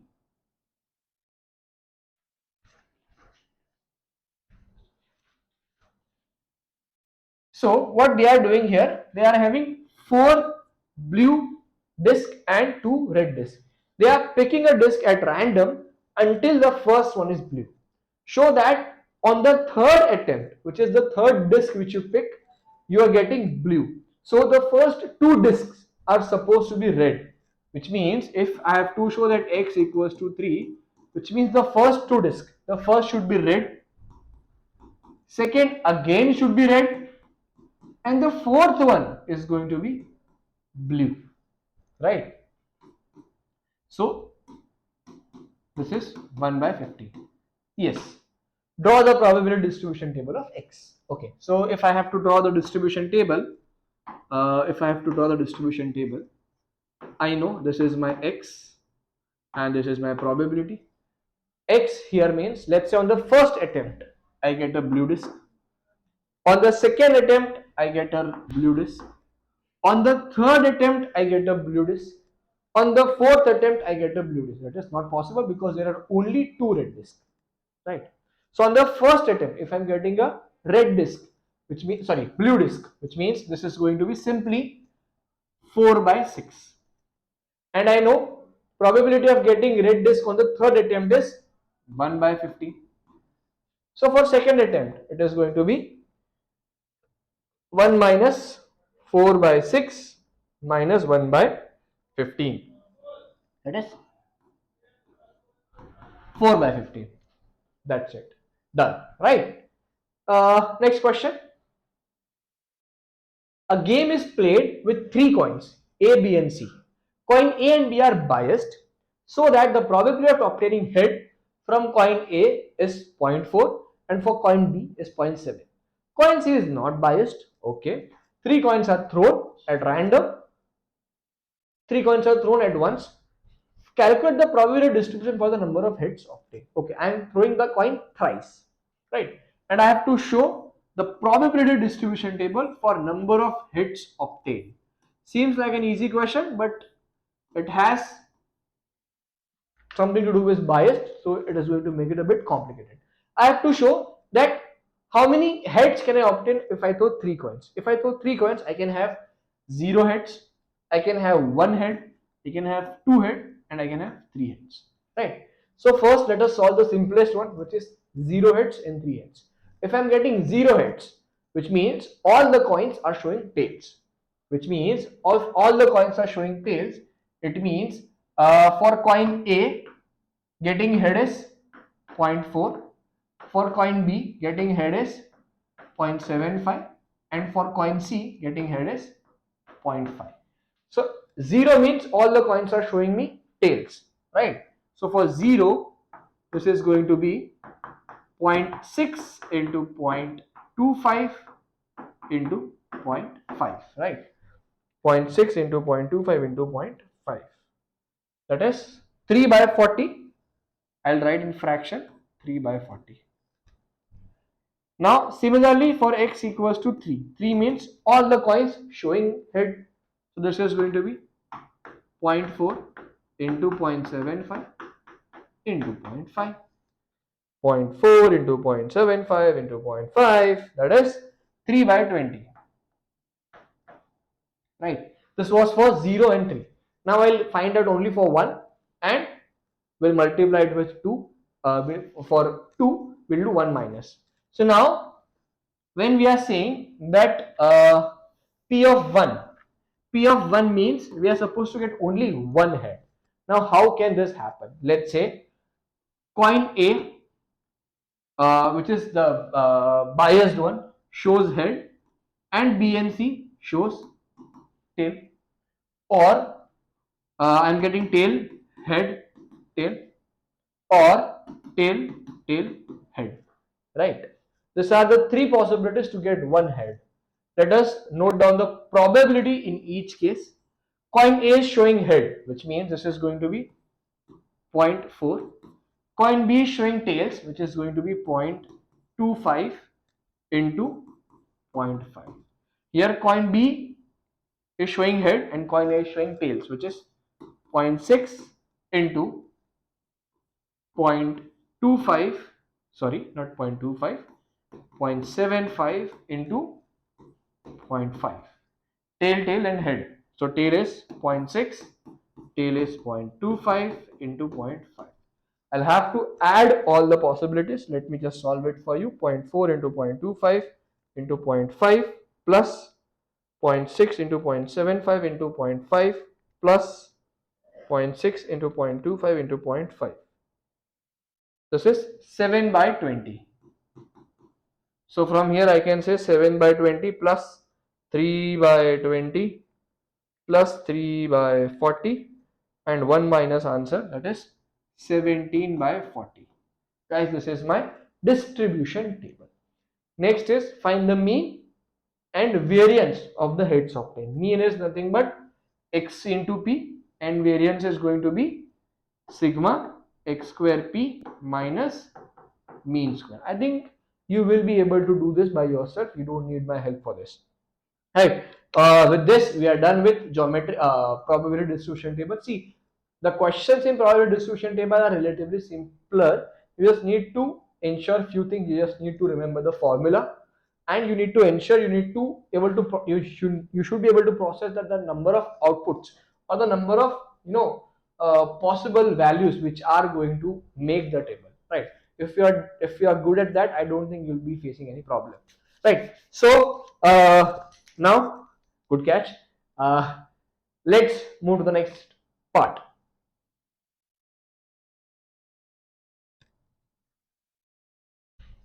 Sorry. And the next topic which we have is the distributions. We are going to study now three major distributions: binomial, geometric, and normal. Let us first get in touch with the theory of geometric and binomial distribution.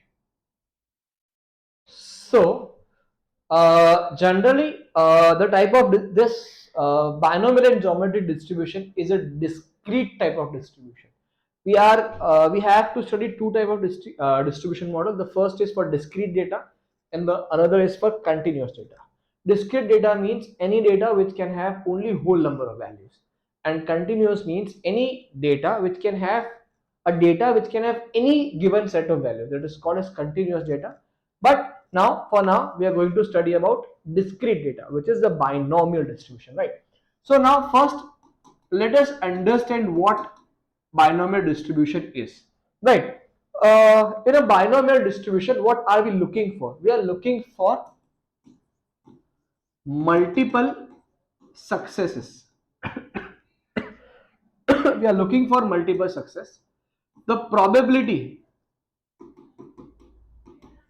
of success is constant, the number of tries are fixed, and there are only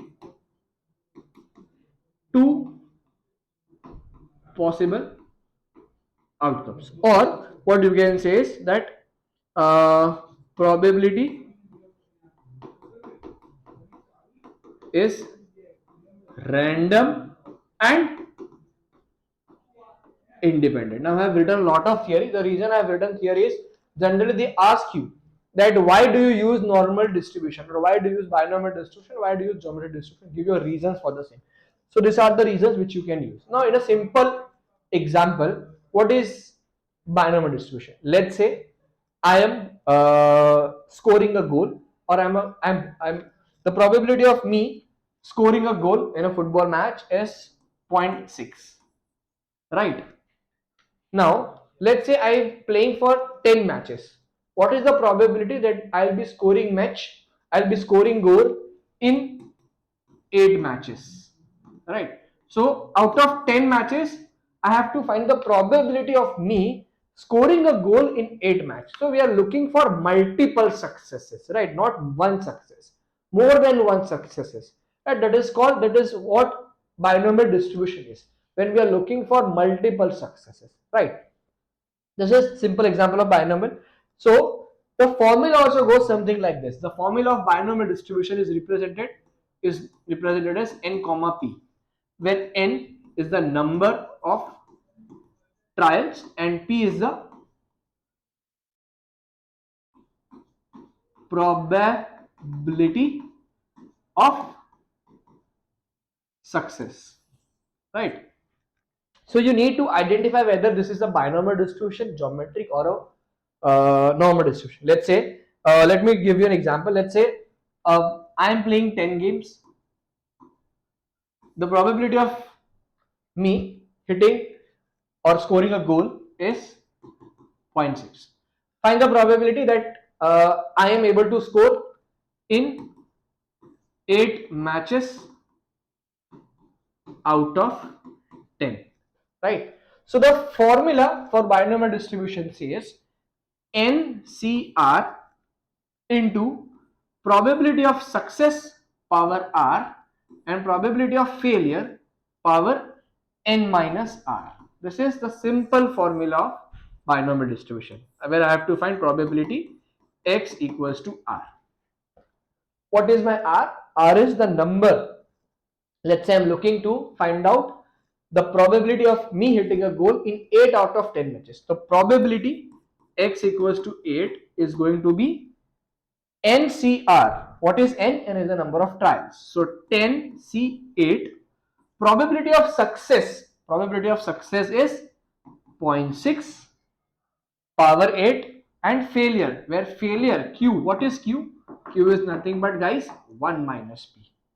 So success power 8 and failure, which is 0.4 power 10. Sorry, power 2, 10 minus 8. Right. They can also tell me that find the probability that I am scoring a goal in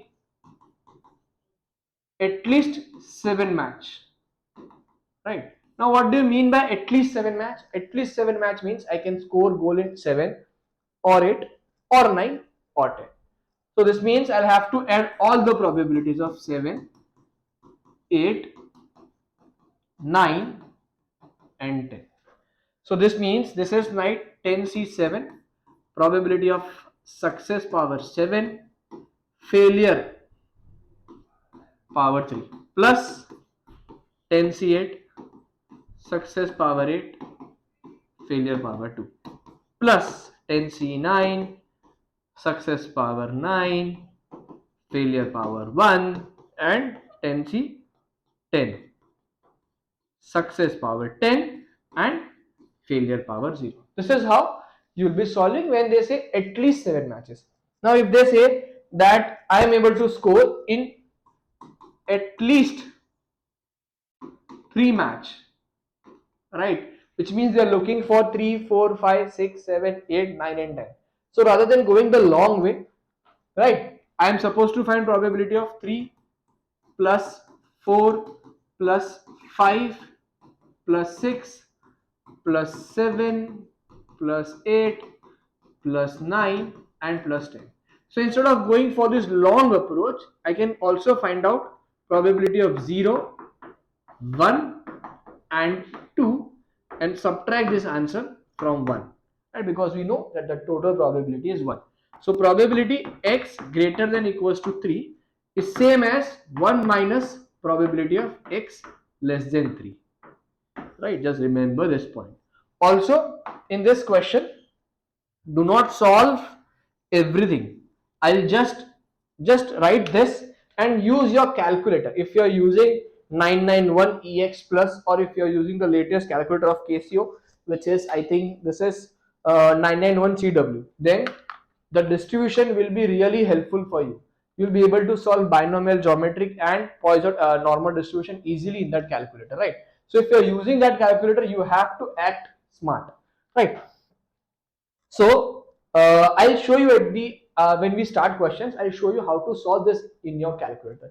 Just write this and write the final answer. Use your calci to write the final answer. Next, let us go with geometry distribution. Right now, in geometry distribution, what are we looking for? We are looking for the probability of finding first success. First success. Here we know that the number of trials are infinite. Here also there are only two outcomes. Probability here is also independent, and constant. And we are looking forward to first success. Meaning, if we extend the same example, let's say the probability of scoring a goal,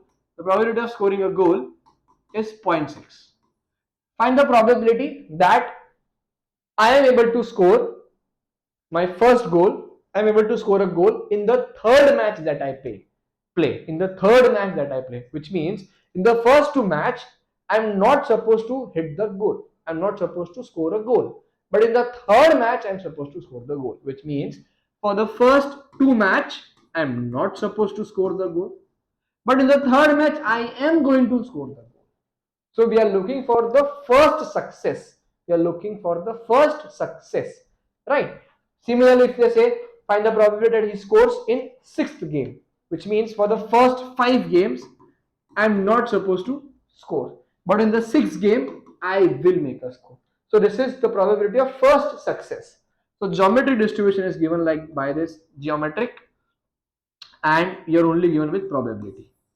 So its formula is pretty simple. Its formula is Q into n minus 1 into P, right? Let's say they are saying that you are supposed to score on the fifth try, right? Fifth try. So 5 minus 1. For the first 4 tries, you are supposed to fail. And in the fifth try, you are supposed to pass.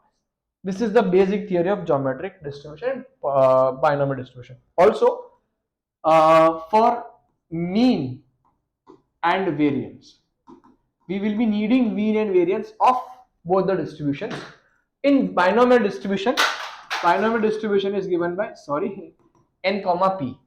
So mean, the formula of mean in binomial distribution is n into p, and the variance is npq, where q is your failure. Similarly, for geometric distribution, where we have the probability, mean is given by 1 by probability, right? Mean, the other word of mean is e of x or expectation. Whenever they say expectation, be it in probability distribution table or be it in any kind of question, it generally means they are telling us to find the mean, right? So geometric distribution, mean is 1 by p, whatever probability is. For binomial distribution, mean is np and variance is npq. Just remember this formula. And now we will be moving towards the questions. so that we can have a clear or a better picture of how to solve such kind of questions, right? Question number 1. Eggs are sold in boxes of 20. Cracked egg occurs independently and the mean number of cracked eggs in a box is 1.4. Calculate the probability that a chosen box contains exactly 2 cracked eggs. Okay. So we have been given eggs are sold in a box of 20 and the mean number of cracked egg is 1.4. So from here I think we can find the probability. We know mu is equals to n into p. So 1.4 divided by 20 will give me the probability. 1.4 divided by 20, that is 0.07. This is the probability of a egg being cracked. Find the probability that the box contains at least exactly 2 cracked eggs. Exactly 2 cracked eggs. So exactly 2 cracked eggs means there are 20 boxes. So 20 C2, probability of success power 2 and failure power 18. Right? I think you can do this in your calculator. I'll share a video. I'll just let you know how to do this in your calculator soon. Second, calculate the probability that the randomly chosen box contains at least one cracked egg. So a box contains at least one cracked egg. One cracked egg meaning it can be find the probability of x greater than equals to 1. So at least one means 1, 2, 3, 4, 5, 6 up to 20. So how we can do is we can do this as 1 minus probability of x equals to 0. Right? So 20C0, no cracked egg, power 0 and 0.93 power 20 and 1 minus. Right? Next question. This is again a very important question. Next one. A shop sell n of these boxes. A shop sell n of these boxes. Find the smallest value of n such that the probability of there being at least one cracked egg in the each box is less than 0.1. See what the shop is doing. Instead of 20, the shops is selling n boxes of these eggs. Find the smallest value of n such that the probability of there being at least one cracked egg. Probability that there is at least one cracked egg in this n boxes, that is less than 0.1. So first I need to find out the probability of there being at least one cracked egg. So that is one again we just found this in part 2. So just we'll use that 1 minus 0.93 power 20. So this is 0.766. So the probability of there being more than at least one egg cracked, that is 0.766. This is the probability of being one cracked egg in one box. Now we are selling n such boxes. So in two boxes, what is the probability that there is at least one cracked box? It will be 0.766 into 0.766. Why? Because there are two boxes. This is the probability of one box. For three box, it is going to be 0.766 into 0.766 into 0.766, right? But we are not having, we don't know the number of box. We know that the number of boxes are n box. So 0.766 power n. This is the probability of there being at least one cracked egg in each box. Now this should be less than 0.01, right? Now how to solve this? We have to take log on both the sides. So this is going to be n, and in log, whenever you take log, the power comes forward. So n log 0.766 is less than log 0.01. Now whenever you are dividing with the log, the sign of inequality flips. Divided by log 0.766. Now I think you can solve that in your calculator. Log 0.766 and 0.01. This is n should be greater than 17.27. So n should be greater than 17.27. As we know, the number of boxes are in whole number. So the value of n is 80, right? The value of n is 80. Next, an ordinary fair die is thrown repeatedly until a 5 is obtained. The number of thrown taken is denoted by a random variable x. We are throwing a die and we are throwing it until a 5 is obtained. Right? We have been told find out the mean of x. Now we know that this is a question of geometric distribution. Why? Because we are throwing it until I get a 5. We are throwing it until I get a 5. Right? So we are throwing this until I get a 5, which means the probability of 5 is going to be 1 by 6. And the mean in geometric distribution is nothing but 1 by probability, which is 1 by 6, that is 6. So the mean is going to be 6, right? Find the probability that a 5 is obtained after the third throw but before the eighth throw. After the third throw, but before the eighth throw, right? So first 5 is obtained on the fourth throw. It means the first three throws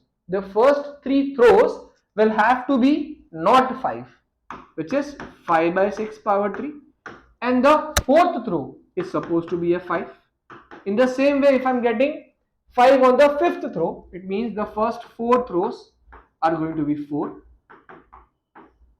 and the last is going to be a 5. In the same way, 5 by 4 power 5, 1 by 6 plus 5 by 4 power 6 into 1 by 6. Guys, I think you can use your calculator to solve this, right? Next, find the probability that a 5 is obtained in fewer than 10 throws. This is also an important question. Find the probability that a 5 is obtained in fewer than 10 throws. Fewer than 10 throws meaning you can get 5 in 9 throws or 8 throws or 7 throws or 6 throws or any else. So the longer approach would be to find the probability of obtaining in first throw, in second throw, in third throw, in fourth throw, and so on, just like we did in this question. Or the simpler approach will be to find that we are not obtaining 5 in the first 9 throws. This is, as it is saying, fewer than 10 throws, right? Fewer than 10, so 10 is not included. So let's say, let us find the probability that we are not able to obtain 5 in the first 9 throws, and let us subtract 1 from it. So now we will be able to get 5 in fewer than 10 throws. What did we do? 5 by 6 power 9, because it is fewer than, not less than equals to, right? It is less than 10. Less than 10 means 9. So we found out the probability of not obtaining a 5 in the first 9 throws, 1 minus. It means we are now going to get a 5 in either of the first 9 throws, right? That's it. Next question. A fair spinner with sides 5 numbered 1, 2, 3, 4, 5 spun repeatedly. The score on each spinner is the number of sides on which it lands. Find the probability that the 3 is obtained for the first time on 8th spin. On the 8th spin, which means for the first 7 spin, I am not supposed to get a score of 3, which means 4 by 5 power 7 into 1 by 5. Right? This is going to be the answer for part A. For part B, find the probability that fewer than 6 spins are required to obtain a score of 3 for the first time. Same like we did in the first part, fewer than 6 means, let's say we are not getting in the first 5 throws, fewer than 6, less than 6, and 1 minus, right? Same answer. Next question. 2 fair coins are thrown at the same time. The random variable x is the number of throws the coin requires to obtain the 2 tails at the same time. 2 coins are thrown and 2 tails, which means in this question the probability of getting 2 tails is going to be 1 by 4. Find the probability that the 2 tails are obtained for the first time on the 7th throw. This again means for the first 6 throws I am not supposed to get a tail, and on the 7th throw I am supposed to get a tail. Now again the next question is again an important one, B1. Find the probability that it takes more than 9 throws to obtain 2 tails for the first time. Now more than 9 throws mean it could be the 10th throw, 11th throw, 12th throw, 13th throw, and so on. We don't know the value of n because the n can be infinite, right? So what we are going to do, what they have told is more, it should take more than 9 throws to obtain first uh, pair of tails for the first time, right? So what we'll assume, we'll simply say that we are not getting a pair of tails for the first time in the 9th rows. That's it. This is the answer. Why? Because what they are saying, I should get a score of pair of 2 tails after the 9th rows. It means for the indirectly this means they are telling you to find the probability that for the first 9th rows you are not getting a pair of tails. For the first 9th rows you are not getting a pair of tails. What they are telling you to find? They are telling you to find the probability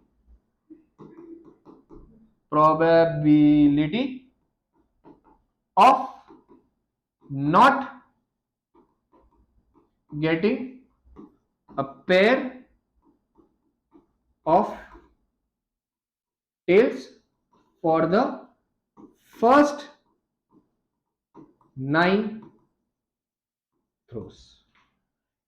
Not getting a pair of tails for the first 9 throws, right? Which means 3 by 4 power 9. Now, moving towards the fifth question. Fifth question says, in a certain region, it is given that in October, the certain region, the probability of any given day in October is wet is 0.16. The probability that October is, any day in October is wet is 0.16. Find the probability that in a 10-day period in October, fewer than 3 days will be wet. Fewer than 3, meaning I am supposed to find probability of 0 plus probability of 1 plus probability of 2. Right. Now I'm using for this question, I will now be using a book and a pen, and using a calculator I'll help you and make you understand how to solve this kind of question and a few more directly into the calculation. Right. Let's move to that part now. Now in the question it was given that in a certain region that the probability that any given day in October is wet is, the probability was 0.16, right? We were told that we had find the probability that in a 10-day period, fewer than 3 days will be wet. Fewer than 3 days will be wet, right? Now, what do you mean by fewer than 3 days? As I already said, fewer than 3 days means probability of 0 plus probability of 1 plus probability of 2, right? Now this means I have to do 10C0, probability of success power 0 and failure power 10 plus 10C1, probability of success power 1, failure power 9, and in the same way 10C2, 0.16 power 2 and 0.84 power 8. Now you just need to write this much part and then use your calculator. See, if guys you are using 991 EX, right, then this is how you solve it, and this is for 991 CW, right? For this I have covered this video for these two calculators. Go to mode and then 9191 EX, go to distribution. Now see, you're having multiple options. Sorry, distribution, you're having multiple option: normal CD, PD, inverse normal, binomial PD and binomial CD. Now CD and PD, the main difference is CD will give you cumulative, which means it was going to add all the data, and PD is going to give you the value of individual value in both the cases. So let's say for here I want to find out the probability which is less than 3. So which is I want to find out the probability of 0, 1 and 2. So I'll be using binomial CD. So if I use binomial CD in this kind, they are saying list and variable. So let's say I'm using variable. X is the number of success which you want. I want less than 3, which is I'll input my value as 2. If I input 3, it is going to give me less than equals to 3. Right, so I'll input 2. N is the number of tries, which is 10. P is the probability of success, which is 0.6. So with this, I think we have our answer as 0.794. right? You can check in this calculator also.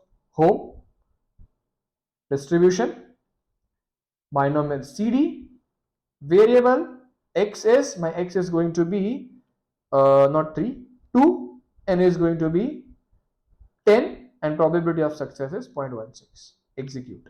So 0.79794, this is my answer. So this is how you can solve binomial distribution in this calculator, right? You can also use PD function, right? Now why should I use PD function? Let's say if I want to find individual probabilities, right?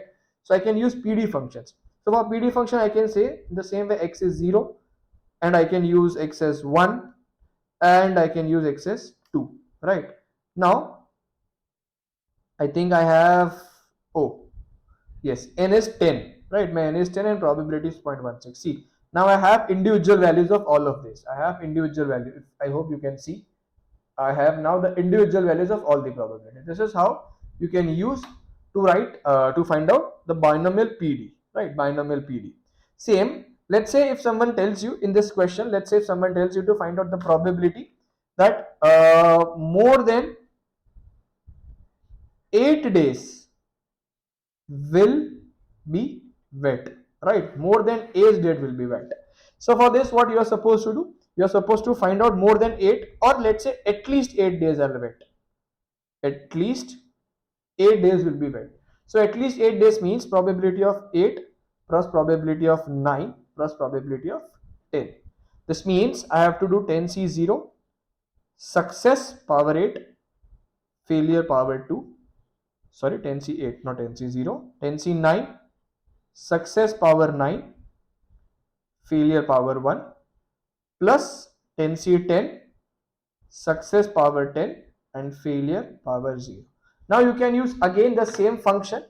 Let's say I'm using distribution, binomial, sorry, I went to normal, distribution, binomial CD, variable. Again in the same calculator, distribution, binomial CD, and variable. See, CD will give me always the curve of less than equals to. Now I know that if I want to find 8, 9, 10, the other way of finding 8, 9, 10 is 1 minus probability of x less than equals to 7, right? So what I'll do, I'll substitute my n as 7 in both the case. N is 10, obviously, probability is 0.6, right?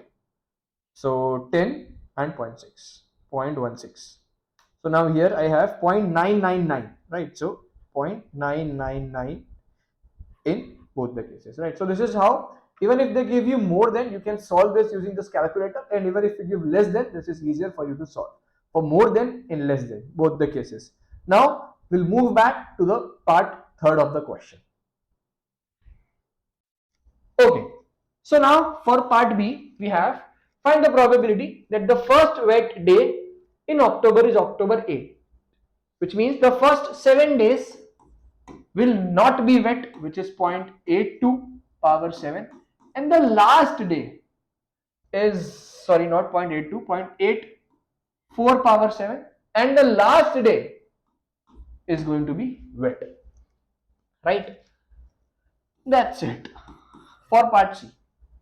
For 4 randomly chosen year, find the probability that exactly one of this year's the first wet day in October is October 8. Now, what is the probability to get the first wet day in October is October 8? So that is 0.84 power 7 into 0.16. This is 0.0472. Now what they are saying, they are taking 4 such random years, and they are saying that exactly one of the year will have the first wet day in October is October 18. So let's say the first, we are taking 4 randomly chosen year.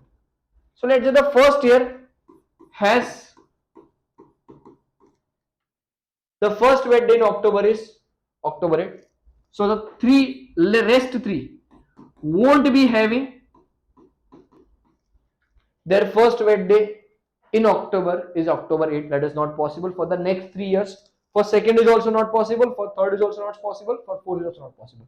So this is going to be power 3. Now I assume that the first year is wet in is October 8. I can also take second year being wet is October 8, for the third year being 8th October, for fourth year being 8th October. So this is going to this is going to get multiplied with 4C1. So 4 in, uh, into 4 into 1 minus 0.0472 cube, right? So, oh sorry, just made a mistake. 0.0472 into 1 minus 0.0472 cube into 4. So the answer is 0.163. The answer is 0.163. Let's move to the next question. A factory produces chocolate in 3 flavors: lemon, orange, and strawberry in the ratio of 3:5:7. Okay. Nell checks the chocolate on the production line by choosing the chocolates randomly one at a time. Find the probability that the first chocolate with lemon flavor Nell chooses is the 7th chocolate. The first chocolate with lemon flavor is the 7th one. So it means the probability of lemon is going to be 7 plus 5, 12, 12 plus 3, 15. Lemon is 3 by 15, orange is 5 by 15, and strawberry is 7 by 15. Right? The first chocolate with lemon flavor is the 7th. So the first 6 chocolates are going to be not lemon. Not lemon. Lemon is the 7th one. So the first 6 chocolates are going to be not lemon. Not lemon, right? Lemon is 3 by 15, not lemon is going to be 12 by 15. B.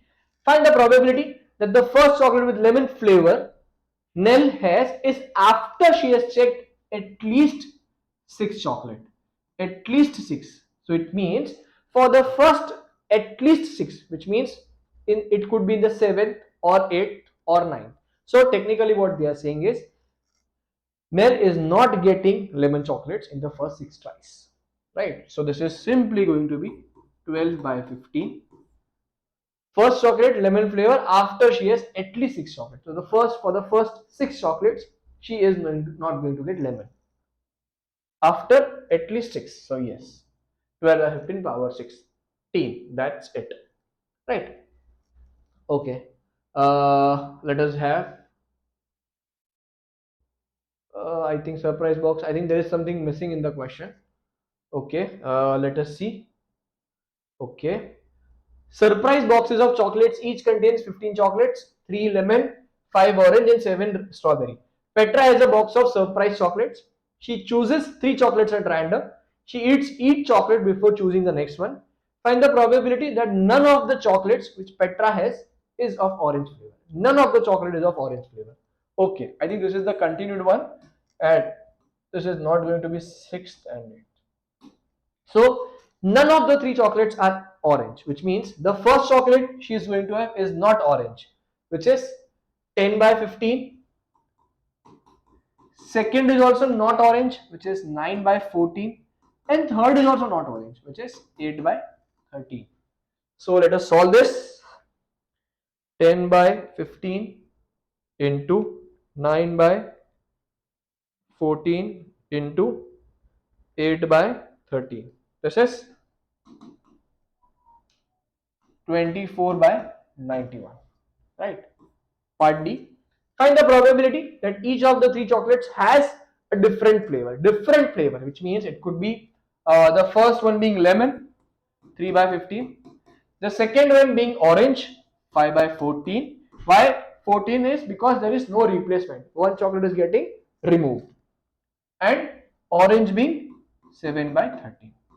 And this will be multiplied with 3 factorial. Why? Because lemon, orange, strawberry, lemon, strawberry, orange, orange, lemon, strawberry, orange, strawberry, lemon, strawberry, lemon, orange, strawberry, orange, lemon.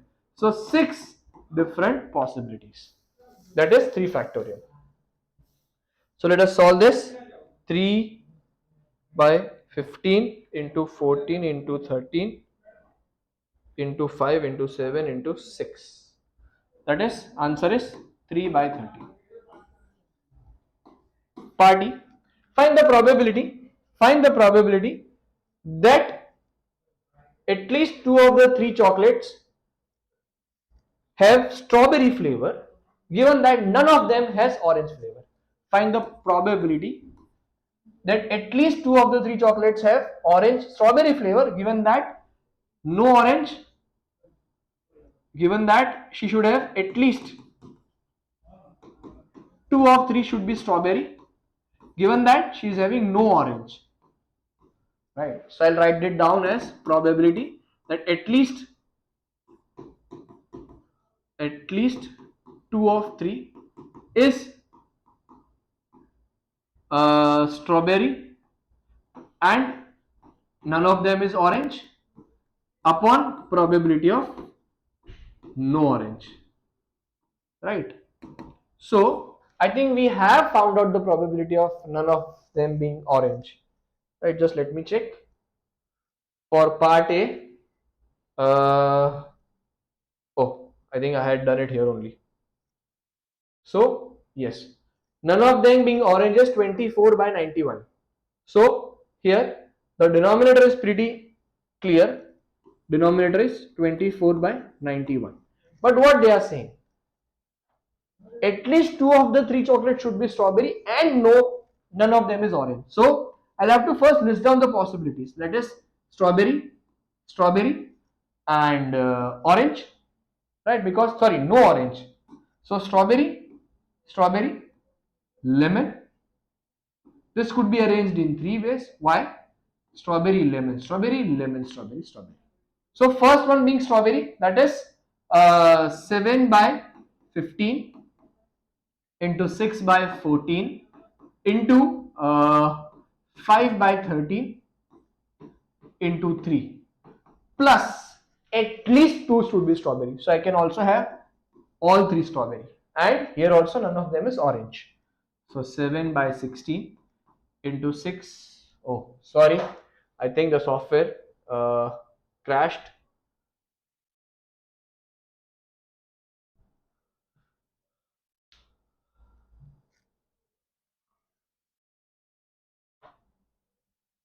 So 7 by 16 into 5 by 14 into 6 by, sorry, not 16, 7 by 15 into 6 by 14 into 5 by 13. So the answer of this is going to be, let me just solve this, 7 into 6 into 5 into 3 divided by 15 into 14 into 13 plus 7 into 6 into 5 upon 15 into 14 into 13. Oh, I think I have made a mistake. Yes, lemon is 3 lemon. So this is not going to be 5 by 13. This is going to be 3 by 13, right? Orange, there are 5 or strawberry, there are 7 strawberry and lemon. So 7, 6 and 3. Strawberry, strawberry, strawberry. So 7, 6 and 5. Yes. Just let me make the changes.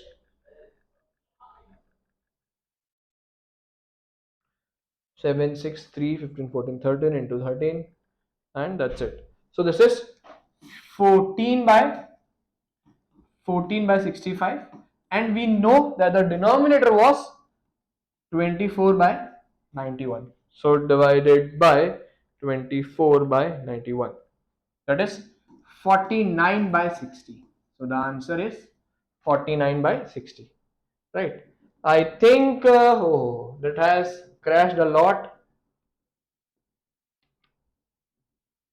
I don't think that we are going to oh, the end is not near, the end is pretty far, but I think with this we have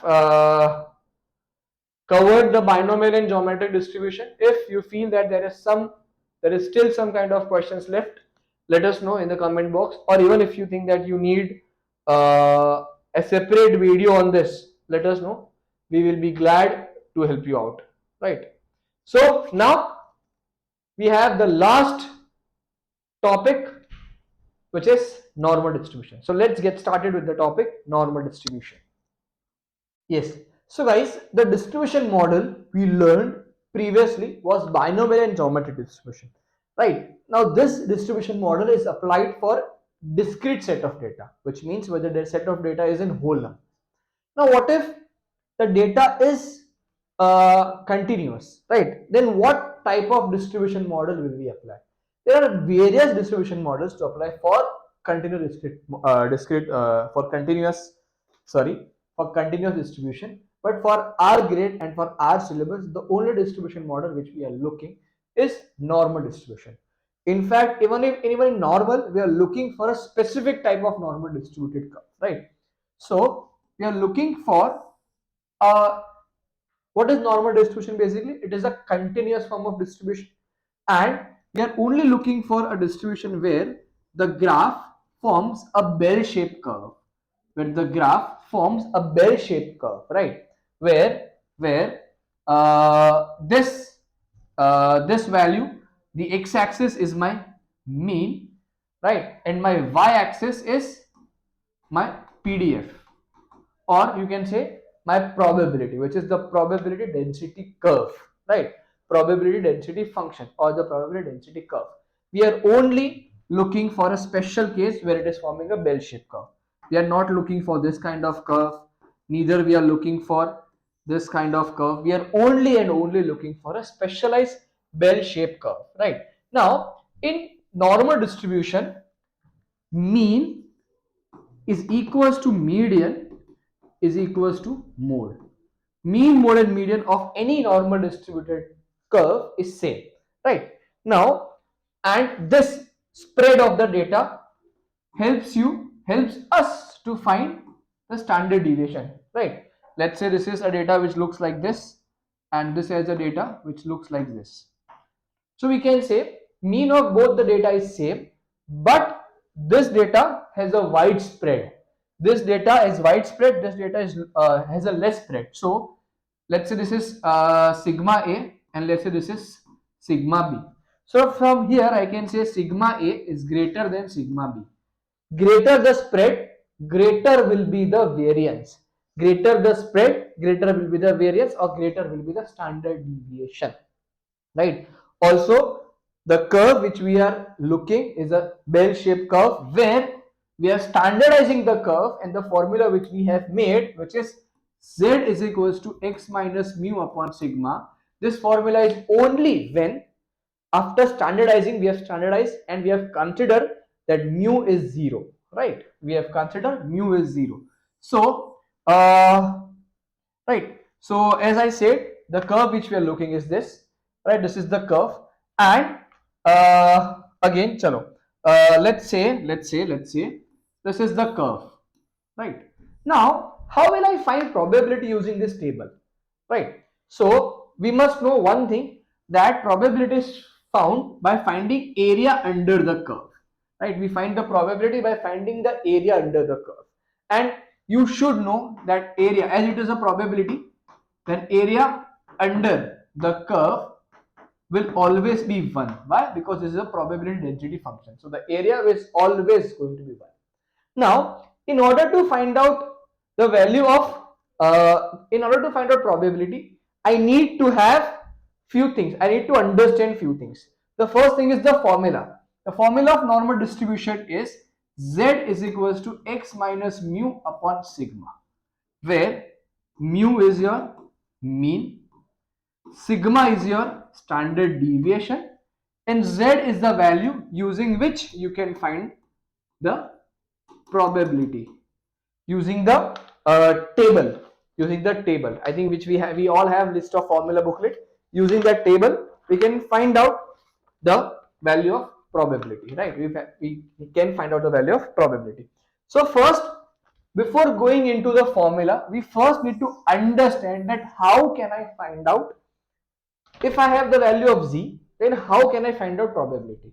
Or if I have probability, then how can I find out the value of z? This is the first and the foremost thing which you need to understand, right? So again, as I said, for any normal distributed curve, you need two things. You need mu and you need the standard deviation or you need variance. If you have these two things, then you can use the formula to find z. Now what if I know what is the value of z, then how am I supposed to find the probability? Or if I know the value of probability, how can I find the value of z? Right? Again guys, just remember this is a revision video. We have not going very in depth into the concepts. Right? So let's say I have been given a case. Let's say I have been told find probability when let's say my z is less than equals to, let's say 1.5. I am considering three different cases. The four different cases. First is find the probability when z is less than or equals to 1.5.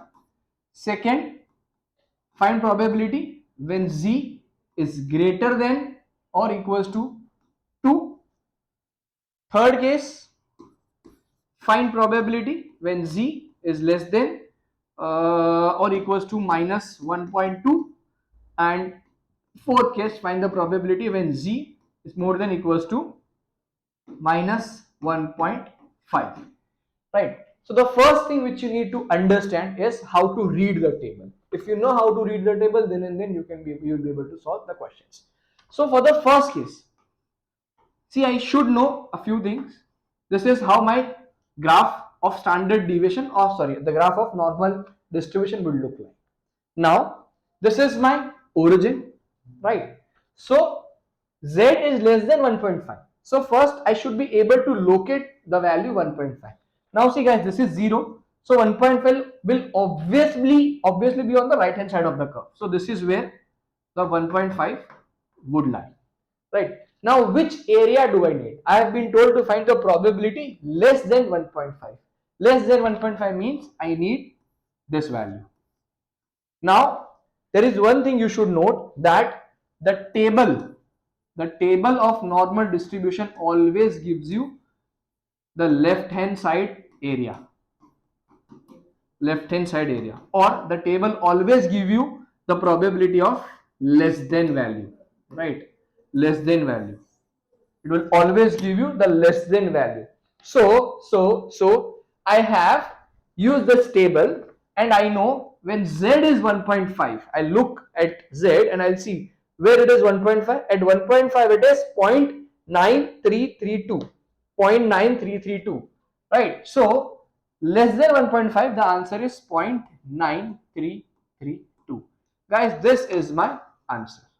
Right? This is my answer. 0.9332. Why directly? Because the table always give you left hand side value, and we were interested in finding the left hand side value only. Right? So this is the first question. Now for the second question, the value of z is greater than 2. So first I'll have to plot the value of z, right? And as I know this is origin, z is greater than 2. So I'll first mark this 2.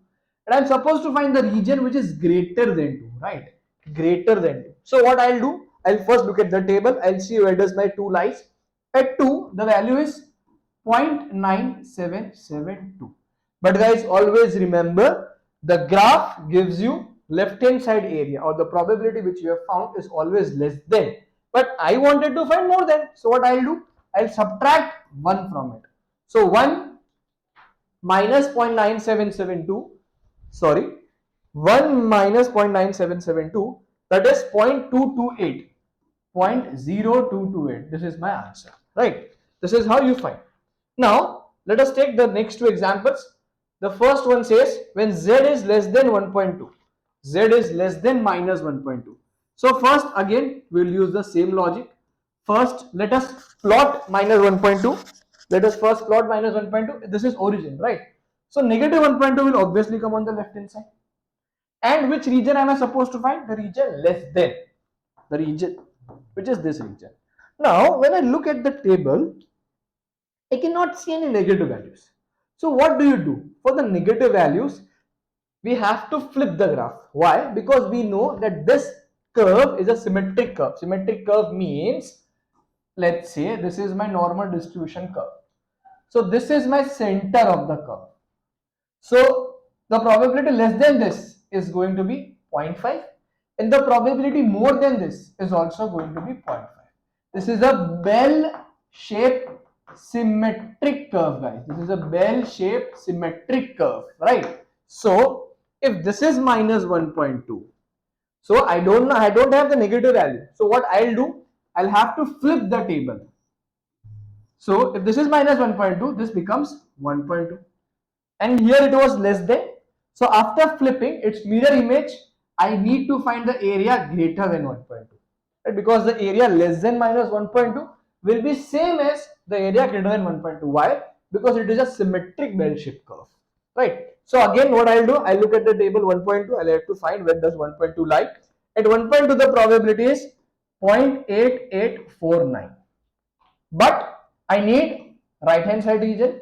Table always give me left hand sided area. So I'll have to do 1 minus.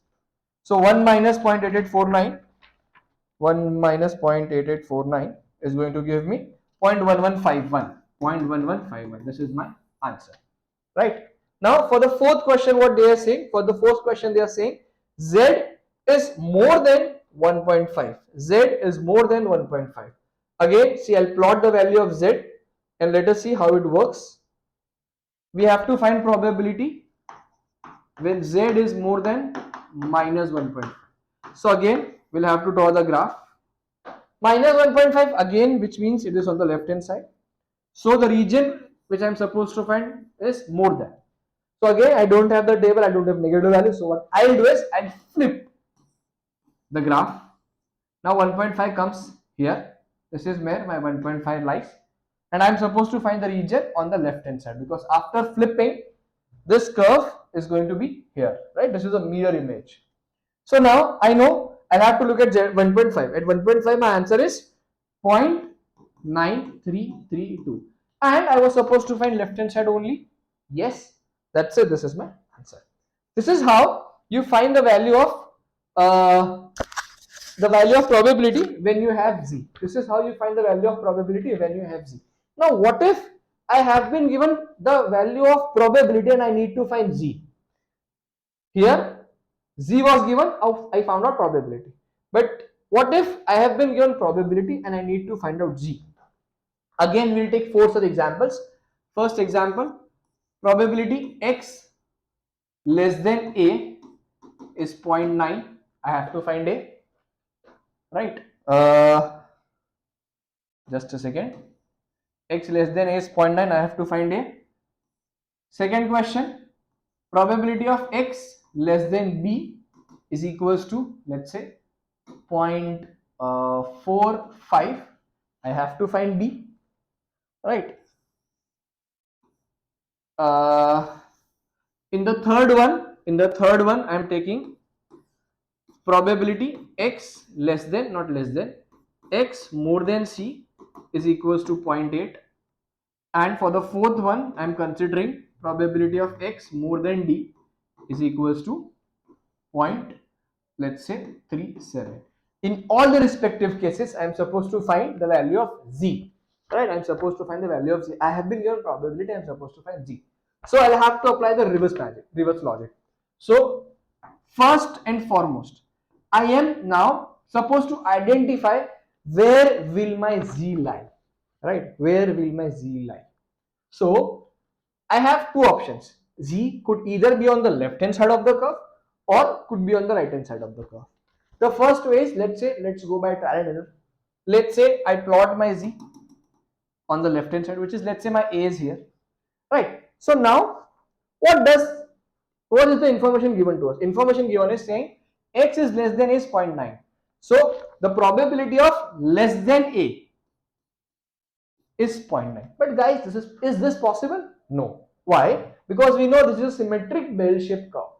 So this region, this itself is 0.5. So how can this much be 0.9, right? So this is not possible. This is not possible. So the value, the place where I placed A is wrong. A is actually not on the left hand side, but the value of A is going to be on the right hand side. Value of A is going to be on the right hand side. And this region given to me is 0.9. So now I'll have to find A. How do I find A? See, there are two values you can use if you have been given percentage like 75, 95, 90, 97.5, 0.995. You can easily find using the critical value given below, right? So when P is 0.9, the value of Z is 1.282. So my value of A is going to be 1.282. Just remember, you are not supposed to apply 1 minus in any value of Z. You will never, Z will either be negative or be positive. There will never be 1 minus in case of Z, right? So my value of A is 1.282. I hope you got it. I am erasing this, going on to the B part. So for B, again, what I am going to do is, what they have given to me, let's say this is my curve. First and foremost, I'll have to identify where will my B lie. This is given X less than B, which means the region to be shaded is on the left hand side, and this is 0.45. So if I assume my B to be here, less than, can this be 0.45? No. Why? Because I know this is symmetric. So this much itself is 0.5. So this one is going to be more than 0.5. So the place where I have assumed B is wrong. Why? Because B is going to be on the left hand side, right? So this is given to me as 0.45. Now what I'll do? Now I know that if this is 0.5, then my B is on the left hand side. So it means B is a negative value, right? But I don't know how to find the values of negative. So what I'll do, I'll have to flip this graph. I'll have to flip this graph in order to find Z. So this should be minus B technically. So if I flip this graph, this is going to be plus B. Here it was left hand side. So after flipping, this is going to be on the right hand side. So this area is 0.45, right? Now I know that the table is only for left hand sided area. So I need to find the left hand side area before finding out Z. So if the right hand side area is 0.45, the left hand side area is obviously going to be 0.55. So now I have to look at the probability value. I'll have to see for 0.55 what is the value of Z. So I'll have to find the closest value. So I think when the value of B is just a second.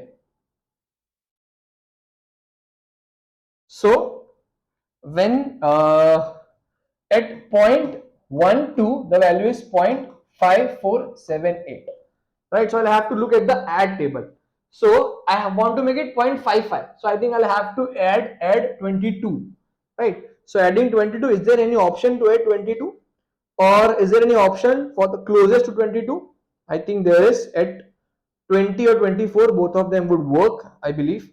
So 0.126. If you add 26, your answer is going to be 0.504. Your answer is going to be, sorry, not 0.504, 0.546 plus 0. Just a second, guys. I think yes, it is 28, or no. Just a second. I think I have made a mistake. At 0.12, the probability is 0.5478. So if I add 24, this is going to be 8 plus 4, 12, 0.5502. I think this would work, right? So 0.126. But guys, remember, my original B was on left hand side. So my value of B is going to be minus 0.126. It was originally on left hand side, minus 0.126, right? So now moving to the next part C. So what they have given us, when X is greater than C, the probability is 0.8. Again, for this part also, I'll first understand where does my value of Z lie. I'll have to first understand where does the value of Z lie. See, this is greater than and this is 0.8. So which means it should cover more than 0.5 of the area. So I believe C is going to be somewhere here. Because greater than 0.8, yes, this is possible. Were it be on the right hand side, greater than area, 0.8 is not possible. So now I know my C is negative. So what I'll do, I'll have to again flip the graph. So if I flip the graph, this is going to, originally my C is negative. After I flip the graph, this is positive. So this value now is 0.8. Again, we'll use the table to find the value of Z when P is 0.8. So 0.8, I think we have 0.7995 plus 5. When the value is 0.8, when Z is 0.84, the value of probability is 0.7995. So I'll have to add 5. So the number closest to 5 is 2. So 0.842, right? 0.84, and then you have to look towards the addition table, look towards the add table. I need to add 5. So 0.842, right? So my value of C is going to be minus 0.842. Why minus? Because this was originally on the left hand side, right? Okay. Then the last one, wherein I have been given x is greater than d is 0.37. So again I'll have to plot, I'll have to identify where does the d will lie. I think it is going to lie on the right hand side, right? Because greater than region is 0.37, right? If you place it on the left hand side, this much cannot be 0.47. So if this is 0.37, obviously this is going to be 1 minus 0.37, because curve gives me left hand side. In order to find Z, I'll have to find the left hand side area. So this is going to be 0.63. So I know the value of probability is 0.63. So I'll have to find Z accordingly. So when probability is 0.63, what is the value of Z? The value of Z is 0.332. 0.332. At 0.33, the value of probability is 0.6293. So if I had 7, which is when it is 2, right? So we are getting 0.332. But this is positive, so we will not keep minus over here, right? So this is how you're supposed to use Z to find probability and probability to find Z.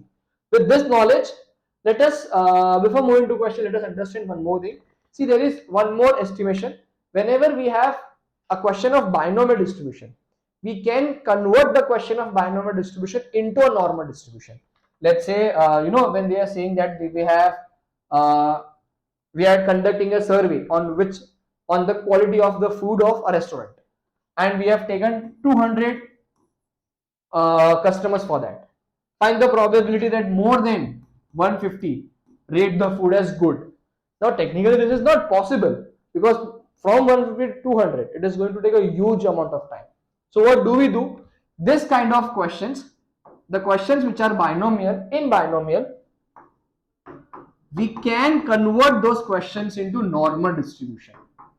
How? And how? For normal distribution, what we do? We need mu and variance. So if the question is of binomial, and if we are converting it to normal, the mu will be np and the variance will be npq. What is q?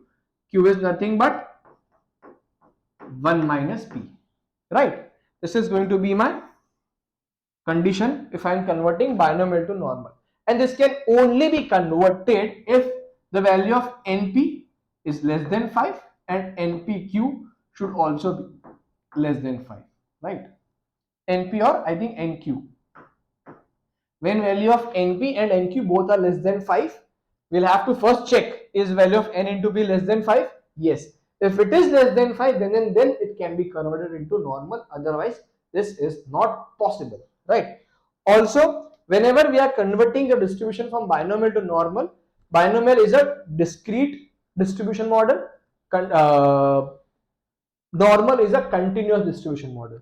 So we'll have to estimate the graph. So in binomial, if they say to find the probability z greater than x, right? If it is in binomial, then for normal, if it is greater than, then we'll have to find x plus 0.5. If it is p less than x, then x minus 0.5.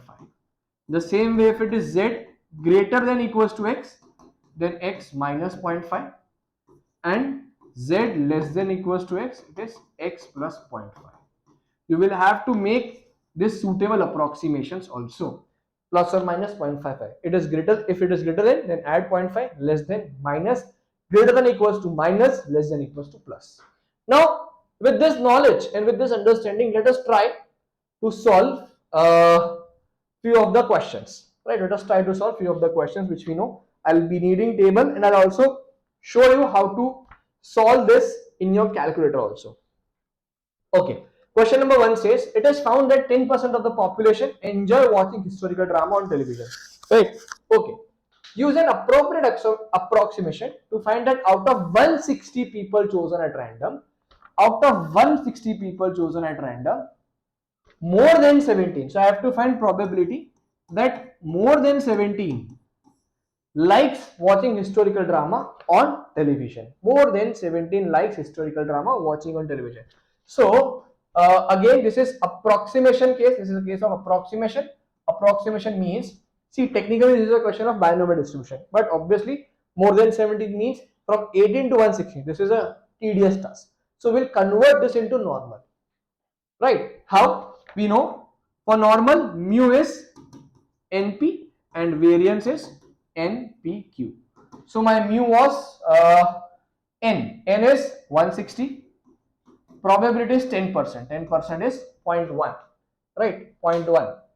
So 16, 160 into 0.1, that is 16, and NPQ 160 into 0.1 into 0.9, that is 14.4. Guys, I have just realized that I made a simple mistake when I told you the condition is when NP and NPQ is greater than 5, then and then you can convert this into normal, not less than, right? This was a mistake from my end. I hope it has been sorted out. So now I have mu and I have variance, right? Now I need to find z. What is z? Z is x minus mu upon sigma, right? Z is x minus mu upon sigma. Now what is my x? I think my x is, see, this was a question of normal distribution and we are converting it into binomial. Sorry, this was a question of binomial, we are converting into normal. So we'll have to add 0.5 minus 0.5 based on the limits. So as this is more than 17, more than 17 means I'll have to add 0.5. So you have 17.5 minus mu upon sigma, which is root 14.4, right? So based on this, the value of z is going to be 17.5 minus 16 upon root 14.4. So this is my value of z is 0.3953.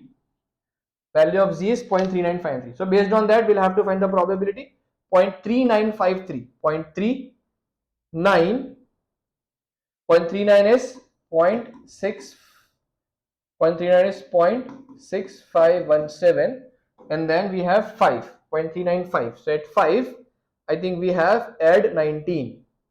39 at add 19. So if I add 19, this is going to be 12, 13, 6, 5. So the answer is, final answer is 0.6532, or as I am supposed to add my answer up to 3 sig fig, the answer is going to be 0.653, right? Next question. Next question says, okay, the random variable x has a normal distribution with mean mu and standard deviation sigma. You are given that sigma is 0.25 times mu and probability of x less than 6.8 is 0.75. Find the value of mu. Now we know, guys, z is x minus mu upon sigma. I know x is 6.8, mu is mu, and sigma is 0.25 times of mu, right? But I don't know the value of z. But what else I have been given with? I have been given with the value of probability. I know that the value of probability is 0.75. So first, what I'll do is I'll try to locate Z. Is 6.8 on the left hand side or right hand side? Because less than 6.8, the probability is 0.75. So ideally, this should be on the right hand side. Why? Because this is more than 0.5. So I know now my Z is positive. So based on this probability, I'll find out Z. So when probability is 0.75, the value of Z is 0.674. So I'll now write my Z as 0.674.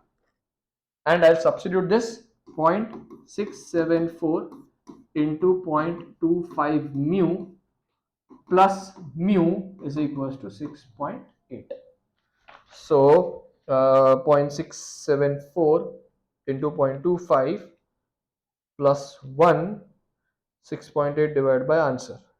So my value of mu is 5.82. Up to 365, my value of mu is 5.82. Right. Next what they are saying, find the probability. Find probability when x is less than 4.7.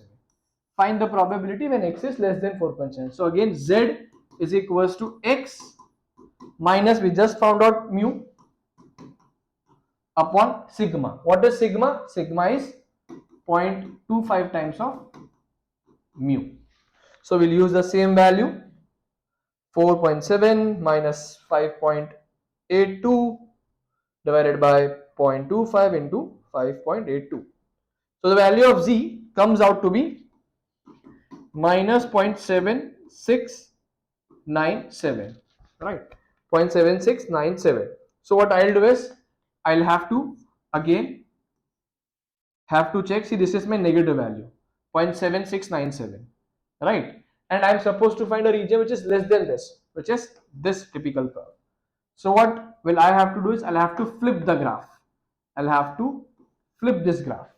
So if this is the region which I'm supposed to find, after flipping, this is going to be the region which I'm supposed to find. So this is now 0.7697. So I'll have to look at the value of probability, 0.76, 0.76 and 9. At 9 what you have is add 27. So 0.7764, 0.7764 plus 0.00 add 27. Yes. So that is 0.779. So the answer is 0.779. Right, this is my answer. Let's move to the next question. The next question says the length of the videos of a particular song have normal distribution with mean 3.9. 18% of the videos last longer than 4.2 minutes. Find the standard deviation of this video. So what they have been given? We have been given that mean is 3.9. We have been given that 18% of the videos last longer than 4.2 minutes. So 18% of the videos last, see, this is 3.9. So 4.2 is obviously going to be on the right hand side of 3.9. And 18% of this videos last longer. So this much longer, this is 0.18. Right? So we know the formula, Z is equals to X minus mu upon sigma. Again guys, what is the value of? I need to find out standard deviation. So I need to first find out the Z. This is 0.18. So obviously this is going to be 0.82. Right. So 0.82, I'll have to find out the corresponding value of Z. So at 82, this is 0.916. 0.916. So my Z is 0.916. So just rearrange 0.916. Sigma is 4.2 minus 3.9 upon 0.916. Right, 0.916. Yes, 0.91 and 6. At 0.91, the probability is 0.8186. So I added 15 to get 0.82. So we have 4.2 minus 3.9 upon 0.916. That is 3275. Sigma is 0.328. This is my value of sigma. Next, find the probability that a randomly chosen video differs from the mean by less than half a minute. Find the probability that a randomly chosen video differs from the mean. Let's say this is my mean. Differs from the mean by less than half a minute. Differs from the mean by less than half a minute means if my mean is 3.9, then plus half a minute. Half a minute means 0.5. So 3.9 plus 0.5, that is 4.4, and 3.9 minus 0.5, that is 3.4. So I have been told to find out the probability between 3.4 and 4.4. More than 3.4 but less than 4.4. So what I'll do is, see, I know that what I'll do is I'll use a simple logic. First, I'll name this point. I will name this point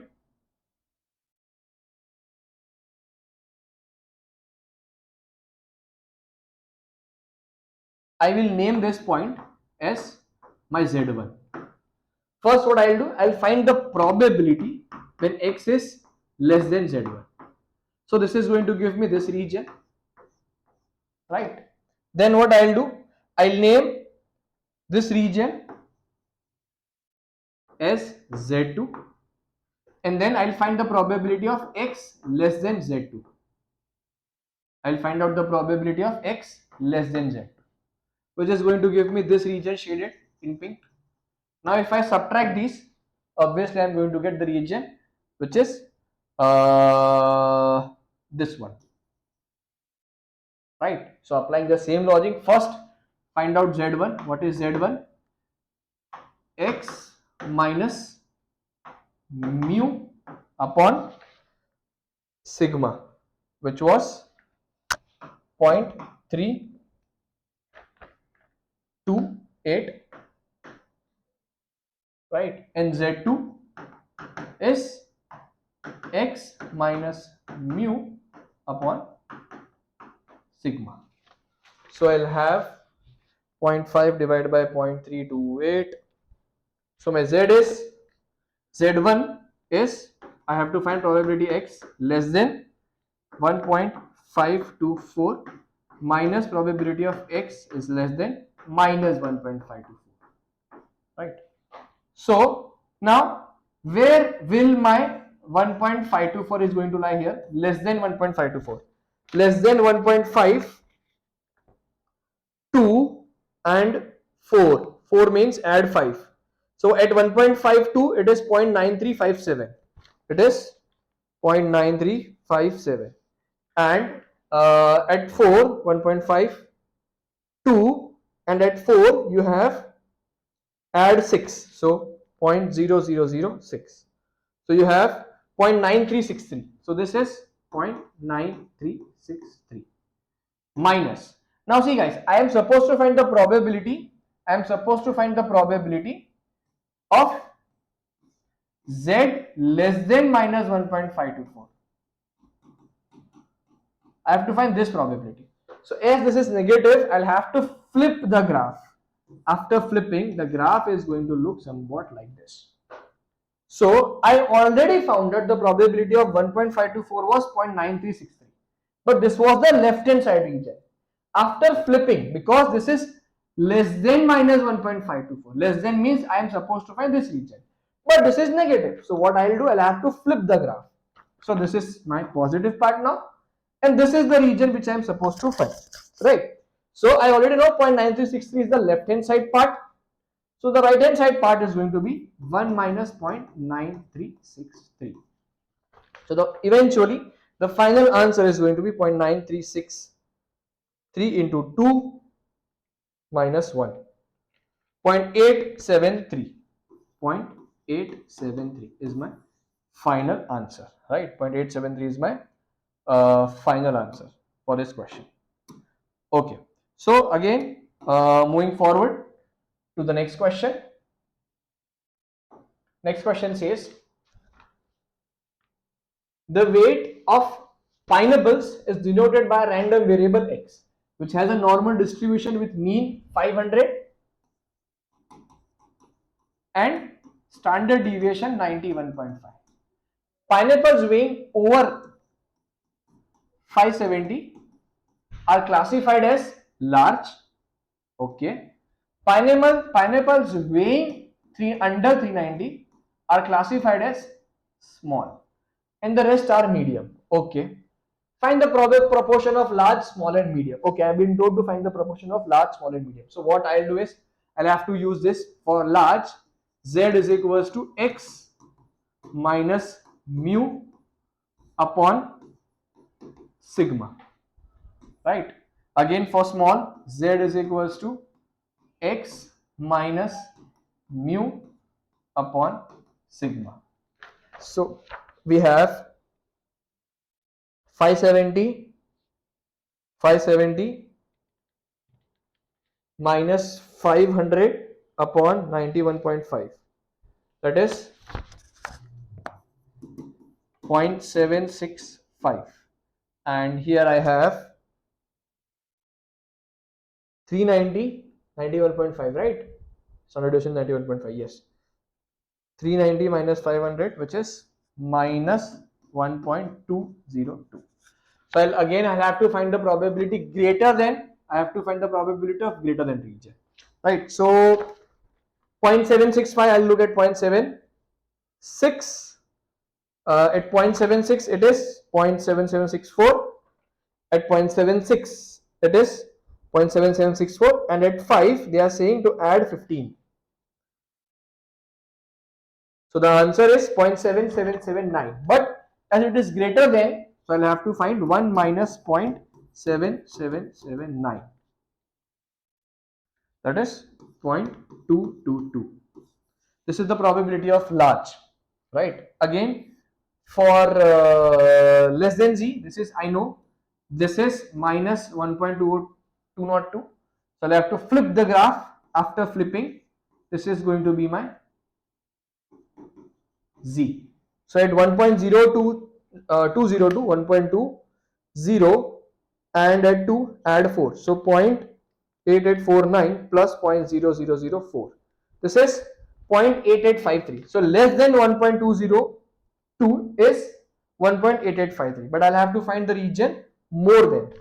So the answer for this is going to be 1 minus 0.8853. 1 minus 0.8853. This is 0.1147, or I'll write it as 0.115. Now this is large, this is small. So 1 minus 0.222 minus 0.115. So the median has 0.663. This is large, small, and median. This is the proportion. Also, let's move to the next part. Then I'll tell you. Find the weight exceeded by 5% of the apple. Now what I have been told, find the weight exceeded by the heaviest 5% of the apple. I have been given that when there are heaviest 5%, which is when the probability is 0.5, what is the value of weight of the pineapple? I am supposed to find this.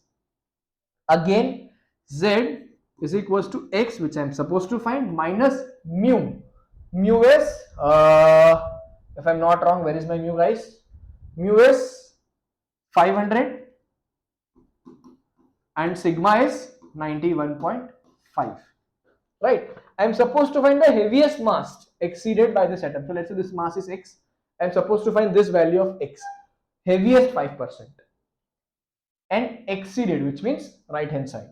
So again, as this is 0.05, this region is going to be 0.95. I have been given probability, so I'll have to find z. So when probability is 0.95, the value of z is 1.645. 1.645. So my value of x is going to be 1.645 into 91.5 plus 500. So 1.645 into 91.5 plus 500. So 650.5. This is the value of heaviest weight of, this is the value of x when the weight is exceeded by 5% of the pineapples. Again, see, I am going to use calculator to show you how we can do and verify part 1 and part 2 using calculator, right? How we can verify part 1 and part 2 using calculator. Now, the next is how to use calculator to solve the questions of normal distribution, right? So in that question, we were given that the mean was 500, standard deviation was 91.5, and they were given that probability when the weight of pineapple is more than 570, they are classified as large, less than 390 are classified as small, and we were told to find the proportion. Now what we already found out that for this we now z is equals to x minus mu upon sigma. Even for this we know z is equals to x minus mu upon sigma. Guys, we need to understand that what is the region that we are supposed to find, whether it is the less than region or whether it is the more than region, right? For part 1 we were supposed to find more than, which means this is, if this is 570, I'm supposed to find region higher than this. In this, let's say this is 390, I'm supposed to find region which is less than 390, right? I'm supposed to find the region or supposed to find the probability less than 390.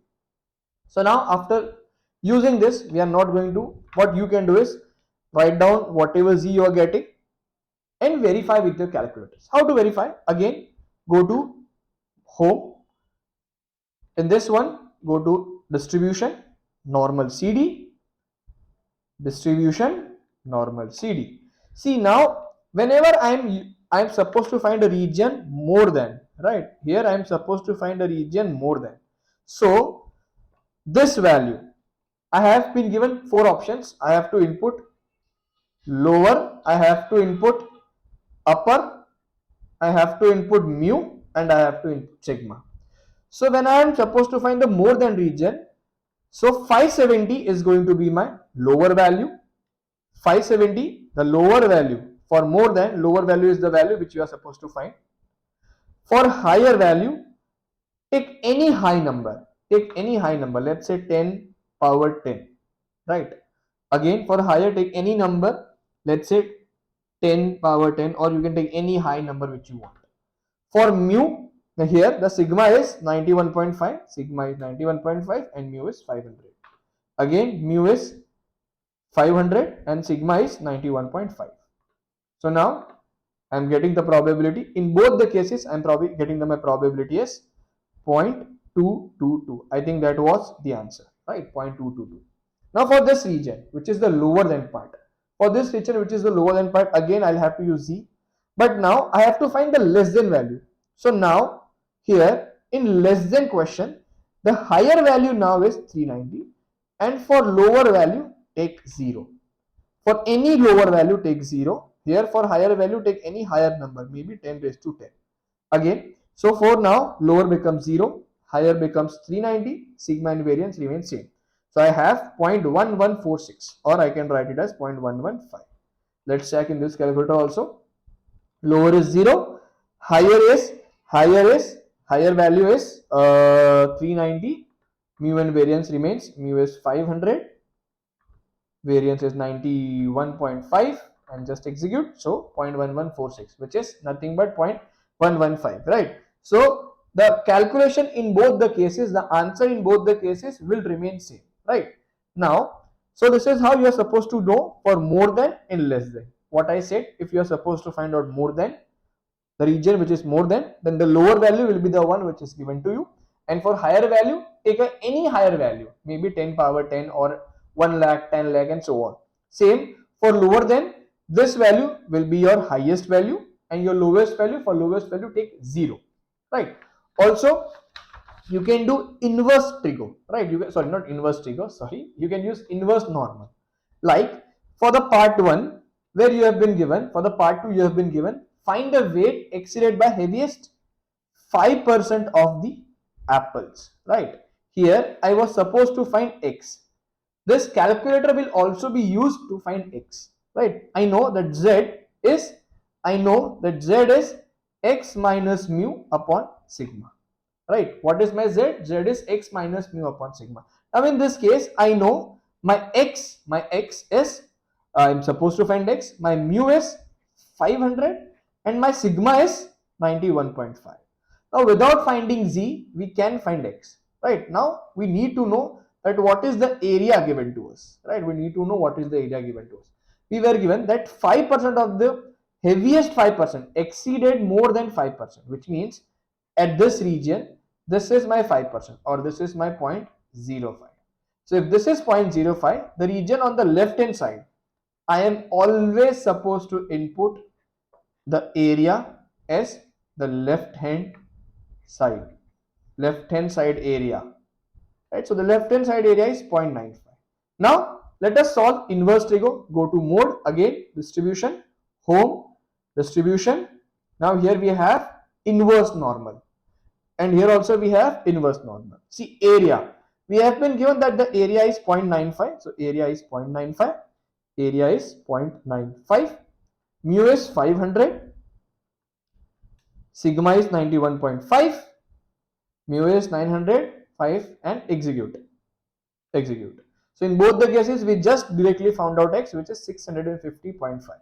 So you have to always use this for verification. It will be really helpful for you during the exams. Now let's get back to the same question.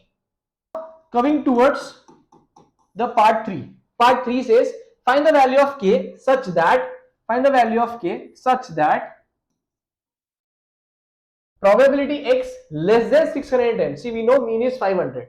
So 610 is going to lie somewhere between here. And the value of between less than 610 and more than k. K could be here also and k could be here also. The probability between 610 and k is given to me as 0.3 and I am supposed to find the value of k. See what I have been given. I have been given that the probability between k and 610 is 0.3. Find the value of k. Again, I'll use the same concept which I used previously for Z1 and Z21. So what I'll do, first I know that probability of Z less than 6110, sorry, not Z, x less than 6110 minus probability of x less than k. This is going to give me 0.3, right? So I know what is probability of x less than 6.10. 6.10, for that I'll have to find z. Let me use this page to find z. X minus mu, which is 500 upon sigma. So I have 6110 minus 500 upon sigma. So the value of z is 1.202, right? Value of z is 1.202. So when the value of z is 1.202, I'll have to find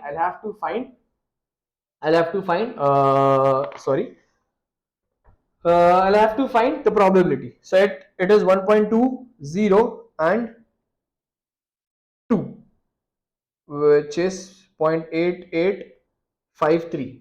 So the probability is 0.8853, right? So I'll substitute the value here. So I know this is 0.8853 minus probability of x is less than k. This should be giving me 0.3. Now if I rearrange this, I can say 0.8853 minus 0.3 is equals to probability of x is less than k, which is 0.8853 minus 0.3, that is 0.5853 is equals to probability of x is less than k. So for I have now probability. So I need to find the value of z. I now have the probability and I need to find the value of z, right? So I know that z is equals to x minus mu upon sigma. Z is equals to x minus mu upon sigma. So I have the probability as 0.5853. Now I'll have to first locate the value of k. Is k on the left hand side or on the right hand side? How do we locate? We need to know this is less than and 0.5853. This is more than 0.5. So k is somewhere over here. So 0.5853, we have 0.585, which means I'll have to add 20 or so. I think 0.215. I might be wrong. This is just simple. It might be some calculation mistake. 0.215. So 0.215 is equals to K minus 500 upon 91.5. So from here I can say K is 0.215 into 91.5 plus 500. 0.215 into 91.5 plus 500. That is 519.68. The value of K is 519.7. I might be wrong. I don't know if I might have made some calculation mistake, but the concept is not wrong. Let me know if there is any silly mistake in the calculations. Next, in Jimpuri, the weight in kilogram of boys age 16 have normal distribution with mean 61.4 and standard deviation 12.3. Okay. Find the probability that a randomly chosen boy aged 16 weighs more than 65 grams. I think we just need to find the probability of weighing more than 65 grams. So Z is equals to X minus mu upon sigma. Z is equals to X minus mu upon sigma. Always verify this in your calculator as I showed you. The value of Z is 0.293. So 0.2, and I have to find more than 0.65, right? So 0.29 is 0.6141 plus 12. 0.6141 plus 0.0012. That is 0.6153. But I have to find the left hand side region, right? I have to find more than. So 1 minus 0.6153.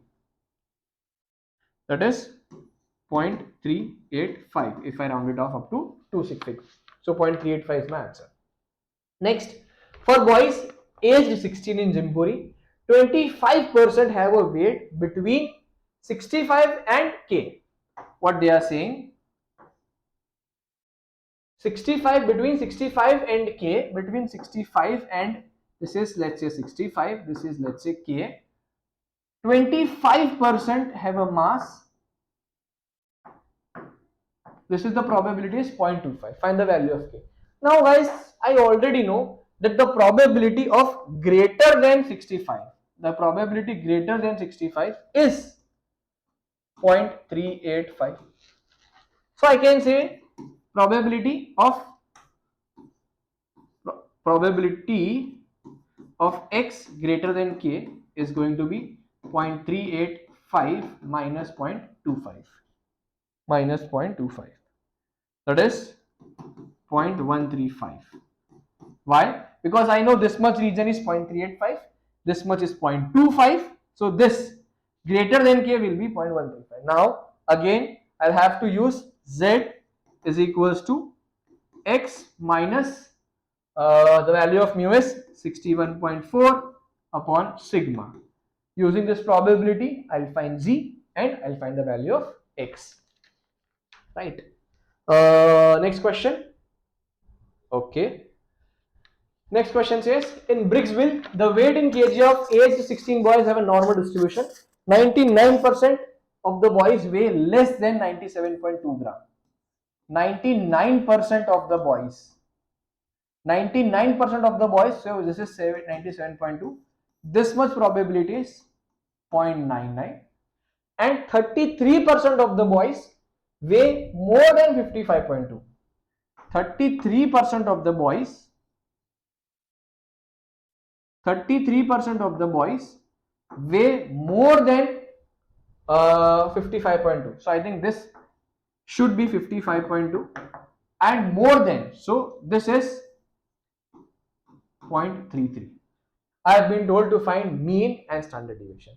Now whenever you are supposed to find mean and standard deviation, this is a case of simultaneous equation, right? What I have been given, I have to find mean and standard deviation both. So first I have to find Z for both the cases, right? So let's say for this one, let's go for this one first.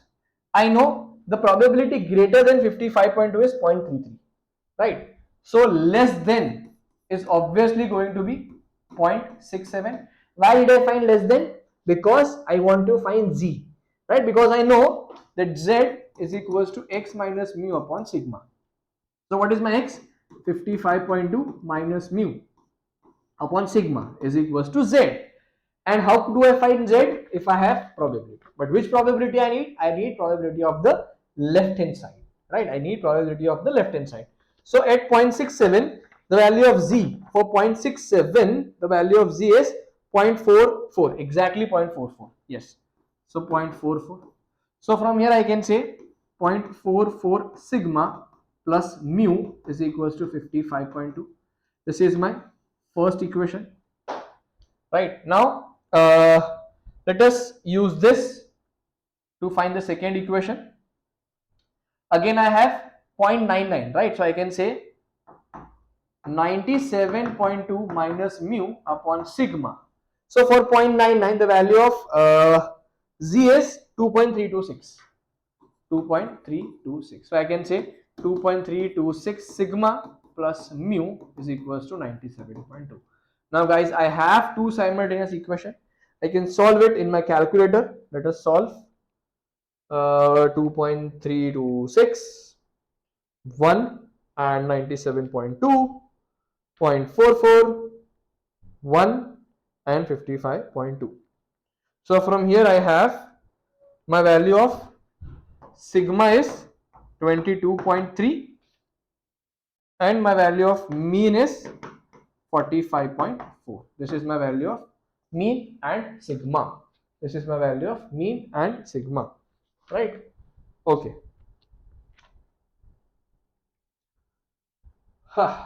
Okay. Now let's move to the next question. The next question says, I think this is a similar one. Okay. Again, we have been given the distance that a car tires of a certain make can travel before they need to be replaced has a normal distribution. A survey of car tires found that the probability of this being more than 36,800. Probability more than 36,800 is 0.0082. And being more than 31,000, see 31,000 is going to be on the left hand side. Why? Because it is more than 0.5. So this is 0.6915. Find mean and standard deviation. In the same way, I'll use the equation z is equals to x minus mu upon sigma. In both the cases, I have the probability. I'll have to find out z and then use simultaneous equation. But guys, just remember that in this case, z is going to be negative.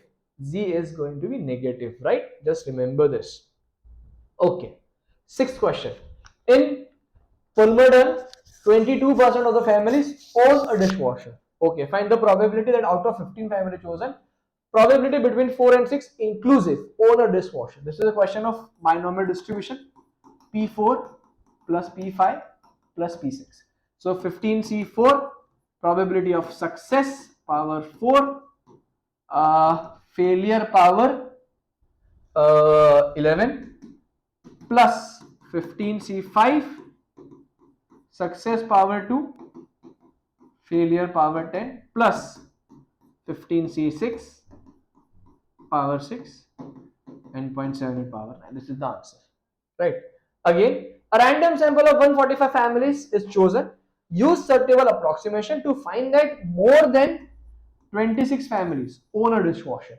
More than 26. Again, this is an approximation. So we'll have to convert. This is a binomial distribution. We'll have to convert into normal distribution using mu, which is n. N is 145. P is 0.22. And sigma is going to be 145 into 0.22 into 0.8, not 8, 0.78. Did I take 78? Yes, I did take 78. So find mu, sigma square. Then use z is equals to 26.5 minus whatever mu you are getting upon sigma. Right? Why 26.5? Because we have converted binomial to normal. So we'll have to add plus 0.5 or minus 0.5 based on the result. Right? Again, okay. PR runs 2 km every day and her times and minutes are normal distributed with mean 10.1 and standard deviation 1.3. Okay. Find the probability that on a randomly chosen day, PR takes longer than 11.3 minutes to run. I think this is easy. I think these two questions are same. All of this are same. Okay. On how many days in a 90-day would you expect PR to take between 8.9 and 11.3? So for the part C, what I have been told, between 8.9, maybe between 8.9 and 11.3. So I have to find the probability between these two, right? That is not difficult one. We have already covered this. What more you need to do is, this is a 90-day period. So at the end, you have to multiply your answer with 90 and always give your answer in whole number, right? Because this is a case of days.